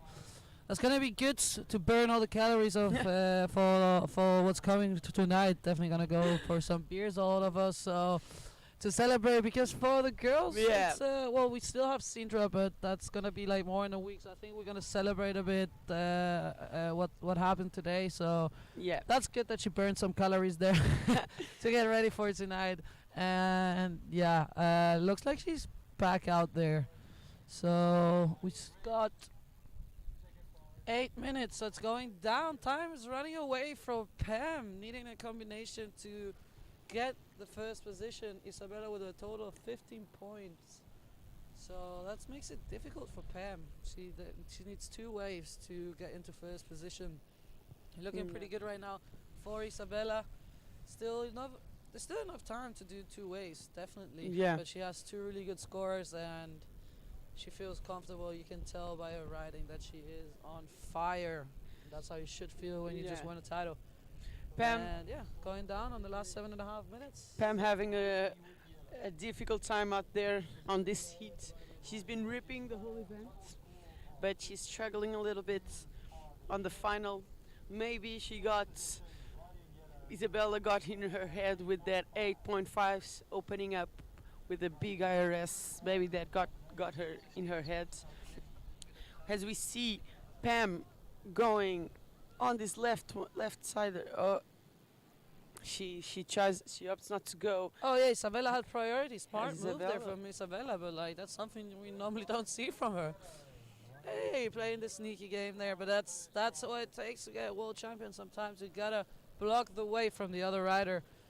For sure. So they are not able to do a big maneuver. It's competition, guys. We have priorities, but that's something allowed because, to explain you, Isabella has priority. So if Pam gets a really good wave, but Isabella decides to take it, even if she is in front, even if Pam goes from the back, it is the priority for red, so she can opt and go into the wave to cut the way of the rider, so she can't take that way.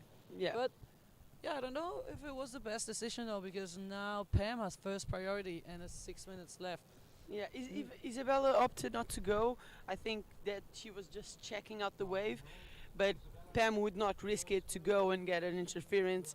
As I think Pam is looking to get into this one, or no, she will just let it go. It's not easy. Lasts 5.5 minutes, and coming down to the wire here, Isabella in first with 15 point. Right, she started off with an 8 point. That's like something you really want to do in the heat. Starting off strong with that. It was a combination of aerial spin and a backflip. She got awarded with an 8 point. Right, more than deserved. First different maneuver of a roll in this event. So starting off with an 8 and then going for that really good and big clean roll. Smart surfing from Isabella. Putting herself in first position with 50 point total. So let's see, looks like there is a set approaching at the back. Let's see if there's some riding. We see Pam up and riding on this left. Let's see what the wave gives her. She goes for a little, I don't know how to call that. And then she keeps going, looking for the section. Let's see if she can do something. She does a 360, gets stuck. Not much there for Pam. I don't think that will be a really high score, maybe higher from what she has now, but definitely will still be in the combination land, combo land. Definitely not where you want to be, but even if she gets second, she has been surfing great performance through the event, so she can be stoked. It's not over yet, but it does look more difficult as the time's running out, and she needs a combination to get into first and taking that first spot from Isabella. Yeah, the wave didn't really offer her that big leap for her to throw a roll at it. She will quickly paddle outside to see if she can catch another one to get out of combination. This is the replay of Pam. And it is a nice looking wave, but the wave didn't really offer her that section to hit a roll or a more progressive maneuver. You can see that she's trying to find it, throws a couple out cutbacks, she goes for the spin, the wave just runs out without her. Not too much strength on the wave. And it was a difficult wave. Definitely, maybe she would have put a little bit more brakes at the beginning, but it's so tough out there, and especially if you have like that nerves like that, it's tough to be in the heat. It's different for us to watch it from the outside than being in there, paddling with your nervous feelings. But yeah, I tell you what, Isabella is loving it out there right now. Maybe she heard the score, the time's running out, and she's in first, having Pam in combo land. 1 minute to go. Is it? How much? We have 3 minutes to go. 3 minutes to go. Let's see. Still some time out there. Time's running out for Pam to get 2 ways. Looks like it's going to be difficult, but it's not impossible. It's not over till the buzzer sounds. The last heat of the Walkaway Pro, an amazing event, especially for the ladies. I think we all loved it. We had a ton of experiences, and every day there was something planned for us. We got in some of the best conditions on the waiting period, so at least I talk for myself that I'm really happy to be here, and I hope this event comes back next year and for many years to come. Yeah, definitely. We hope this is the first time, and we hope not the last through the entire year, and through. I think she made all the. Did she make all the podiums? I think she got third in Iquique. She got second in Antofagasta. She got third in Brazil. Yeah, and Neymaras. She got first in in the Maldives. That was her first win. So and now looks like she wins this one. So 2 wins for Isabella this year. But there we go. We see Pam up and riding on this left, trying to connect with the maneuver. Goes for the roll. That was something. She went for the roll, but looked like the lip wouldn't let her. Yeah, the board just got away from her. Yeah. In a kind of a wonky way, a little weird way, but Pam's still trying to find that score to get out of combination at least, because I don't think she will have enough time.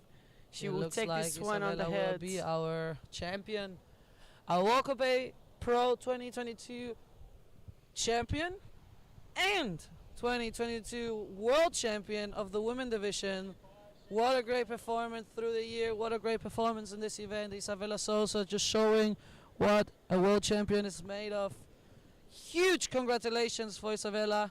It's not over, but it looks like time's running out. We see Isabella up and riding on this left. What will she do? What will she offer us on this wave? She goes up. She goes for the reverse. Can she stick the landing? That was a funny maneuver there. Okay, she lands this maneuver, coming in here, trying to connect with the inside. Little victory lap for our. Give it up, guys. Well, I'm sorry, I felt like I'm with the crowd, but yeah, give it up in the house. You can freaking applaud for this. Our 2022 Walker Bay Women's Champion, Isabella Sosa, guys. What a great performance! Oh my God, Maddie. Yeah, it was amazing to see. You could clearly see she was a world champion surfing out there. She was completely loose. She's celebrating now. I think she cannot believe it. She won everything that she could have won today. So congrats to her. She deserves it.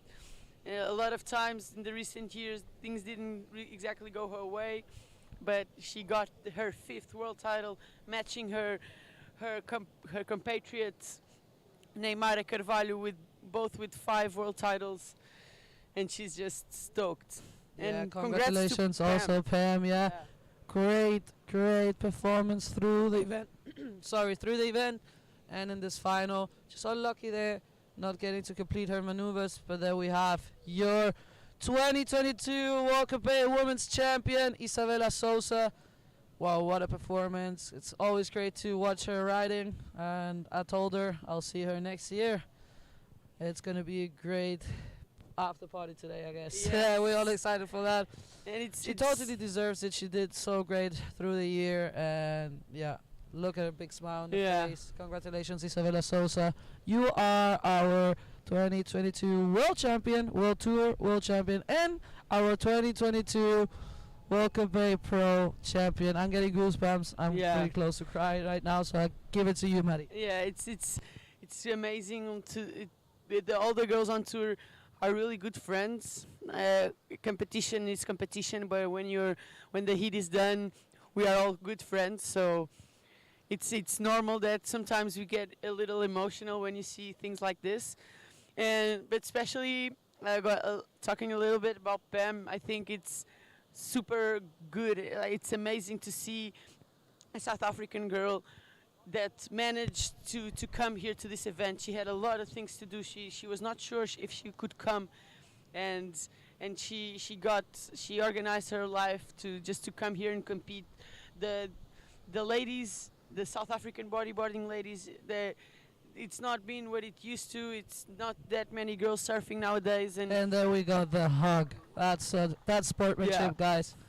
Sorry for interrupting. It's just such a beautiful moment. As I said before, the ladies are all really good friends, and most of us, we didn't knew Pam before the event, but we got along very well with her. So yeah, tonight we're definitely gonna celebrate and just have fun.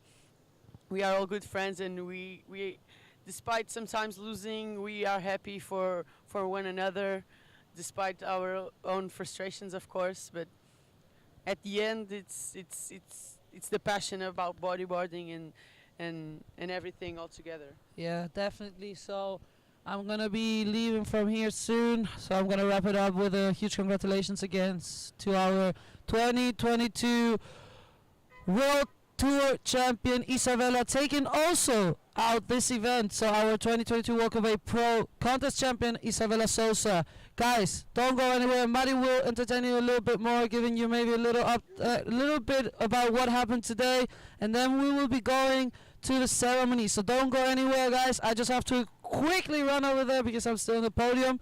And yeah, Maddie, take it away, get us through a little bit through the day, and see you later. Thank you everyone for watching. Keep watching.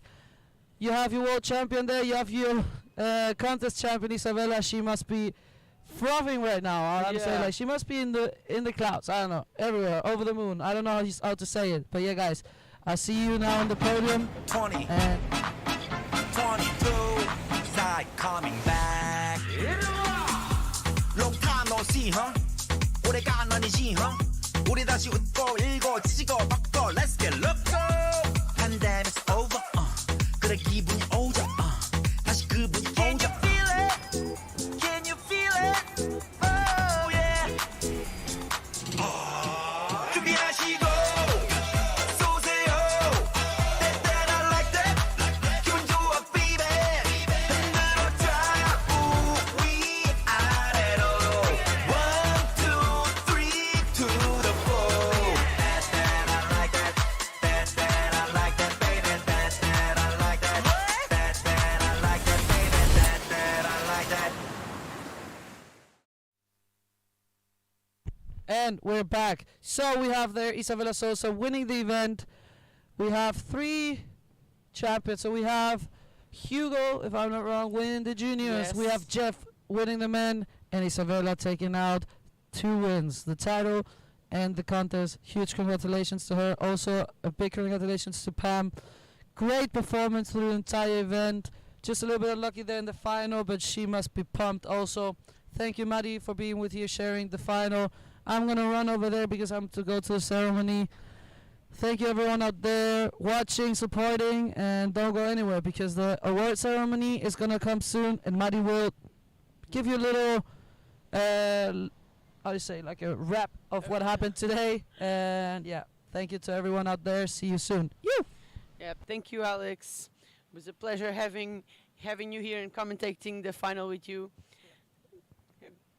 So, right after this, we will have the podium and the award ceremony for all our finalists here at the Walkaway Pro. It's been an amazing event. Thanks to all the sponsors, especially Crocs and Milk on the Beach and everyone involved in this amazing event. It's been a crazy couple of days with a few late days, a lot of when the competition was back on, it was a full day of competition. We had big waves, small waves, stormy conditions, glassy conditions. We had a little bit of everything. We saw many different faces to this wave, and it was an awesome event to be a part of. For the local crowds, it was tough not to see their local boy Tristan Roberts win this event, but he did really good. He lost to the champion, to Jeff Hubbard, who took the men's division, and it's been really a really nice event. Ian Campbell, the last remaining South African, also got knocked down by Jeff Hubbard. Jeff, that was on another level today, especially in the final. He completely destroyed, going for progressive maneuvers. But the main event here was the ladies, of course, because we were crowning our world champion. We crowned our world champion. It was really stressful last few days. I can tell you from what I heard from the last world title contenders, Alexandra, Neymar. It was stressful because they only depend on themselves. If they would win, they would become world champions. And you can imagine that can be a little bit stressful. Like you only depend on yourself to take the win, to be the king of the world. So but they all did very well. Of course, Pam took out Neymara, but Neymara did a great job. She surfed really good throughout the whole event. She's a really experienced bodyboarder. You know, the first time she surfed here was in her round 1 heat, and she surfed really good.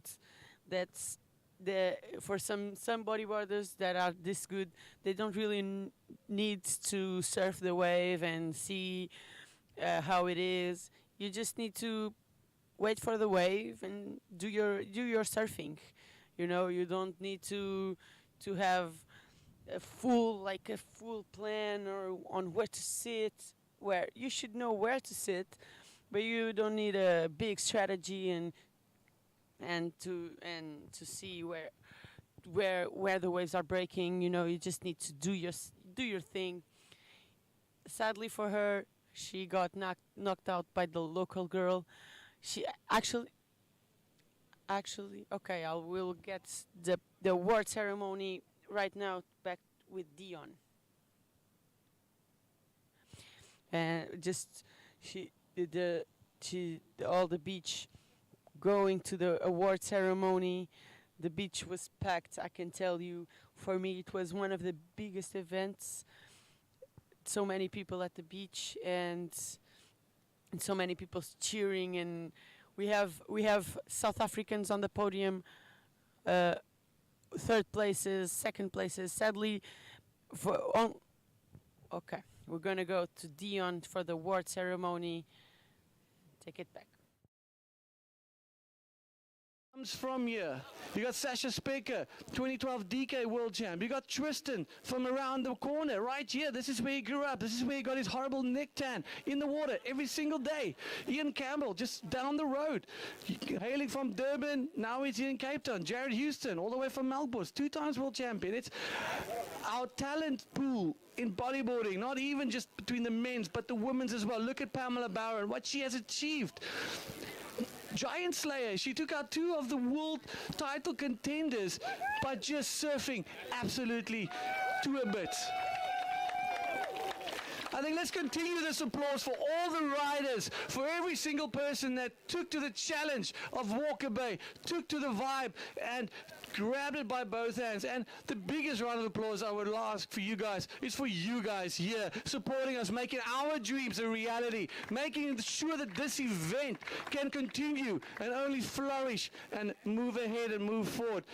One thing I just want to point out, this entire event has been run out of solar and power and battery power energy. Clean energy, not a single generator, not a single fuel fume being emitted here, keeping our carbon footprint to the absolute lowest. Jackery guys just coming to the party, putting up, this is our live streaming, this is our scoring system by the judges, the PA systems. All of these things you see here is powered by the Jackery units, and it is incredible that we're just at the forefront again of showing the world that these type of events can be run clean. This is a blue flag beach. We're going to leave it cleaner than we found it. We're going to leave our footprint as small as possible, just to make sure that we can come back here, year after year, as a Walker Bay Pro in Honoris develops on into the future.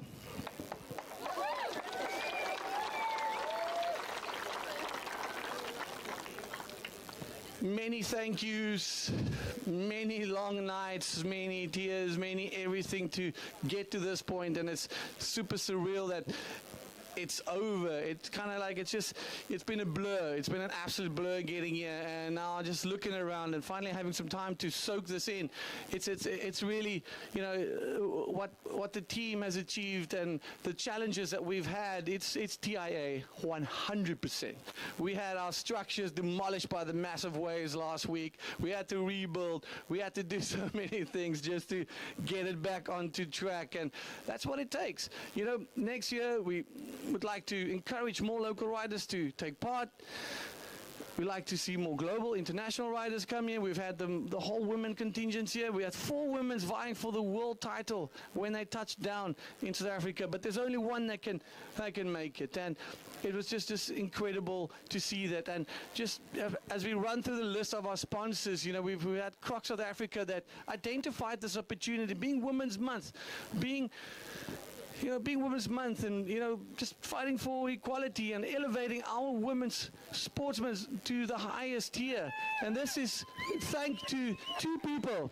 Massive round of applause for Croc South Africa. And not before we get into this, applause is going to be shaking this ground. Suzanne Ackerman and her foundation, making sure this is the first time the event in this country. This is the first time we have equal prize money in the history of our sport, right here in this little sleepy slice of heaven.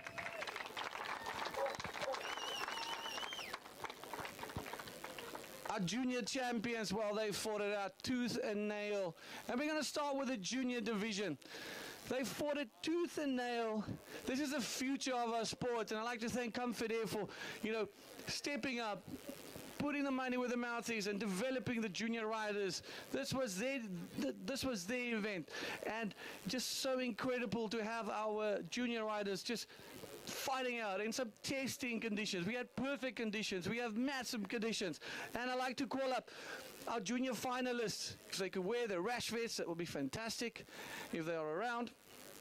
And then we'll just get them, because sometimes you have to remind the Groms that, what they have to do. Because this is a big stage. This is the biggest event in our country's history, in our sports history, as we celebrate these kids. It's going to be moving up into the men's ranks. We had some of these kids surfing both divisions, which is the men's and the Walker Bay Junior. Next year, we're going to have a IBC sanctioned, affiliated junior division, which will see a lot more of the global riders coming to our little shores. Next year, this place is going to be absolutely next level. Well, I'm going to call them up in the order of 4, 2, 1. Make as much noise for our gladiators. This is our junior champions. These are the guys that, the future is bright, and they surfed incredibly well. I'm going to call up Aaron Gimple, my man.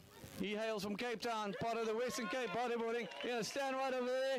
You can park over here next to me, brother. You getting some rad gear. You're getting your money back for all your efforts. I'm sure you'll be stoked for that one. You know what? I like Bianca to call up. Please, Suzanne, if you guys can do this for us, for the junior division. This is Suzanne Ackerman, ladies and gentlemen, the stalwart behind the division for the women's division. Thank you so much, Aaron. I don't know how many of you people saw, but the whale flapping his tail at the back there during Pam's heat. And synonymous to the whales, we got a little whale tail at the back there. Well, in third place, Janko van Noordwijk, my man, you deserved every single moment. For sure. Now all these athletes getting absolute killer backpacks and gear from Sealand, who shares our vision. Being out there and to actually realize that it's come true, and to have him here competing at Honors is something I never actually imagined would ever happen, and I think in that sense we all won today to have these local legends and all the guys here.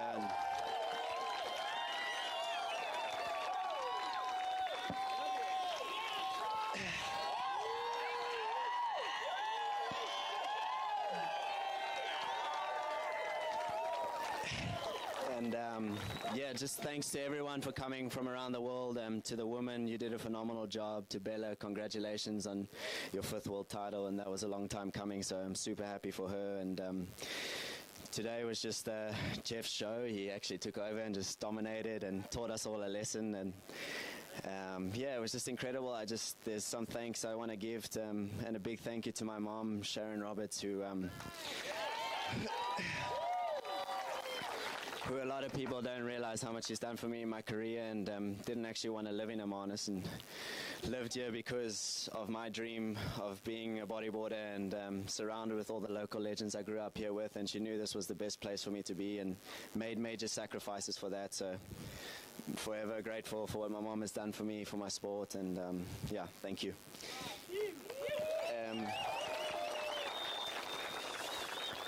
Then to the IBC, I just want to thank you for seeing the opportunity of running an event here, and giving Honors all this glory, and seeing all the faces here today and how much they love bodyboarding is truly a great sign. And I think we can build on something great in the next few years, and look forward to many more international guys coming after what they saw today.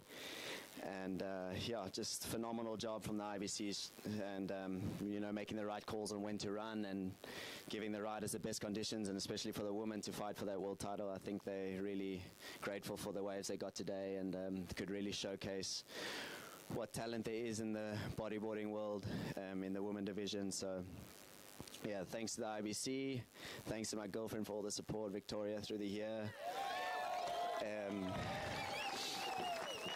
It's been really hard chasing all these events this year, and to make my 6th consecutive podium. She knows the stress I've been through, and she's been there for the whole year so far. So thank you so much, Vicky. And I'd also a major thanks to Training for the Tides, who's been here every day with the massages and has also helped me with my physical and mental training through the year, and have prepared me to take on the best in the world. And they've been a phenomenal team right by my side every step of the way. So just a massive shout out to you guys, and thanks for getting involved in this event. And to all my sponsors and to everyone else, thank you very much. And I'm ready to give this mic over. Tristan Roberts, ladies and gentlemen. Tristan Roberts. Yeah, dude, I mean, it's been a long road, and now we can celebrate in the way that we know owners can celebrate. So we're looking forward to having you guys. Yeah, we're going to have some bands afterwards. Milk is opening their doors for a sundown session, so please don't go anywhere. Let's keep things alive here. Second in this amazing event is another South African that got stopped by that guy that with a red rash feather screwed my cash flow as well. But Ian Campbell posting the highest score of the entire event with a 9.5, textbook surgical surfing by the man we've grown to love, and I've known him for many years. And I'm just going to tell you a quick little story about Ian Campbell and his road to where he is now, into world title glory. Many years ago, we had a bunch of South African tours here. We're talking about long ago. And this guy would come here, broke. He'll sleep on my floor, sleep on my house. We'll get some food. He's just grinding. He's the one person that I look up to that's never stopped. He's never stopped. Up until that day, he lifted that trophy in Nazaré in 2018, or in Portugal, shall I say, 2017. It was one of those historical moments for us. And that was also the turn of the tide. That opened the doors for this young man, and the inspiration that he has cruising with these guys every single day on tour. They are a tight-knit family. I love and respect Ian Campbell. Second place here at the Walker Bay Pro, brother. It's all yours.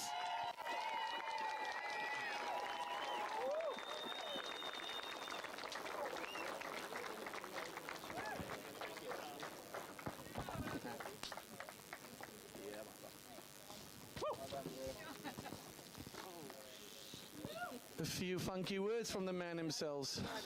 Yo, that's a big one. Graham Beck coming to the party. If you like your tech gear, no, stay where you are. And again, Sealand just really sharing our vision, and it's just grateful to be aligned with brands like Jackery, aligned with brands like Sealand. Bro, I'm going to ask you to say a few cover the words. Later on, that's going to be a bit, I'm sure, but it's been a long road, and you're here, brother. First podium, second final for you in a very tough year. You know, you've been dealt a couple of blows, but man, I know no one that comes out swinging more than you. Yeah, wow. I got super emotional in Tristan's speech because I think, as you know, as world champions, we've come a long way, and I think the sport in South Africa has come a long way, and to have this many people, it's freaking insane. So just thank you so much. Thank you so much to everyone that came out today. This is dare I say, the biggest crowd we've had this year at a finals day, and it's just so sick to see. So yeah, just huge thanks to everyone. You know, having an event finally in South Africa, and I say finally because this is a mammoth task, and everyone who put this together, the staff, Dion, you know, everyone who's had a hand in making this possible, thank you so much. We finally see what the potential is in the sport in South Africa. And I mean, if you haven't seen it over the last 4 years, we've been doing pretty good. So, yeah, it's great to see it coming together. And thanks, Dion, for all your hard work. To the whole team, the judges, the event staff, everyone, you know, you put this event on, it was pretty much ran pretty smoothly. Did it? Yeah? Yeah. Ran pretty smoothly. So just thank you, everyone. Thanks to everyone that supported me and, you know, been able to have amazing brands on board, and I'm forever grateful for that. And to Jeff, 47 years old, still doing air reverses at backdoor. It's always an honor to share the water with you. Thank you for inspiring every single one of us to bodyboard better, to go higher, to fly further, and appreciate you and everything you do for the sport. So thanks very much, bro. And yeah, enjoy the party later, because Honoris can hoy. Yes, spoken like a true gentleman. Well, ladies and gentlemen, I think as he approaches, give this man the biggest, honest welcome. Round of applause. Jeffrey Hubbard. Oh, we love you, man. We love you. Get on that top step. Get on that top step. Let's just hang on before you guys get popping. Enjoy this moment, Jeff. It's not only about the champagne, but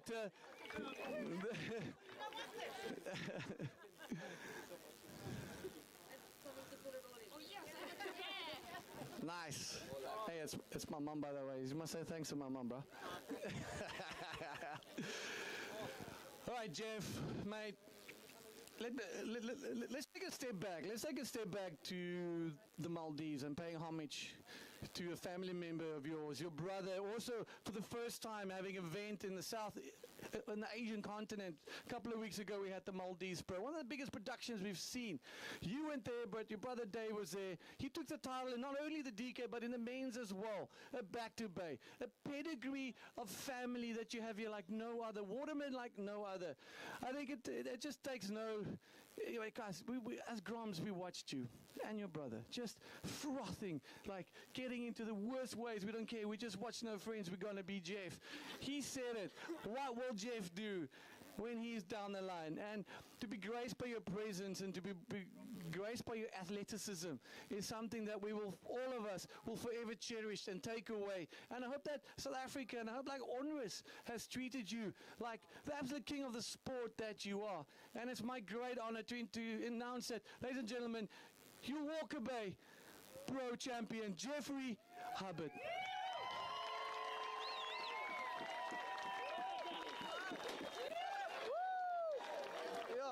Shots fired.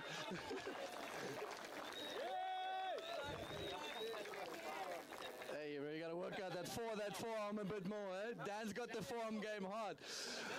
Jeff, before we spray champagne and before we get the legendary females, the ladies here, I mean, just take us a little bit about, just tell us a bit about what you've experienced here. I know you're gonna...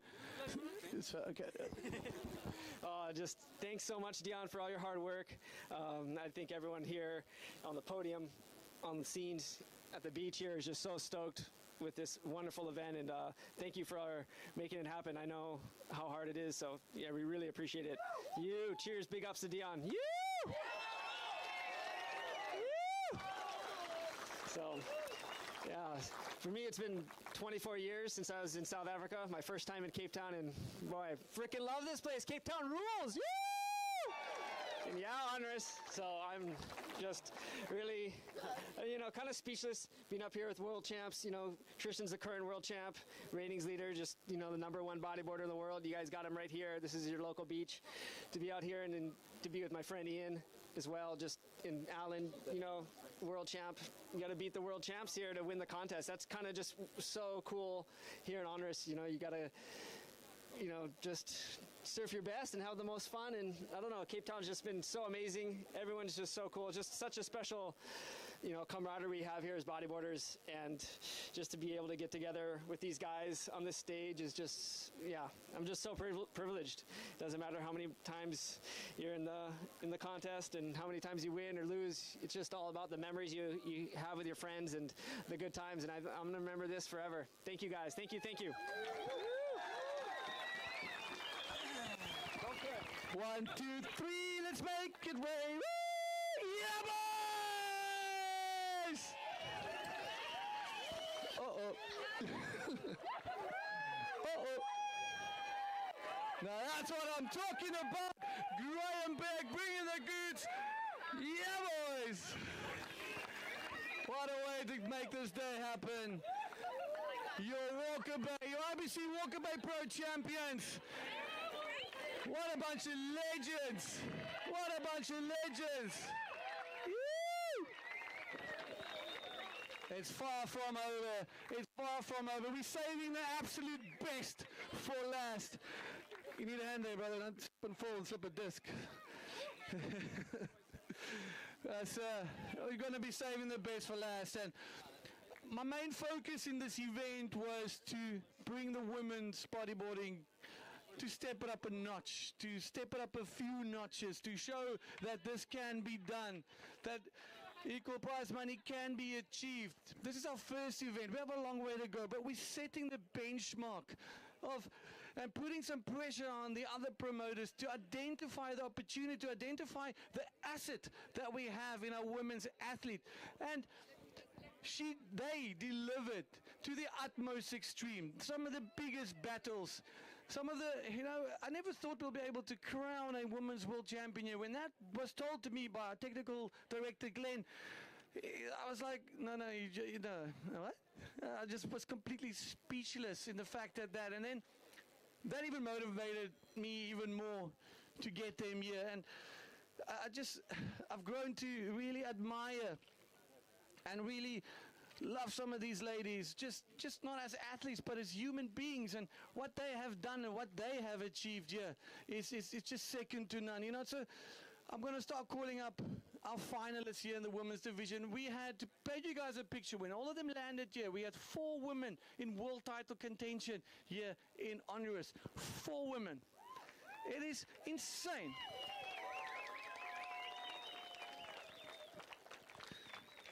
One of those athletes who was fighting for that world title was our 4th place, and that's Alexander Rinder from the Canary Islands. A favorite on the dance floor, a favorite in the big barrels as she gets big Germany.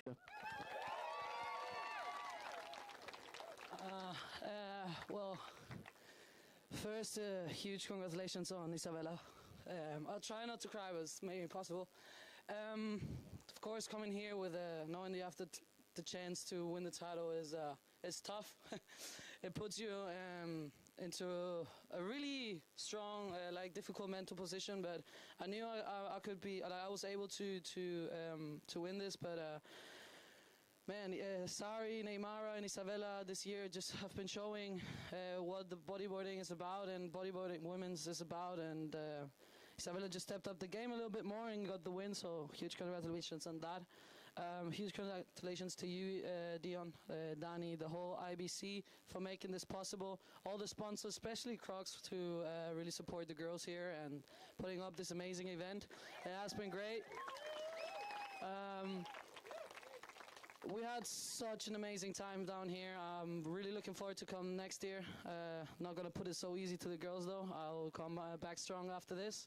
I really want to give a big shout out to everyone that came to the beach. It has been lovely to watch how many people are loving the sport. And congrats to Tristan, also Ian, Jeff, making it really, really nice to watch this. Alan, also everyone, all the guys putting up a show.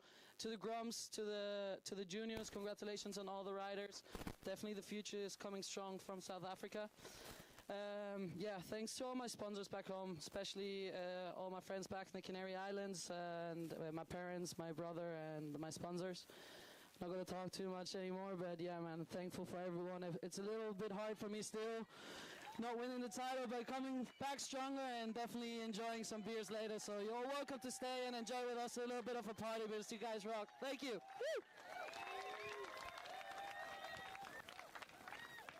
Talk about beers. We've had a micro brewery, Falcon Good, making our own Far Side lager. One of those little finishing touches here at the Walker Bay Pro. Well, in third place, another world title contender and one of the stalwarts, the legends of the sport, 5 times world champ, Neymar Carvalho from Brazil.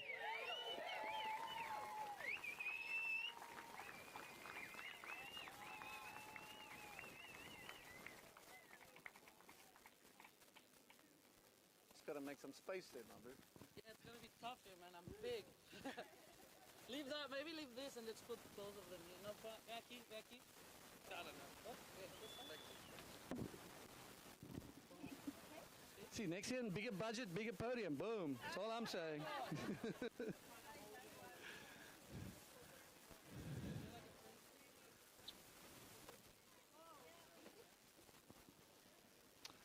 Doesn't end there, Neymar. You need more hands.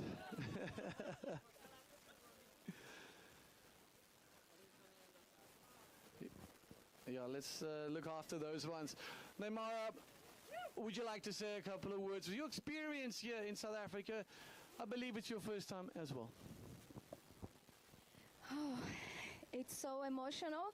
Like Tristan said, for me also it's so emotional, this contest, because 12 years ago, I was fighting for my last world title, and now I'm still here fighting for my one more. So it's hard to say because my heart is like boom, boom, boom, boom, boom here, because it's a film passing by my life. You know, the bodyboard, it is my life, and I was. For 6 years, I was involved in the politics in Brazil, and I was not happy. My heart was not there. And this year, I had the possibility to come back with a sponsorship, a good sponsorship. So I did my best to stuck this opportunity. And the fight, like the world title, was on my mind. But just being here, it's my heart, you know? Just be here.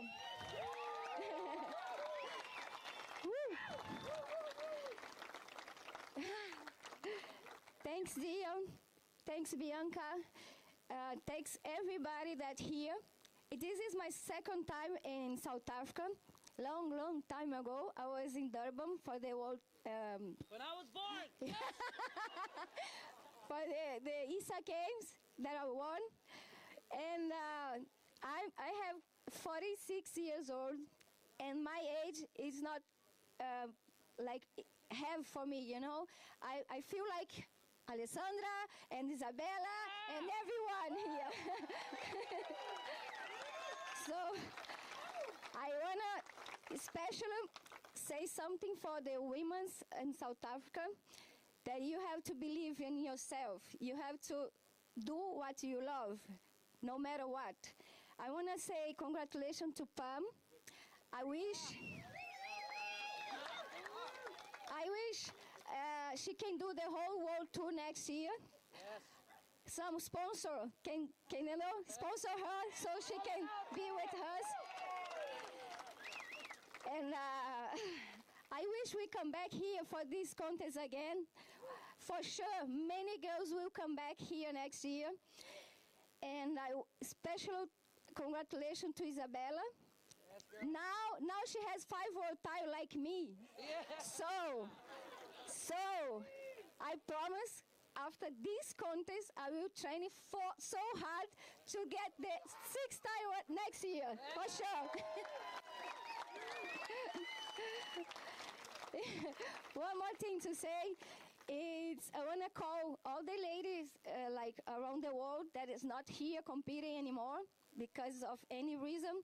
I want to call them to come back. You know, if I'm here, you can be here too. And I want to give thanks to my daughter. I want to also call you guys to cheer us to my daughter because she's fighting for the world title of juniors title. So So, so maybe we have our title back home still. And special congratulations to EBC. It's the new organization of the sport. We have such a beautiful events this year, and this one was a special one. Equal price money, yeah, with the men and girls. This is incredible. And yeah, just thank you. I'm so happy. I'm never sad, always happy. Thank you so much. Thank you, Neymar. Touching words, and you guys can just see what it means to athletes. Just doing what we're doing, focusing. The IBC really focusing on the development, the professionality, just making sure and trying to at least putting the money back into the athletes because they deserve it more than anyone else. Well, let's make some noise for the South African dream breaker, Pamela Power, ladies and gentlemen.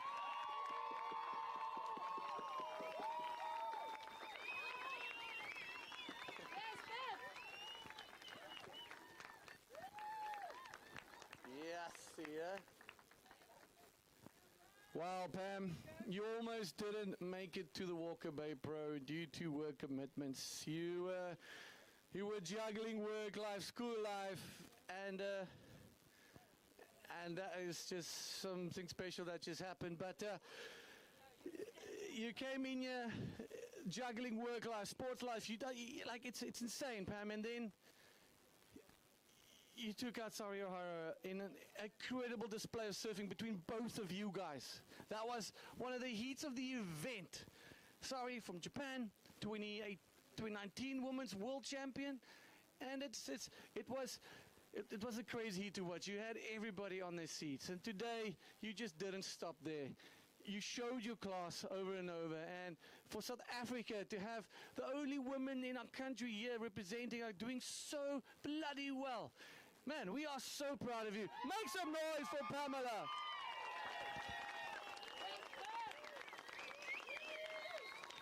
It was very difficult for me to hold the tears back, not only for your victory, but mostly seeing the elation, the emotion on Isabella's face. You know, the stress you go through, the tension you go through just on that last minutes. It was a close battle between bodyboarding's woman icon Neymar and yourself, and you both fought tooth and nail till the end, Pam, and you came out victorious.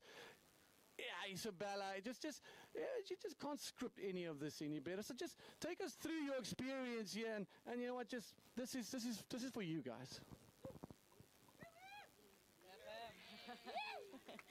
Sure. Just honestly, like Dion said, I was juggling work and juggling this. Really didn't expect to get as far as I did, and just truly am honored and humbled to have been able to surf against all these ladies who I've looked up to for years. I was lucky enough to get to meet some of them a few years ago, but just to be in the water with them was something truly special and such an honor for me personally. Dion, thanks for organizing, for bringing this, forcing me to enter. I'll definitely be back, and let's see where it takes us. But yeah, just Neymar in the semis. It was a tight contest. My nerves were shot, and then Isabella gave me a nice hiding in the final. But hey, you live and you learn, and it's been so awesome to have this in our home country, or my home country, and let's make it bigger and better as we move forward.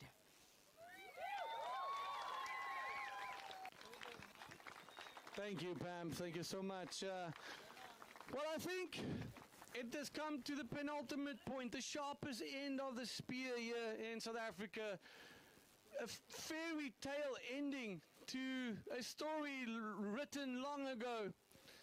Let's receive in the spirit of Ubuntu, the way we know how to, our IBC Women's World Champion, our Walker Bay Women's World Champion, Isabella Sosa!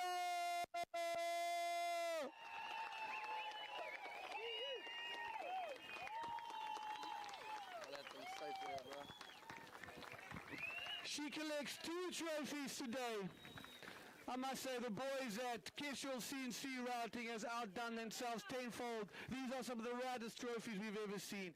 The IBC Women's World Trophy, all the trophies here, and as well, look at this, the most beautiful. Bring it, bring it, let's bring it.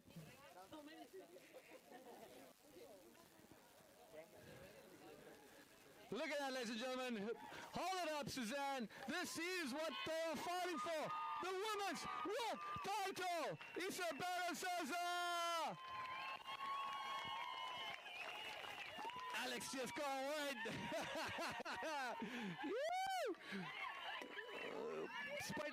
Spidey.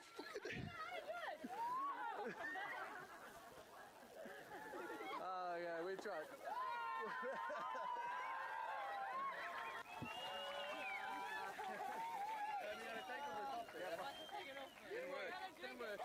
Did you get one? No. Well, this is kind of what Bodyboarder does. This is how we roll. It's never textbook, but it's always perfect. And you know what, Isabella, you tied 5th now with world titles with fellow countrymen, and you must feel like the ton has just been lifted off you, and it just must be so inspirational and so motivational for you. Just please tell us a little bit how you are feeling, and just take us through your African experience. Hello everyone. I didn't had like a I didn't had the opportunity to talk with everybody. I just want to say thank you, Gian, and then everybody that is involved with the contest. As a woman, this is really important for us, and then you guys have to be really proud of this contest. It was amazing days with a lot of people come to watch, and then yeah, I feel really thankful for winning the contest in here. It was a special place, and then you'll be like in my heart for forever, this moment. And then actually want to say a big thank you to Sharon, Robert, and then all the family, the Roberts family. Yes, I was in here last year to shoot a movie with Tristan and Pierre, and then I was really like look everything amazing, the animals, the waves strong, and then I had such a fun time.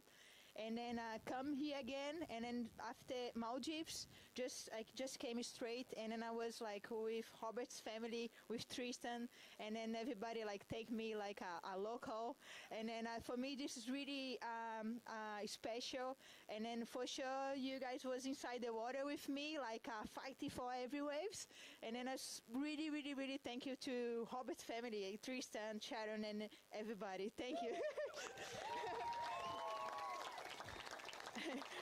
And as again, it was such a hard year, and then I didn't had really good start of year, like in the beginning of the contest in Chile, and then for me the things just start happen after Maldives, and then come here fighting to the title with Sari, with Alexandra and Neymara was amazing for our sport. I think after the COVID, we had time to be more united, and then I think this is a really good thing in bodyboard. We really unite, and then we're getting united because I think you do this for love, and then everybody here because enjoy a lot being here chasing waves, and then this is like one thing that I want to say. Maybe the next year you can see like the women's grommets. Yeah, could be amazing. Yeah. Yeah, maybe I can see you girls inside the water and then chasing waves. Yeah, it'd be a really nice thing to see. And sorry, just so much emotion. And then I just wanna congrats Pan. You surfing amazing all the contests, and then you helped me a lot with the title. Yeah. Yeah, Pan. Yeah. It's nice to see, as Gian told you, the unique girl like from South Africa, and you did it so well. And then I hope see you in the world title. I think everybody wants to see you like surfing. And one more thing. I just want to say thank you to Alexandra, to Sari and Neymar to this beautiful fight, racing to the title. And then actually to Neymar, because you come from the same country. And then for me, Neymar was always my hero, you know. and then it's so intense, like see her like doing like organizing contests in Brazil, like 2 women and fighting to the women's division. And then for me, it's like a woman that I wanna grow to be us, you know, like. And then and and now I have the same titles than you, and I grow. Yeah, but I want to say that you is still my hero. Yeah.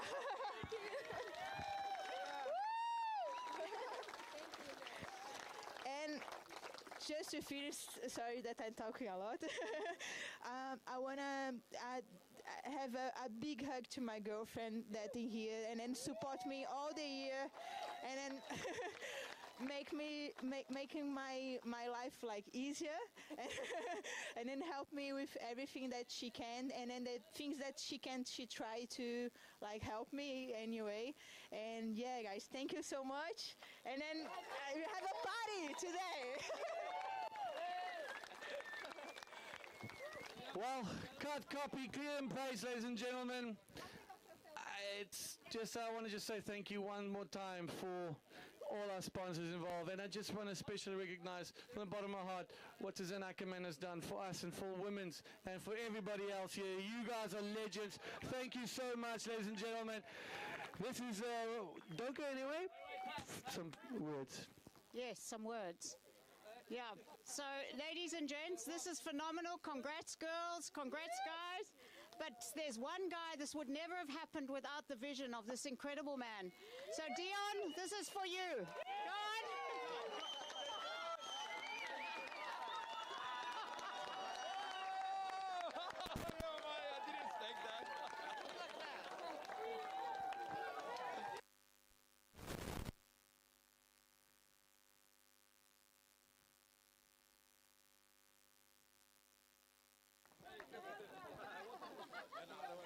Sorry, Dion, you can have the mic back now. Well, might as well continue. Thank you, everybody. It's been an absolute pleasure. I'm going to go sleep now. Oh, shit. Well, that one stung.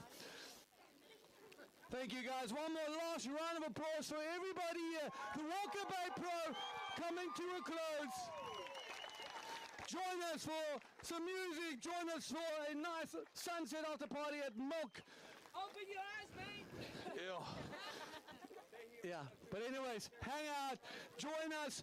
It's not over. It's time to let our head down and enjoy the festivities, the fruits of our labor. Thank you to the spectators. Thank you to everybody. We'll be back next year. And just thank you to the boys and the girls. We'll catch you guys later.